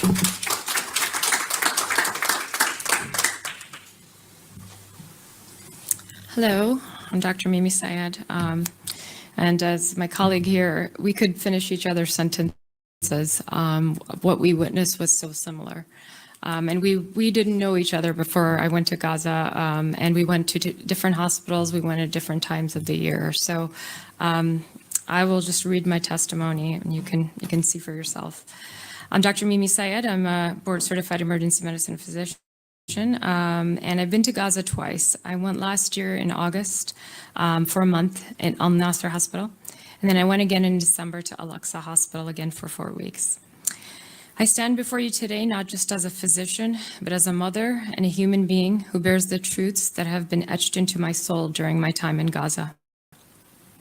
I have seen the unthinkable, the inhumane, and the utterly heart-wrenching. The children of Gaza, with their eyes wide open and full of innocence, have been subjected to horrors that no child should ever face. I have seen them murdered, starved, and denied the most basic of human rights. Their cries for help echo in my mind, a haunting symphony of suffering that I cannot escape. The patients I treated in Gaza were the majority of children under the age of 12. On my first trip to Gaza in August, I have at least 18 documented cases of children who arrived in my emergency department with bullets to the head or the chest, and by witnesses reported to be shot by snipers or quadcopters. I have seen more brain matter out of skulls of small children due to shrapnel injuries than I ever thought possible in my entire lifetime. I will never forget the image of parents bringing their dead children wrapped in blankets and laying them on the floor so we could check for a pulse before pronouncing them all dead. This was a daily routine in Gaza, multiple times a day.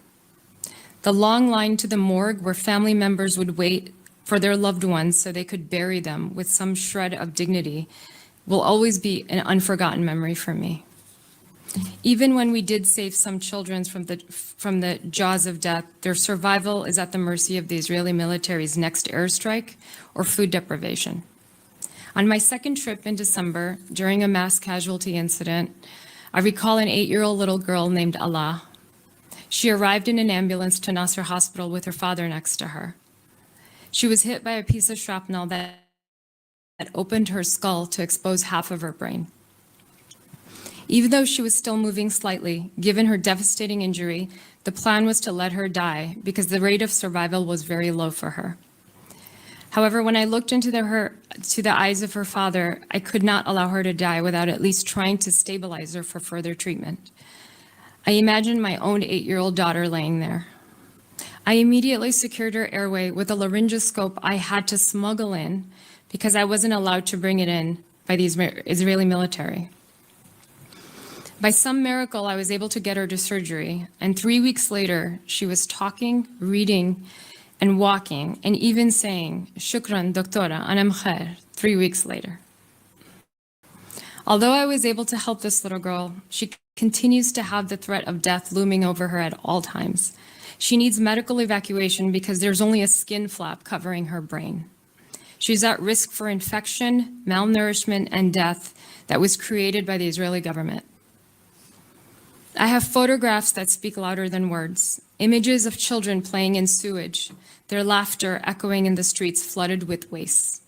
The lack of functioning sewage system and clean drinking water has created a public health crisis of monumental proportions. Babies, mere infants, were coming into our hospital with sepsis and organ failure, and their tiny bodies ravaged with high levels of E. coli.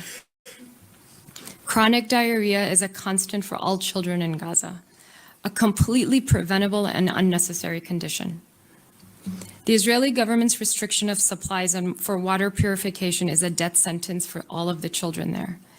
We are not just talking about infrastructure, we're talking about the very essence of human dignity and the right to life. It is important to note that all of these deplorable conditions are being manufactured deliberately by the Israeli government. In December, I treated a 29-year-old woman arrived at our hospital at Al-Aqsa with 3 small children next to her on the cot. She was bleeding profusely from an overgrown breast tumor, a condition that was curable with timely chemotherapy and surgery. It started off at the size of an olive in her breast. Prior to October 7th, she could have received this life-saving treatment in Gaza. But now this was impossible. She was denied evacuation even though she was approved by WHO. She was denied 4 times by the Israeli government for medical evacuation. By the time she reached me, there was nothing I could do to stabilize her. She came in bleeding from her breast tumor, so highly vascularized. I could only give her 2 units of blood, a temporary reprieve before she inevitably bled out in front of her 3 children on the cot.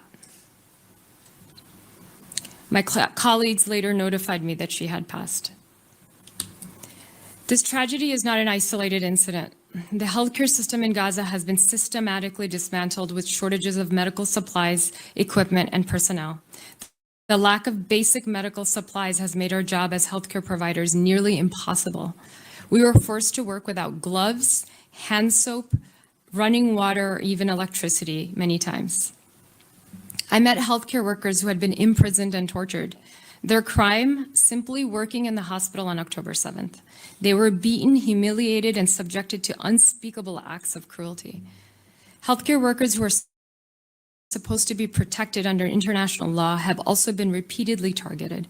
Dr. Abu Safia from Kamal Adwan Hospital is a stark example. He remains imprisoned and abused without charge, his only crime being his dedication to saving lives. Even paramedics are not spared. There would be airstrikes towards ambulances who were getting shot at while trying to bring wounded patients to the hospital. Every ambulance I saw had bullet holes or damage done to it by the Israeli military. In the past 18 months, we have also seen a disturbing pattern of targeting journalists who are the eyes and ears of the world in these troubling times. Among them was my friend, Ayman al-Ghedi. The day he was brutally killed by an Israeli airstrike, Ayman visited me at Al-Aqsa Hospital. He was anxiously awaiting the birth of his first child with his wife.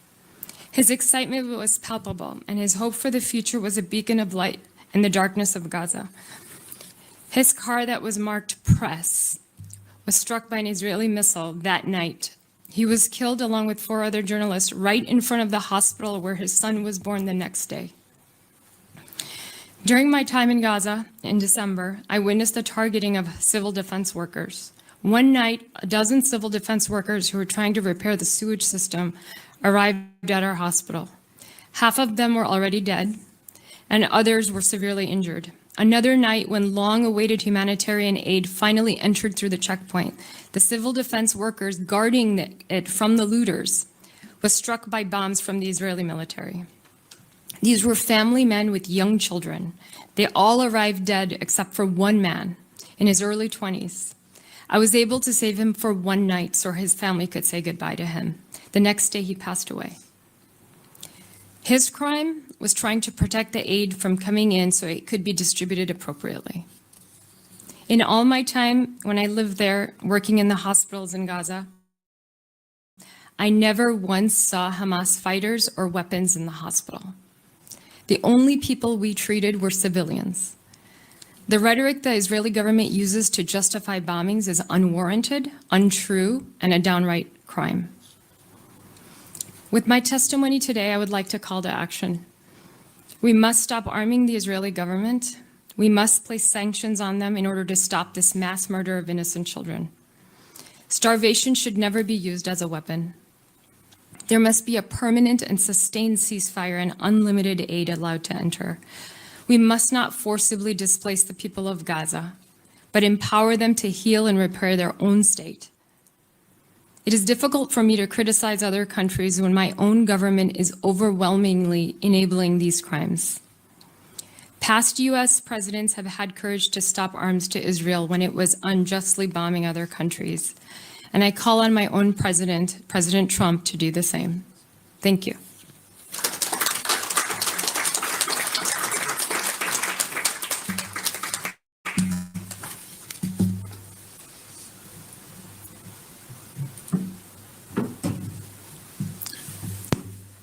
Thank you so much, Dr. Mimi Sayed. This has been a very difficult panel. Thank you all for your courage. So I think we will have maybe 10 minutes or so for questions. I would like to take a round of questions. So if you have a question, after you breathe a little bit. Yes, please.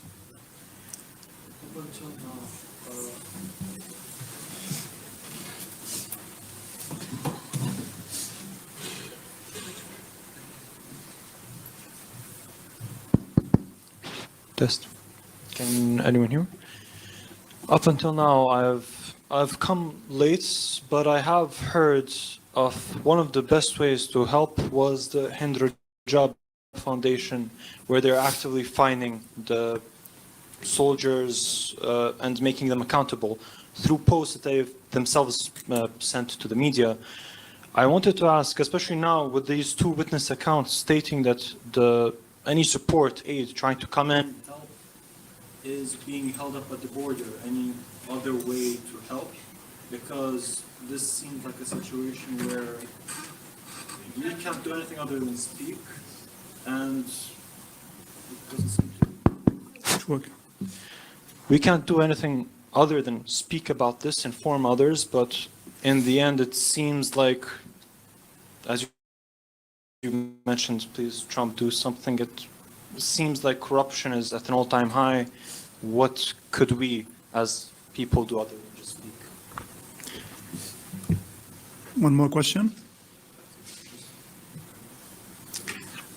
So I want to ask any of the panelists if they would like to take it.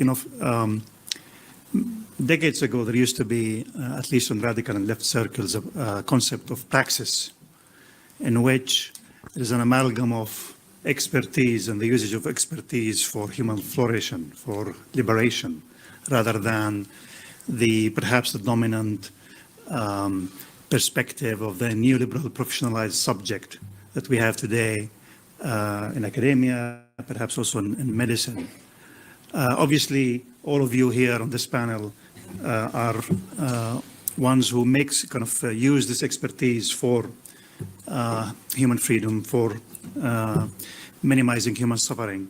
So I wanted to, hear from your thoughts about your conception of your own practice, whether it's medicine or legal scholarship or, interventions in the public sphere. How you do that, why you do that, and so on and so forth. I don't know if Heidi would like to start.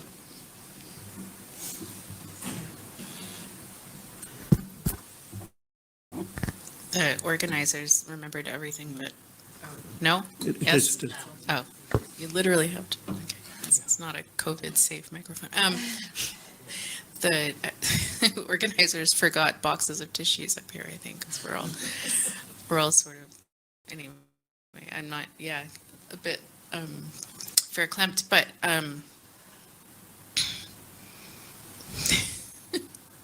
been having this discussion for a while. Well, in terms of what you can do, I mean, I get, part of it depends. So if especially if one is from, I mean, all countries obviously, but if one is from a state in the global west, north, whatever, who is in one way or another complicit in this, I mean, you can be politically active, right? So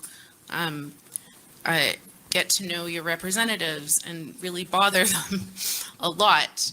Get involved in like whatever sorts of direct action you feel comfortable with, but being politically active is something I think that's available to everybody, and can feel futile, but is kind of the root of existing in society. And I think part of, in terms of my own like as a professor, pedagogically, that's how I think of my own work too, is sort of helping students to become politically agentic people in the world, right? So as law students, those are the people I teach, not thinking of law in terms of apolitical professional identity, but directly in terms of political agency, whatever that may mean for them. And that's actually something that I should say, especially in light of the last 19 months, in my own experience, is treated with an increasing, like that general kind of attitude toward praxis and political life is treated increasingly with suspicion, especially in places, you're right, Nimr, that we would have previously thought of as left or progressive in some loose way. Recently I watched colleagues have a discussion about, law students are starting to feel increasingly like beleaguered and pessimistic with the world, and that's not good for their learning outcomes. So how can we help them to feel more optimistic? This was a literal discussion that was took place, and so I responded with, well, maybe we should help them be politically responsible people, and so I think we have to be really, and the way in which those kinds of discussions happen is quite coded, right? Like it's not always easy to recognize when it's happening in our professional spheres. I think so. Just being able to be attuned to that and ready to intervene to disrupt those moments of like stabilization of the whatever you beautifully described as the apolitical liberal professional, whatever, because it's all around us. So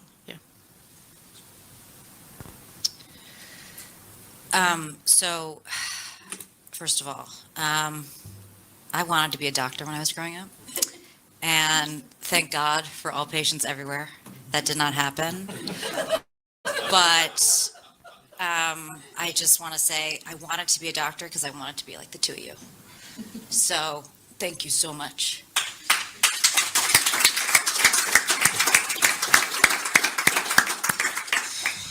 Okay, so I'm not a doctor, so I can't do what they do. But You know, I hear you on just talking. What is talking? It doesn't feel like anything, really. But where I come from, unfortunately, talking about this stuff is meaningful. Because, and I come from the US, where if you speak about Palestine publicly, if you teach about Palestine, if you write about Palestine, there is an entire ecosystem at the private level, at the public level, at the very top of government that could potentially target you if you are on a visa, could deport you, could arrest you. And so while talking still isn't enough, even in those circumstances, it is so vital in places where talking is prohibited. And those are oftentimes the places that are the most complicit and the most responsible for what is happening inside Gaza and inside Palestine. That I encourage us not to think of talking as not worthwhile. When you don't have a lot of other tools at your disposal, certainly you shouldn't do nothing, right? And so at the very least, we should speak. At the very least, we should speak out. In terms of my own work, you know, and this is just really to echo what Heidi said, you know, there is still surprisingly so much apathy. So much, I don't even want to say lack of information, because the information is there. People just don't care. And they don't want their comfortable lives disturbed by conversations about what's happening in Gaza. That to them is a form of violence to their own lives, to their own stability, to their own comfort. And so I think what we can and should do, and certainly as educators we must do, is not allow for that comfort to just go undisturbed. People should be uncomfortable. This should not be a moment of comfort for anyone, anywhere, certainly not in the United States. So I think of my own work, whether it's writing or speaking or whatever, especially in the United States, as being an opportunity for me to refuse to allow those around me who could otherwise avoid this topic to not be able to avoid the topic. Again, it's not enough, but it is at bottom, I think, what we need to be doing, certainly as lawyers, certainly as people behind the podium. And the Hind Rajab Foundation also potentially has an opportunity in the United States to go after those security companies who are supposed to be providing the assistance and support to this Gaza Humanitarian Fund, and to go back once more to speaking and potentially to the threat of litigation. The director, the executive director of the Gaza Humanitarian whatever bullshit in Switzerland just resigned. This was an ex-army officer, I think a sniper, a Marine, who said, this organization cannot actually be compliant with the rules of international humanitarian law, so I am resigning. It's not, again, enough, but it's really important. Yeah, I actually want to make a brief comment. I also have a question that I would love for specifically something you mentioned, Mariam. So, you know, one thing we've noticed and we can say is that the medical field in the United States has been a disaster in terms of the censorship and the double standard and the hypocrisy. I remember the American Medical Association specifically called Ukrainian healthcare workers heroes for their response, and then somehow when it comes to Gaza, not even a single statement, not even calling for a ceasefire, not acknowledging what our colleagues on the ground in Gaza are doing with so little. So we're trying to work to fight that. And I've had, you know, my academic side as an assistant clinical professor, I'm trying to academic promotion. I've had, you know, it's very important for us to do something called grand rounds, where we'll broach, literally you're supposed to broach controversial subjects in medicine. And I've had 2 talks about Gaza canceled within days of them supposed to happen. So it's clear the environment is very stifling at this point. I think for us, these organizations, professional societies, I mean, there seems to be like a popular mandate growing, but the leadership is not reflecting that. Even in the United States, the American Historical Association overwhelmingly voted labeling what was happening in Gaza as a genocide, and then somehow the board of directors decides not to, not to issue a condemnation or a statement reflecting what the popular mandate shows. So it's been, I think that's one thing we need to work on is, these organizations, these societies, they need to be held to account. They need to not just have these values that they write on their mission statements, but they need to demonstrate these values. How do you do that? Yeah, I mean, I think for me, it's very simple. What did you do in Ukraine? What did you do for Ukraine? You raised money through humanitarian organizations. You helped highlight the plight of what was happening in Ukraine. You worked to amplify the human narratives. Why are you not doing that in Gaza? Why are you not doing that in Palestine? How come when you get to the border, that stops? Do that at least. Be consistent. Can you be morally consistent? That's all you need to do. And I think the way that we do that, how we hold them accountable is we say, hey, you care about our membership dues, you care about us, well, we're going to cancel it. And so that's what we're working on. We're working to organize that. It should have been there already, but this woke, I think, everybody up.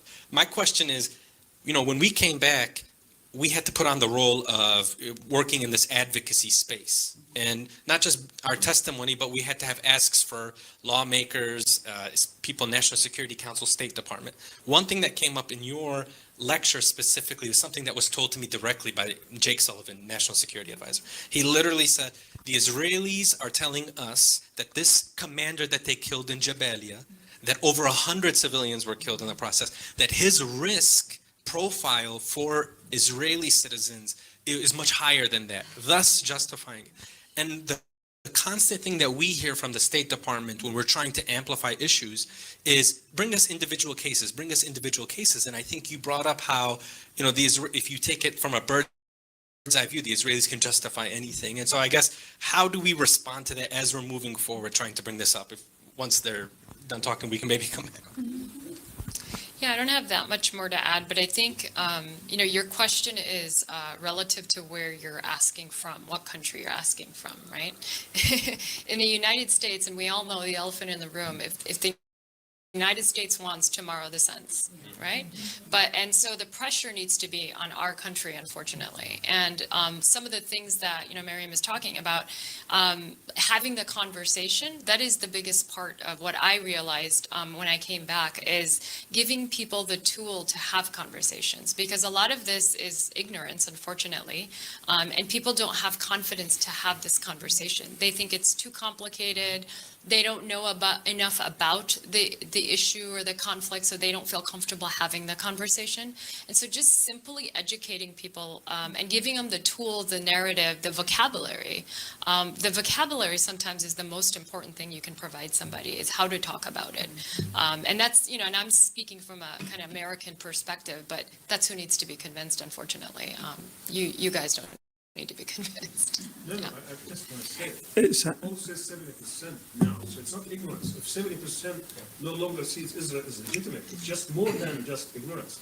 Oh, yeah, absolutely. At this point, yes. But even so, even if they're not ignorant, they still don't have the confidence to talk about it, because there is a lot of history involved. There's a lot of education that does need to be had, because people, they only know what they're indoctrinated with in the United States. And I'll tell you, and both of us, we were born in the United States, so we know what the school system and the education system indoctrinates in you.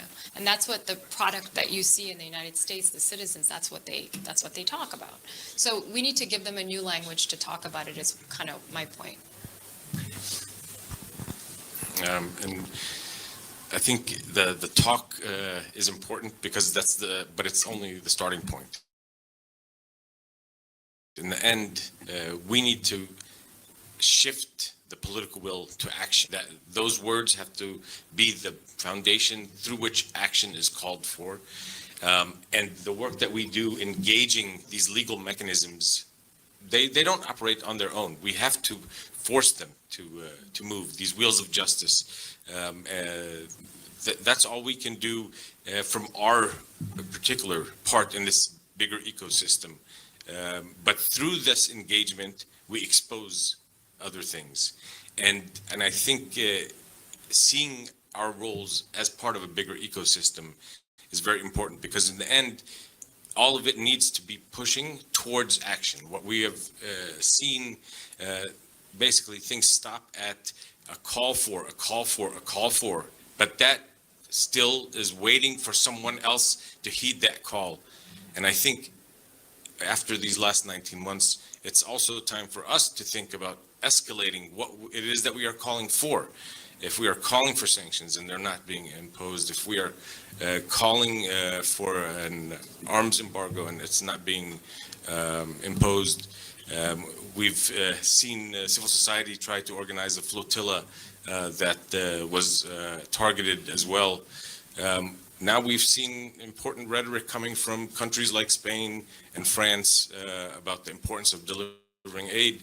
Well, maybe we need to escalate our call and call on them to take the action necessary and bring the aid directly and potentially put themselves in conflict with the Israeli position, but an armada of aid coming using their naval ships to deliver the aid also falls within the justification of international law, the ensuring compliance with international humanitarian law, the responsibility to protect. All of these things allow for states to take action if there's a political will to do so. But in order for them to take that step, there needs to be pressure that comes from the individuals, the public, civil society, and other actors that hopefully will lead them to take such an action. Thank you so much. Unfortunately, we have to end it here. We will move immediately to the next session, to the grand finale, to the creme de la creme. Thank you so much.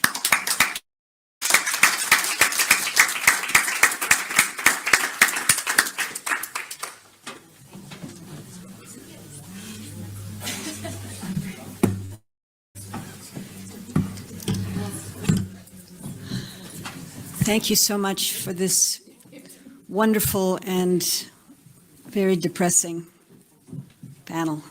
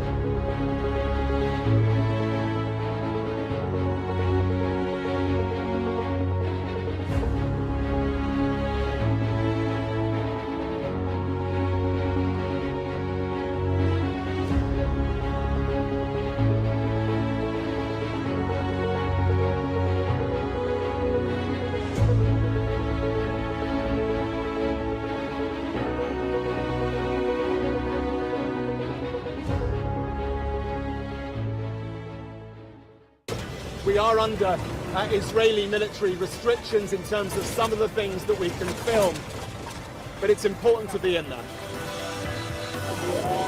What a slow drive for the president as he approaches his golf club. Free wherever you get your news. I'm Mark Stone and I'm Sky's correspondent based here in Washington, D.C.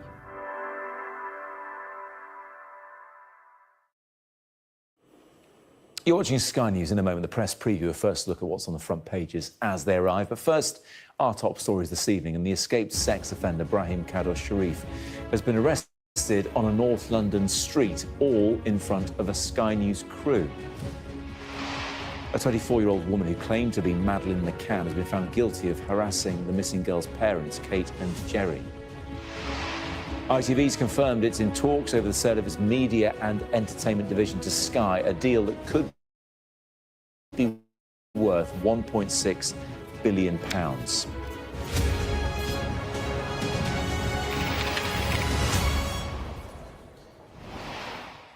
You are watching the press preview. It's a first look at what's on the front pages as they arrive, and it's time to see what's making the headlines with the political commentator Benedict Spence and the Guardian columnist Zoe Williams. They'll be with me from now until just before midnight. So let's see what is on some of those front pages. And the eye hears that a group of Labour MPs who only entered Parliament last year are now plotting to oust Keir Starmer if plans to break an election promise by raising income tax go ahead. According to The Times, the Chancellor Rachel Reeves intends to roll back many retirement benefits afforded to workers who pay into salary sacrifice pension savings schemes. The Mail suggests that the young woman who was today convicted of harassing but cleared of stalking Madeleine McCann's family had amassed a large social media following who indulged her mistaken belief that she is the missing child. The Mirror quotes Kate and Jerry McCann saying they hope Julia Wandelt gets the help that she needs. Following allegations that a Panorama documentary used clips of Donald Trump that were edited in a misleading fashion, The Telegraph is reporting that White House Press Secretary Caroline Levitt has described the BBC as 100% fake news. The Sun understands that having recently had their royal titles removed, Andrew Mountbatten Windsor and Sarah Ferguson are rarely speaking to each other and finding themselves isolated despite living in the same rather large mansion. According to the Financial Times, American tech firms with heavy investments in AI have collectively lost more than $1 trillion in value in the last week alone. The Express launches its Christmas appeal, which this year aims to fundraise for children who need new wheelchairs. While the Star writes that a young socialite who is heir to the Guinness fortune has annoyed her neighbours by painting her house bright pink in tribute to Barbie. And we're joined tonight by Benedict Spence and Zoe Williams. Good to see you both. Let's head straight to that first story we mentioned there, Zoe, at the front of the eye, and these newbie MPs plotting to unseat Starmer. This will be the same newbie MPs who didn't want to vote through those changes to the welfare state as well, I guess. Interestingly, the welfare reform rebels were quite a mixed bag, and it looked at that time as though the reason they weren't all newly incoming MPs was because Keir Starmer and his team maintained an iron grip on the selection process in the run-up to that 2024 election, general. So, everybody on the left was tearing their hair out and saying, how are really decent would-be politicians supposed to get on the list when it's being so closely guarded on behalf of the kind of centre-right and the Morgan McSweeney faction? It appears that even though they kept that iron grip, it wasn't quite iron enough. No. Or the newbies have sort of found their fire after going into Parliament, which is actually quite an unusual thing to happen. I mean, I remember at the time that the government didn't get through what it wanted, someone was complaining that a lot of these newbies thought they were JFK and they were coming with this idealism. I mean, what a problem to have, a vast majority, Benedict, but one that doesn't necessarily toe the line. Yes, and, not able to cut spending, not able to raise taxes, because either way you'll end up, annoying a critical mass of people. It's an unenviable position for Starmer to be in. But something ultimately has to give, unless they just want the doom loop and the death spiral to continue. Yeah. And, the thing is, right now, raising income tax is... mean, we all know that it's not going to go down particularly well, especially since we've all seen the footage of Rachel Reeves saying that's absolutely not going to happen. So the Tories and Reform and anybody else are going to just sort of plaster that everywhere. They're going to play that on repeat. That's probably, if this does go ahead, that probably sets a bit of a timer, I would say, on her, and probably therefore puts a lot of pressure on Keir Starmer. But then the question is going to be, if you do try to oust Starmer, and let's say hypothetically you do, who replaces him and what is the grand strategy? Because you'll be left with the exact same problems. And yes, he may be very unpopular, but if your new champion comes in and is also not able to square that circle and the new chancellor isn't able to, you find yourself in the exact same situation. You said he. I Do you think it's going to be David Lammy? Did I say You he? did say. Did I say he? More likely it's going to be she, isn't it? I mean, it's the Labour Party. When have they ever had a female leader? It's going to be a he. There we go. There's a bet. Yeah, okay. But Angela Rayner's watching right now thinking, I'm going to prove you wrong. But that's for another time. So just to row back for 1 second, when Ange left, and they brought, and he had that reshuffle, and Pat McFadden was given that job of forcing through welfare reforms. It was explicitly because he's a bit of a street fighter, and I think the thinking was he could probably get past these rebellious MPs. Now, it looks like he hasn't been able to, and they are in the situation of who next. But I disagree with you about anybody who comes in is going to be faced with exactly the same problems, because even though they do have these kind of, you know, if you prefer the gravity problems, the thing that causes the plane to fall out of the air is always gravity. So they've got the same problems that Johnson had or Truss had or everybody had. Yeah. But they've got specific problems as well of Keir Starmer having no real obvious vision. So you won't follow him somewhere difficult because you don't know that he knows where he wants to go anyway. And I think there are candidates in the Labour Party who could do a better job of saying difficult things with a mind to sunlit uplands. Nobody believes they're following Keir anywhere sunlit. So that's one problem. The second problem is that he just doesn't have a base. He doesn't have a really super loyal base in the party. If you think, I mean, I know it's crazy to think back to Blair Brown years because they're so long ago now. Yeah. But they used to, you know, the reason we talked about that was because both those politicians had these extraordinary factions who were a real match for each other,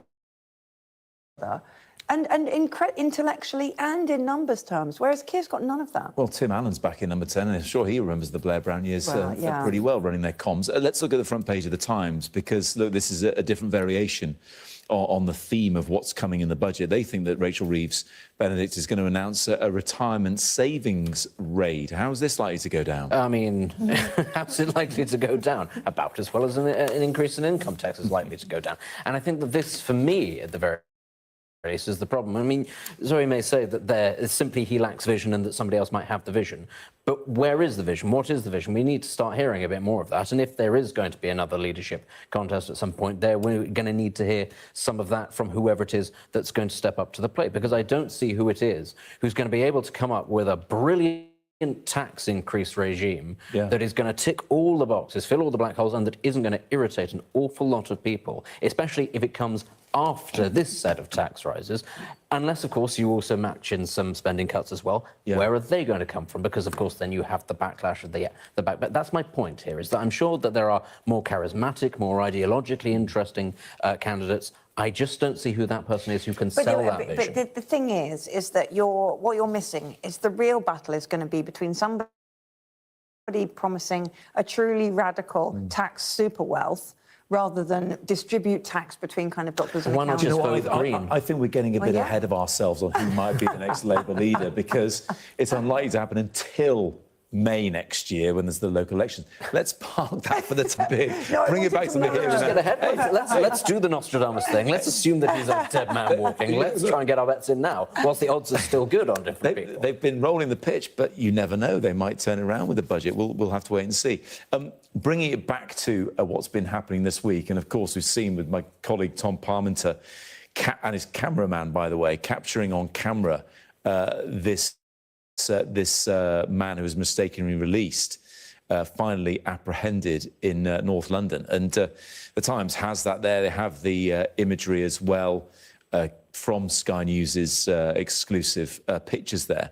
But a week without calamity, Starmer should be so lucky, because, look, while this man was now back behind bars this evening, and the other man who's released from Wandsworth by mistake turned himself in there yesterday.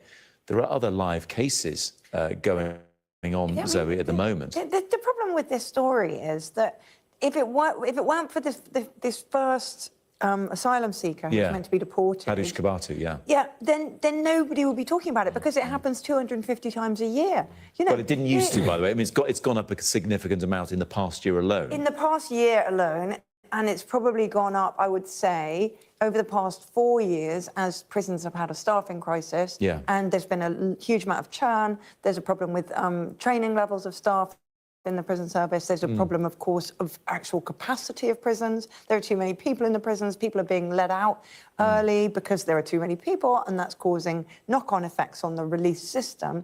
So through the gate services are in crisis anyway, but it's got to the point now where anybody who wants to keep this story alive is probably going to find one every fortnight. I mean... I mean, that's one way of looking at it. The fact that we are paying attention to this, I mean, this is still prisoners being released by mistake, and it seems that all political parties agree one is one too many. Oh, yeah, I'm not minimising the seriousness of it, but it was salient to me listening to kind of the centre-right media earlier in the week. Nick Ferrari was saying, Keir Starmer's off, and he was playing the Copacabana music, but Keir's at COP30, you know, it's really, it couldn't be more important. And the Copacabana's in Rio. He's in Belém, which is hundreds of miles away. Just a minor detail. OK, now, maybe that was my mistake and it wasn't the Copacabana music, but he was talking as though his trip to Brazil was completely frivolous. And it just shows what a kind of media narrative can do to your government's agenda. It can completely strip you of your ability to make those decisions. This would actually be a really straightforward one for Labour to actually get a bit of a win on, because they could just point very straightforwardly to who is responsible. And it's not even Johnson or Sunak or anybody like this. It goes straight back to George Osborne and austerity. That's actually where the problems came, because the criminal justice system, the Ministry of Justice, was the single department that received the largest set of cuts of any, because the coalition government weighed up the pros and cons and said, well, people don't like lawyers and they don't like prisoners, so they will be happy with money not being spent on them. So that would be a really easy sell, and they're still not managing to sell it very well. But honestly, if that worked, then it would work on everything, right? If no, just this one specifically. No, it is important to say that this one specifically. No, this specifically. You can't say it about the NHS or anything. Foreign aid or anything like that. Specifically, the Ministry of Justice, they took a sledgehammer to, which the Tories, of course, being the party of law and order, should have been the ones to have gone, no, actually, that's the one that gets ring-fenced. They are responsible downstream of all of this. They also took an absolute sledgehammer to local authority funding, and that's what's caused a huge amount of social cohesion, social care, every problem that you could name. That's not the story on the front page that we're talking about today. It never works blaming the coalition. Just pick up on your point, Benedict, because people are focused on prisons here, but actually it certainly seems in the case of these two men, it was miscommunication coming from the courts. Two Smiths together, and there's a mistake there, and certainly, apparently, with this latest man, they sent something to Pentonville prison. He was actually in Wandsworth. That happens a lot, actually. That's been happening for a very long time, that prisoners get delivered to the wrong prisons or don't turn up. The fun thing is, though, that the companies in charge of this get paid whether they turn up or not. Very good point. People might be interested to know. So that's your taxpayers' money hard at work. Very good point indeed.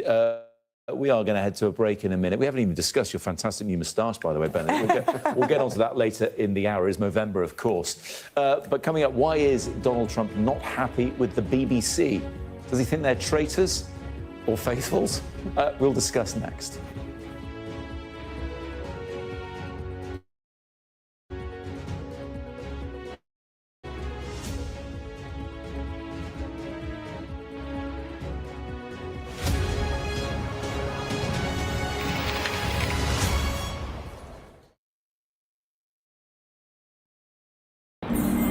A lifeline for millions of people living on both sides of one of the most volatile international borders.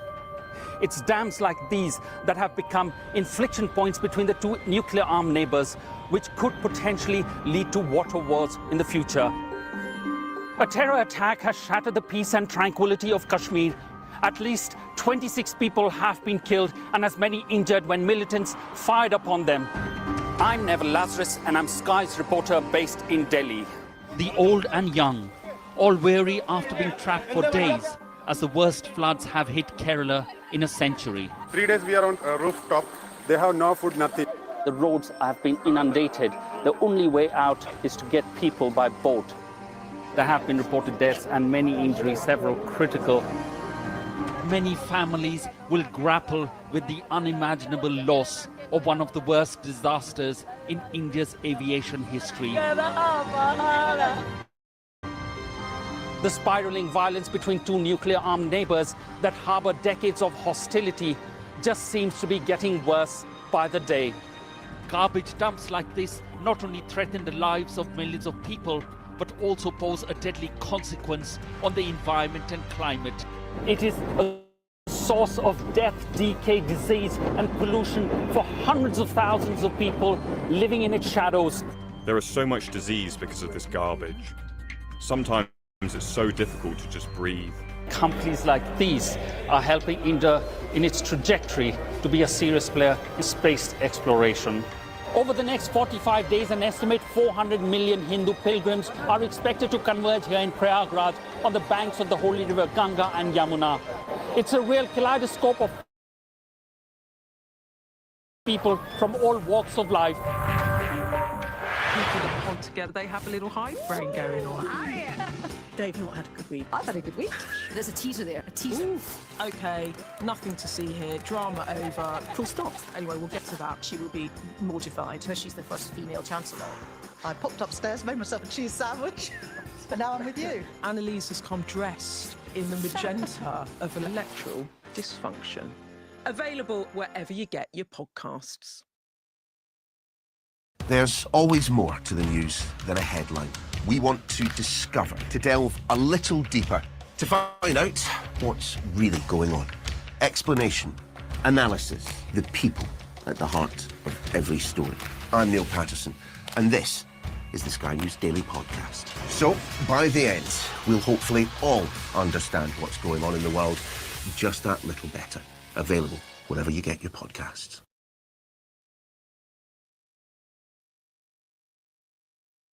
I'm Stephen Murphy, and I'm Sky's Ireland correspondent based here in Dublin.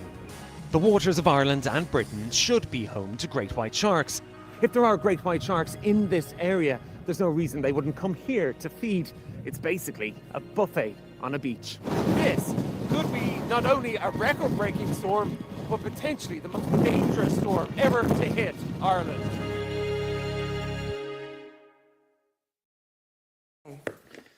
Welcome back. This is the press preview here on Sky News. With me in the studio, Benedict Spence and Zoe Williams. Let's get straight back into the papers. Let's have a quick word on the FT, because tech stocks suffering $1.2 trillion AI sell-off. Little picture of Jensen Huang there, who's the boss of NVIDIA, the world's most valuable company. And, you know, that is an issue. Maybe the bubble's bursting, Benedict, I don't know. But simultaneously, I'd like to talk about that little picture of this man, who looks like he could be on the verge of becoming the world's first trillionaire. Who is he? Who could this devilish man be? Possibly. Could we draw a moustache on him to make it little... This is obviously Elon Musk, everybody's favourite tech titan. Just the household name. Portrait of him next to the king on everybody's wall. He is being offered, I think he has in fact accepted, a new salary is it $1 trillion? He's becoming the world's first trillionaire. He's getting some aims first. Yeah. And this is basically about trying to keep him focused, keep him on track on this one particular company, because of course he has so many companies and so many interests and so many things to tweet all the time that the feeling is that perhaps he needs to just be a little bit more focused on this one particular one. Which is, you know, there are two kind of warring interpretations. One or predictions. One is that there's no way Tesla is getting to $8.5 trillion. Yeah, which is 6 times its current value. Yeah, and it's also an insane amount of to value a company like that. So there's that, and by that reading, the offer of $1 trillion is just to make him feel amazing about himself. And it doesn't really matter whether it's delivered to him, and it doesn't really matter whether he delivers. He just remains on board. The other reading is, of course, depending on how they're getting on any given day, he has so much power now with the American government, with Donald Trump. He has the ability to magic himself up contracts. He has the ability to magic himself up preferential crypto terms. He has, the whole point of tariffs in many ways is to disprefer some companies so that you can prefer others. And that makes, Musk's potential for both growing Tesla and growing Starlink and everything else potentially limitless. Well, him and Trump are getting on again, it seems. Perhaps not like they used to, but they're certainly, they seem to have patched up their differences. Donald Trump, though, is not happy with the BBC, Zoe. This is on the front page of The Telegraph. Trump goes to war on the BBC, saying they're a leftist propaganda machine over their biased editing of a speech of his. This is on Panorama. So he says the editing was biased, and he says the remarks were taken out of context. But there is no taking a remark out of context when you take it from a speech. It's not like they lopped the final line off a theatre review that said "Great night if you hate yourself" for "Great night." It was a very true rendition. But the more serious point underneath this is not really whether or not Trump poses a real threat to the BBC, rather that it's kind of classic of far-right politics, that it frames the media as an enemy and uses the censure and criticism and challenge of the media as proof that the media is somehow corrupted or an elite or ideally a corrupt elite. And that has been Trump's playbook all the way through his own campaigning, of course, with his own media. And now in America, you see a very supine set of broadcasters and publishers who will basically pay him out every time he's offended and sack people, if only for a short time, whenever he doesn't like what they've said. So it's no joke when he takes aim at any media outlet, because it illustrates his own far-right techniques, and it kind of damages the trust all of us have for everything. But I don't think he's going to get the BBC. No. I mean, they have a sizable audience in the US. It has to be said, but also what may well get him is the dollar in people's pockets. We've heard from Mark Stone this evening. He's been looking at that, especially in Pennsylvania, and they're feeling it in their pockets. And the shutdown continues, and there are rumblings of discontent there, and his ratings are heading in the opposite direction as a result. Talking about popularity contests, let's focus on the Times. Benedict, page 2. And the minister says that the former Prince Andrew should testify to Congress. Mr. Andrew Mountbatten Windsor, he's now officially known. Yes, Steve Reed has said, he's not said that he should definitively do it. He says it's up to him whether or not he should do it.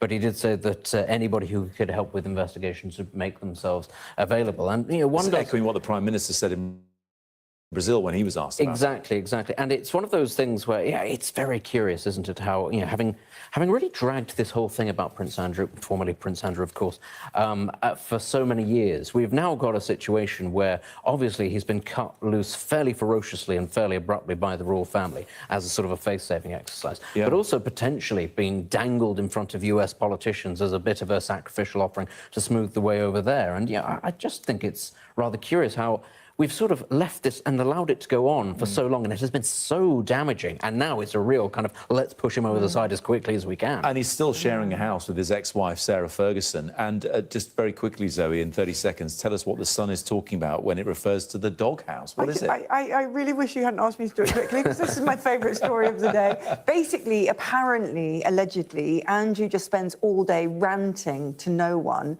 and Sarah Ferguson can't put up with it at all. And she goes to this secret pub called the Doghouse. In the house? In the house, but the Doghouse has members of staff in it, in the house. So she goes and just, unburdens herself to the members of staff in her in-house pub that's called the Doghouse. I was going to say, are they hired to staff the Doghouse, or are they also hiding from Andrew in the Doghouse? We're not quite sure about that. You have to ask, why isn't he just in the Doghouse and then everybody else can be in the regular house? That would make sense. He is in the Doghouse, just not that doghouse. Is he? Thank you both very much indeed for the time being. Coming up next, more of the same on Sky News at 11.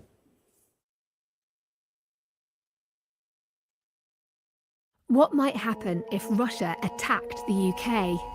This is clearly an enormous show of force. It is definitely out of the ordinary. We ran a war game with former ministers back in the hot seat. Ben Wallace. Amber Rudd. Jack Straw. It's the kind of war game that's genuinely tested inside government. The Russians are signalling that there may be an attack. Russia knows our weaknesses, but do you? I'm Deborah Haynes. From Sky News and Tortoise, this is The War Game. Listen wherever you get your podcasts. We are under Israeli military restrictions in terms of some of the things that we can film, but it's important to be in there. What a slow drive for the president as he approaches his golf club. 4 more years! Free wherever you get your news. I'm Mark Stone and I'm Sky's correspondent based here in Washington, D.C.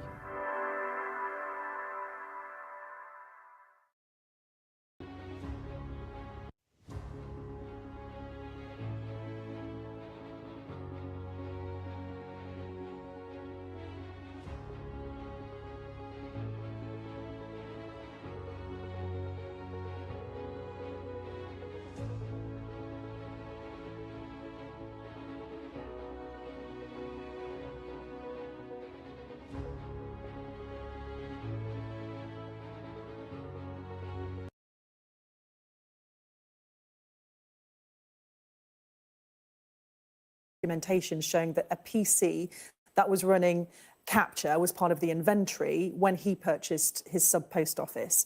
And he said he knows that this PC was used with capture until it was replaced by the infamous Horizon system towards the end of 2000.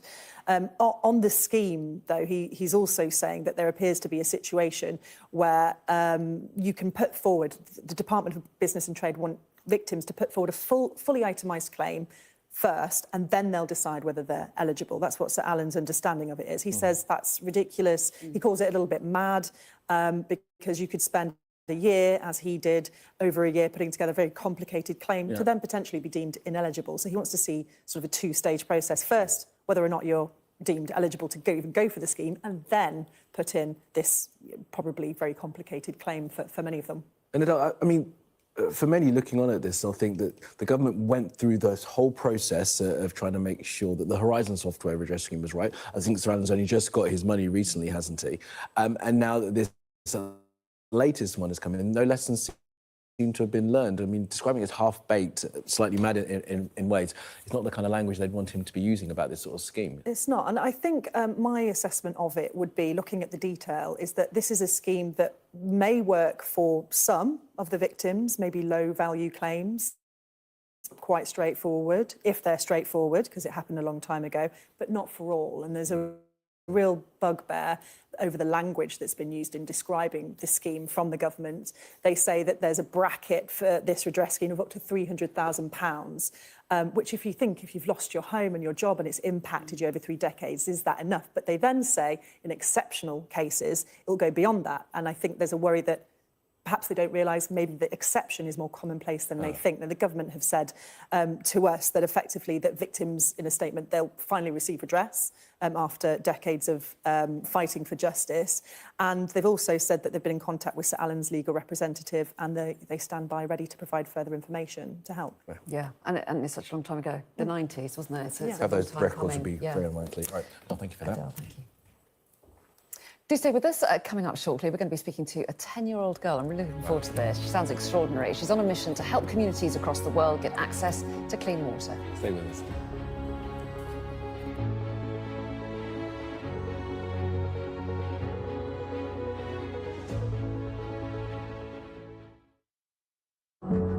She was beautiful, she was bright, she had so much potential. This wasn't an accident. Those individuals that didn't do their job properly, as far as I'm concerned, Nick, they need to be in a dock. I don't know why a local authority would be trying so hard to avoid scrutiny. Is cover-up too strong? I don't think it is. The evidence is there. Nanita should never have died. I've just got so many questions, and I'm not the only one.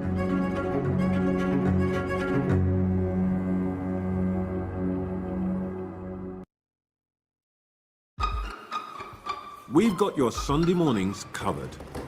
From the front page and the sounds of the streets to the voices of the people who make the major calls and big picture politics beyond Westminster. We'll put you at the heart of our story. I'm ready. Are you? Join me, Trevor Phillips, Sunday mornings on Sky News. I'm Cordelia Lynch, Sky's Asia correspondent, based here in Bangkok. These slums, once gripped by fear and death. There is far less bloodshed now, but it hasn't gone away. Who's asking you to kill? The police will give me the orders, and after I kill the target, I throw the gun away. We try our best to uncover and unpick a fast-changing and deeply complex region. These large waterways provided an excellent source of body disposal. This is the Buriganga River, where victims who'd allegedly been shot dead were dumped.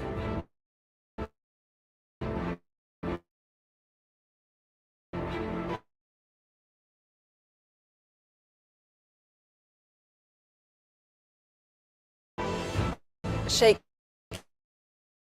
Hasina, how confident that she will stand trial?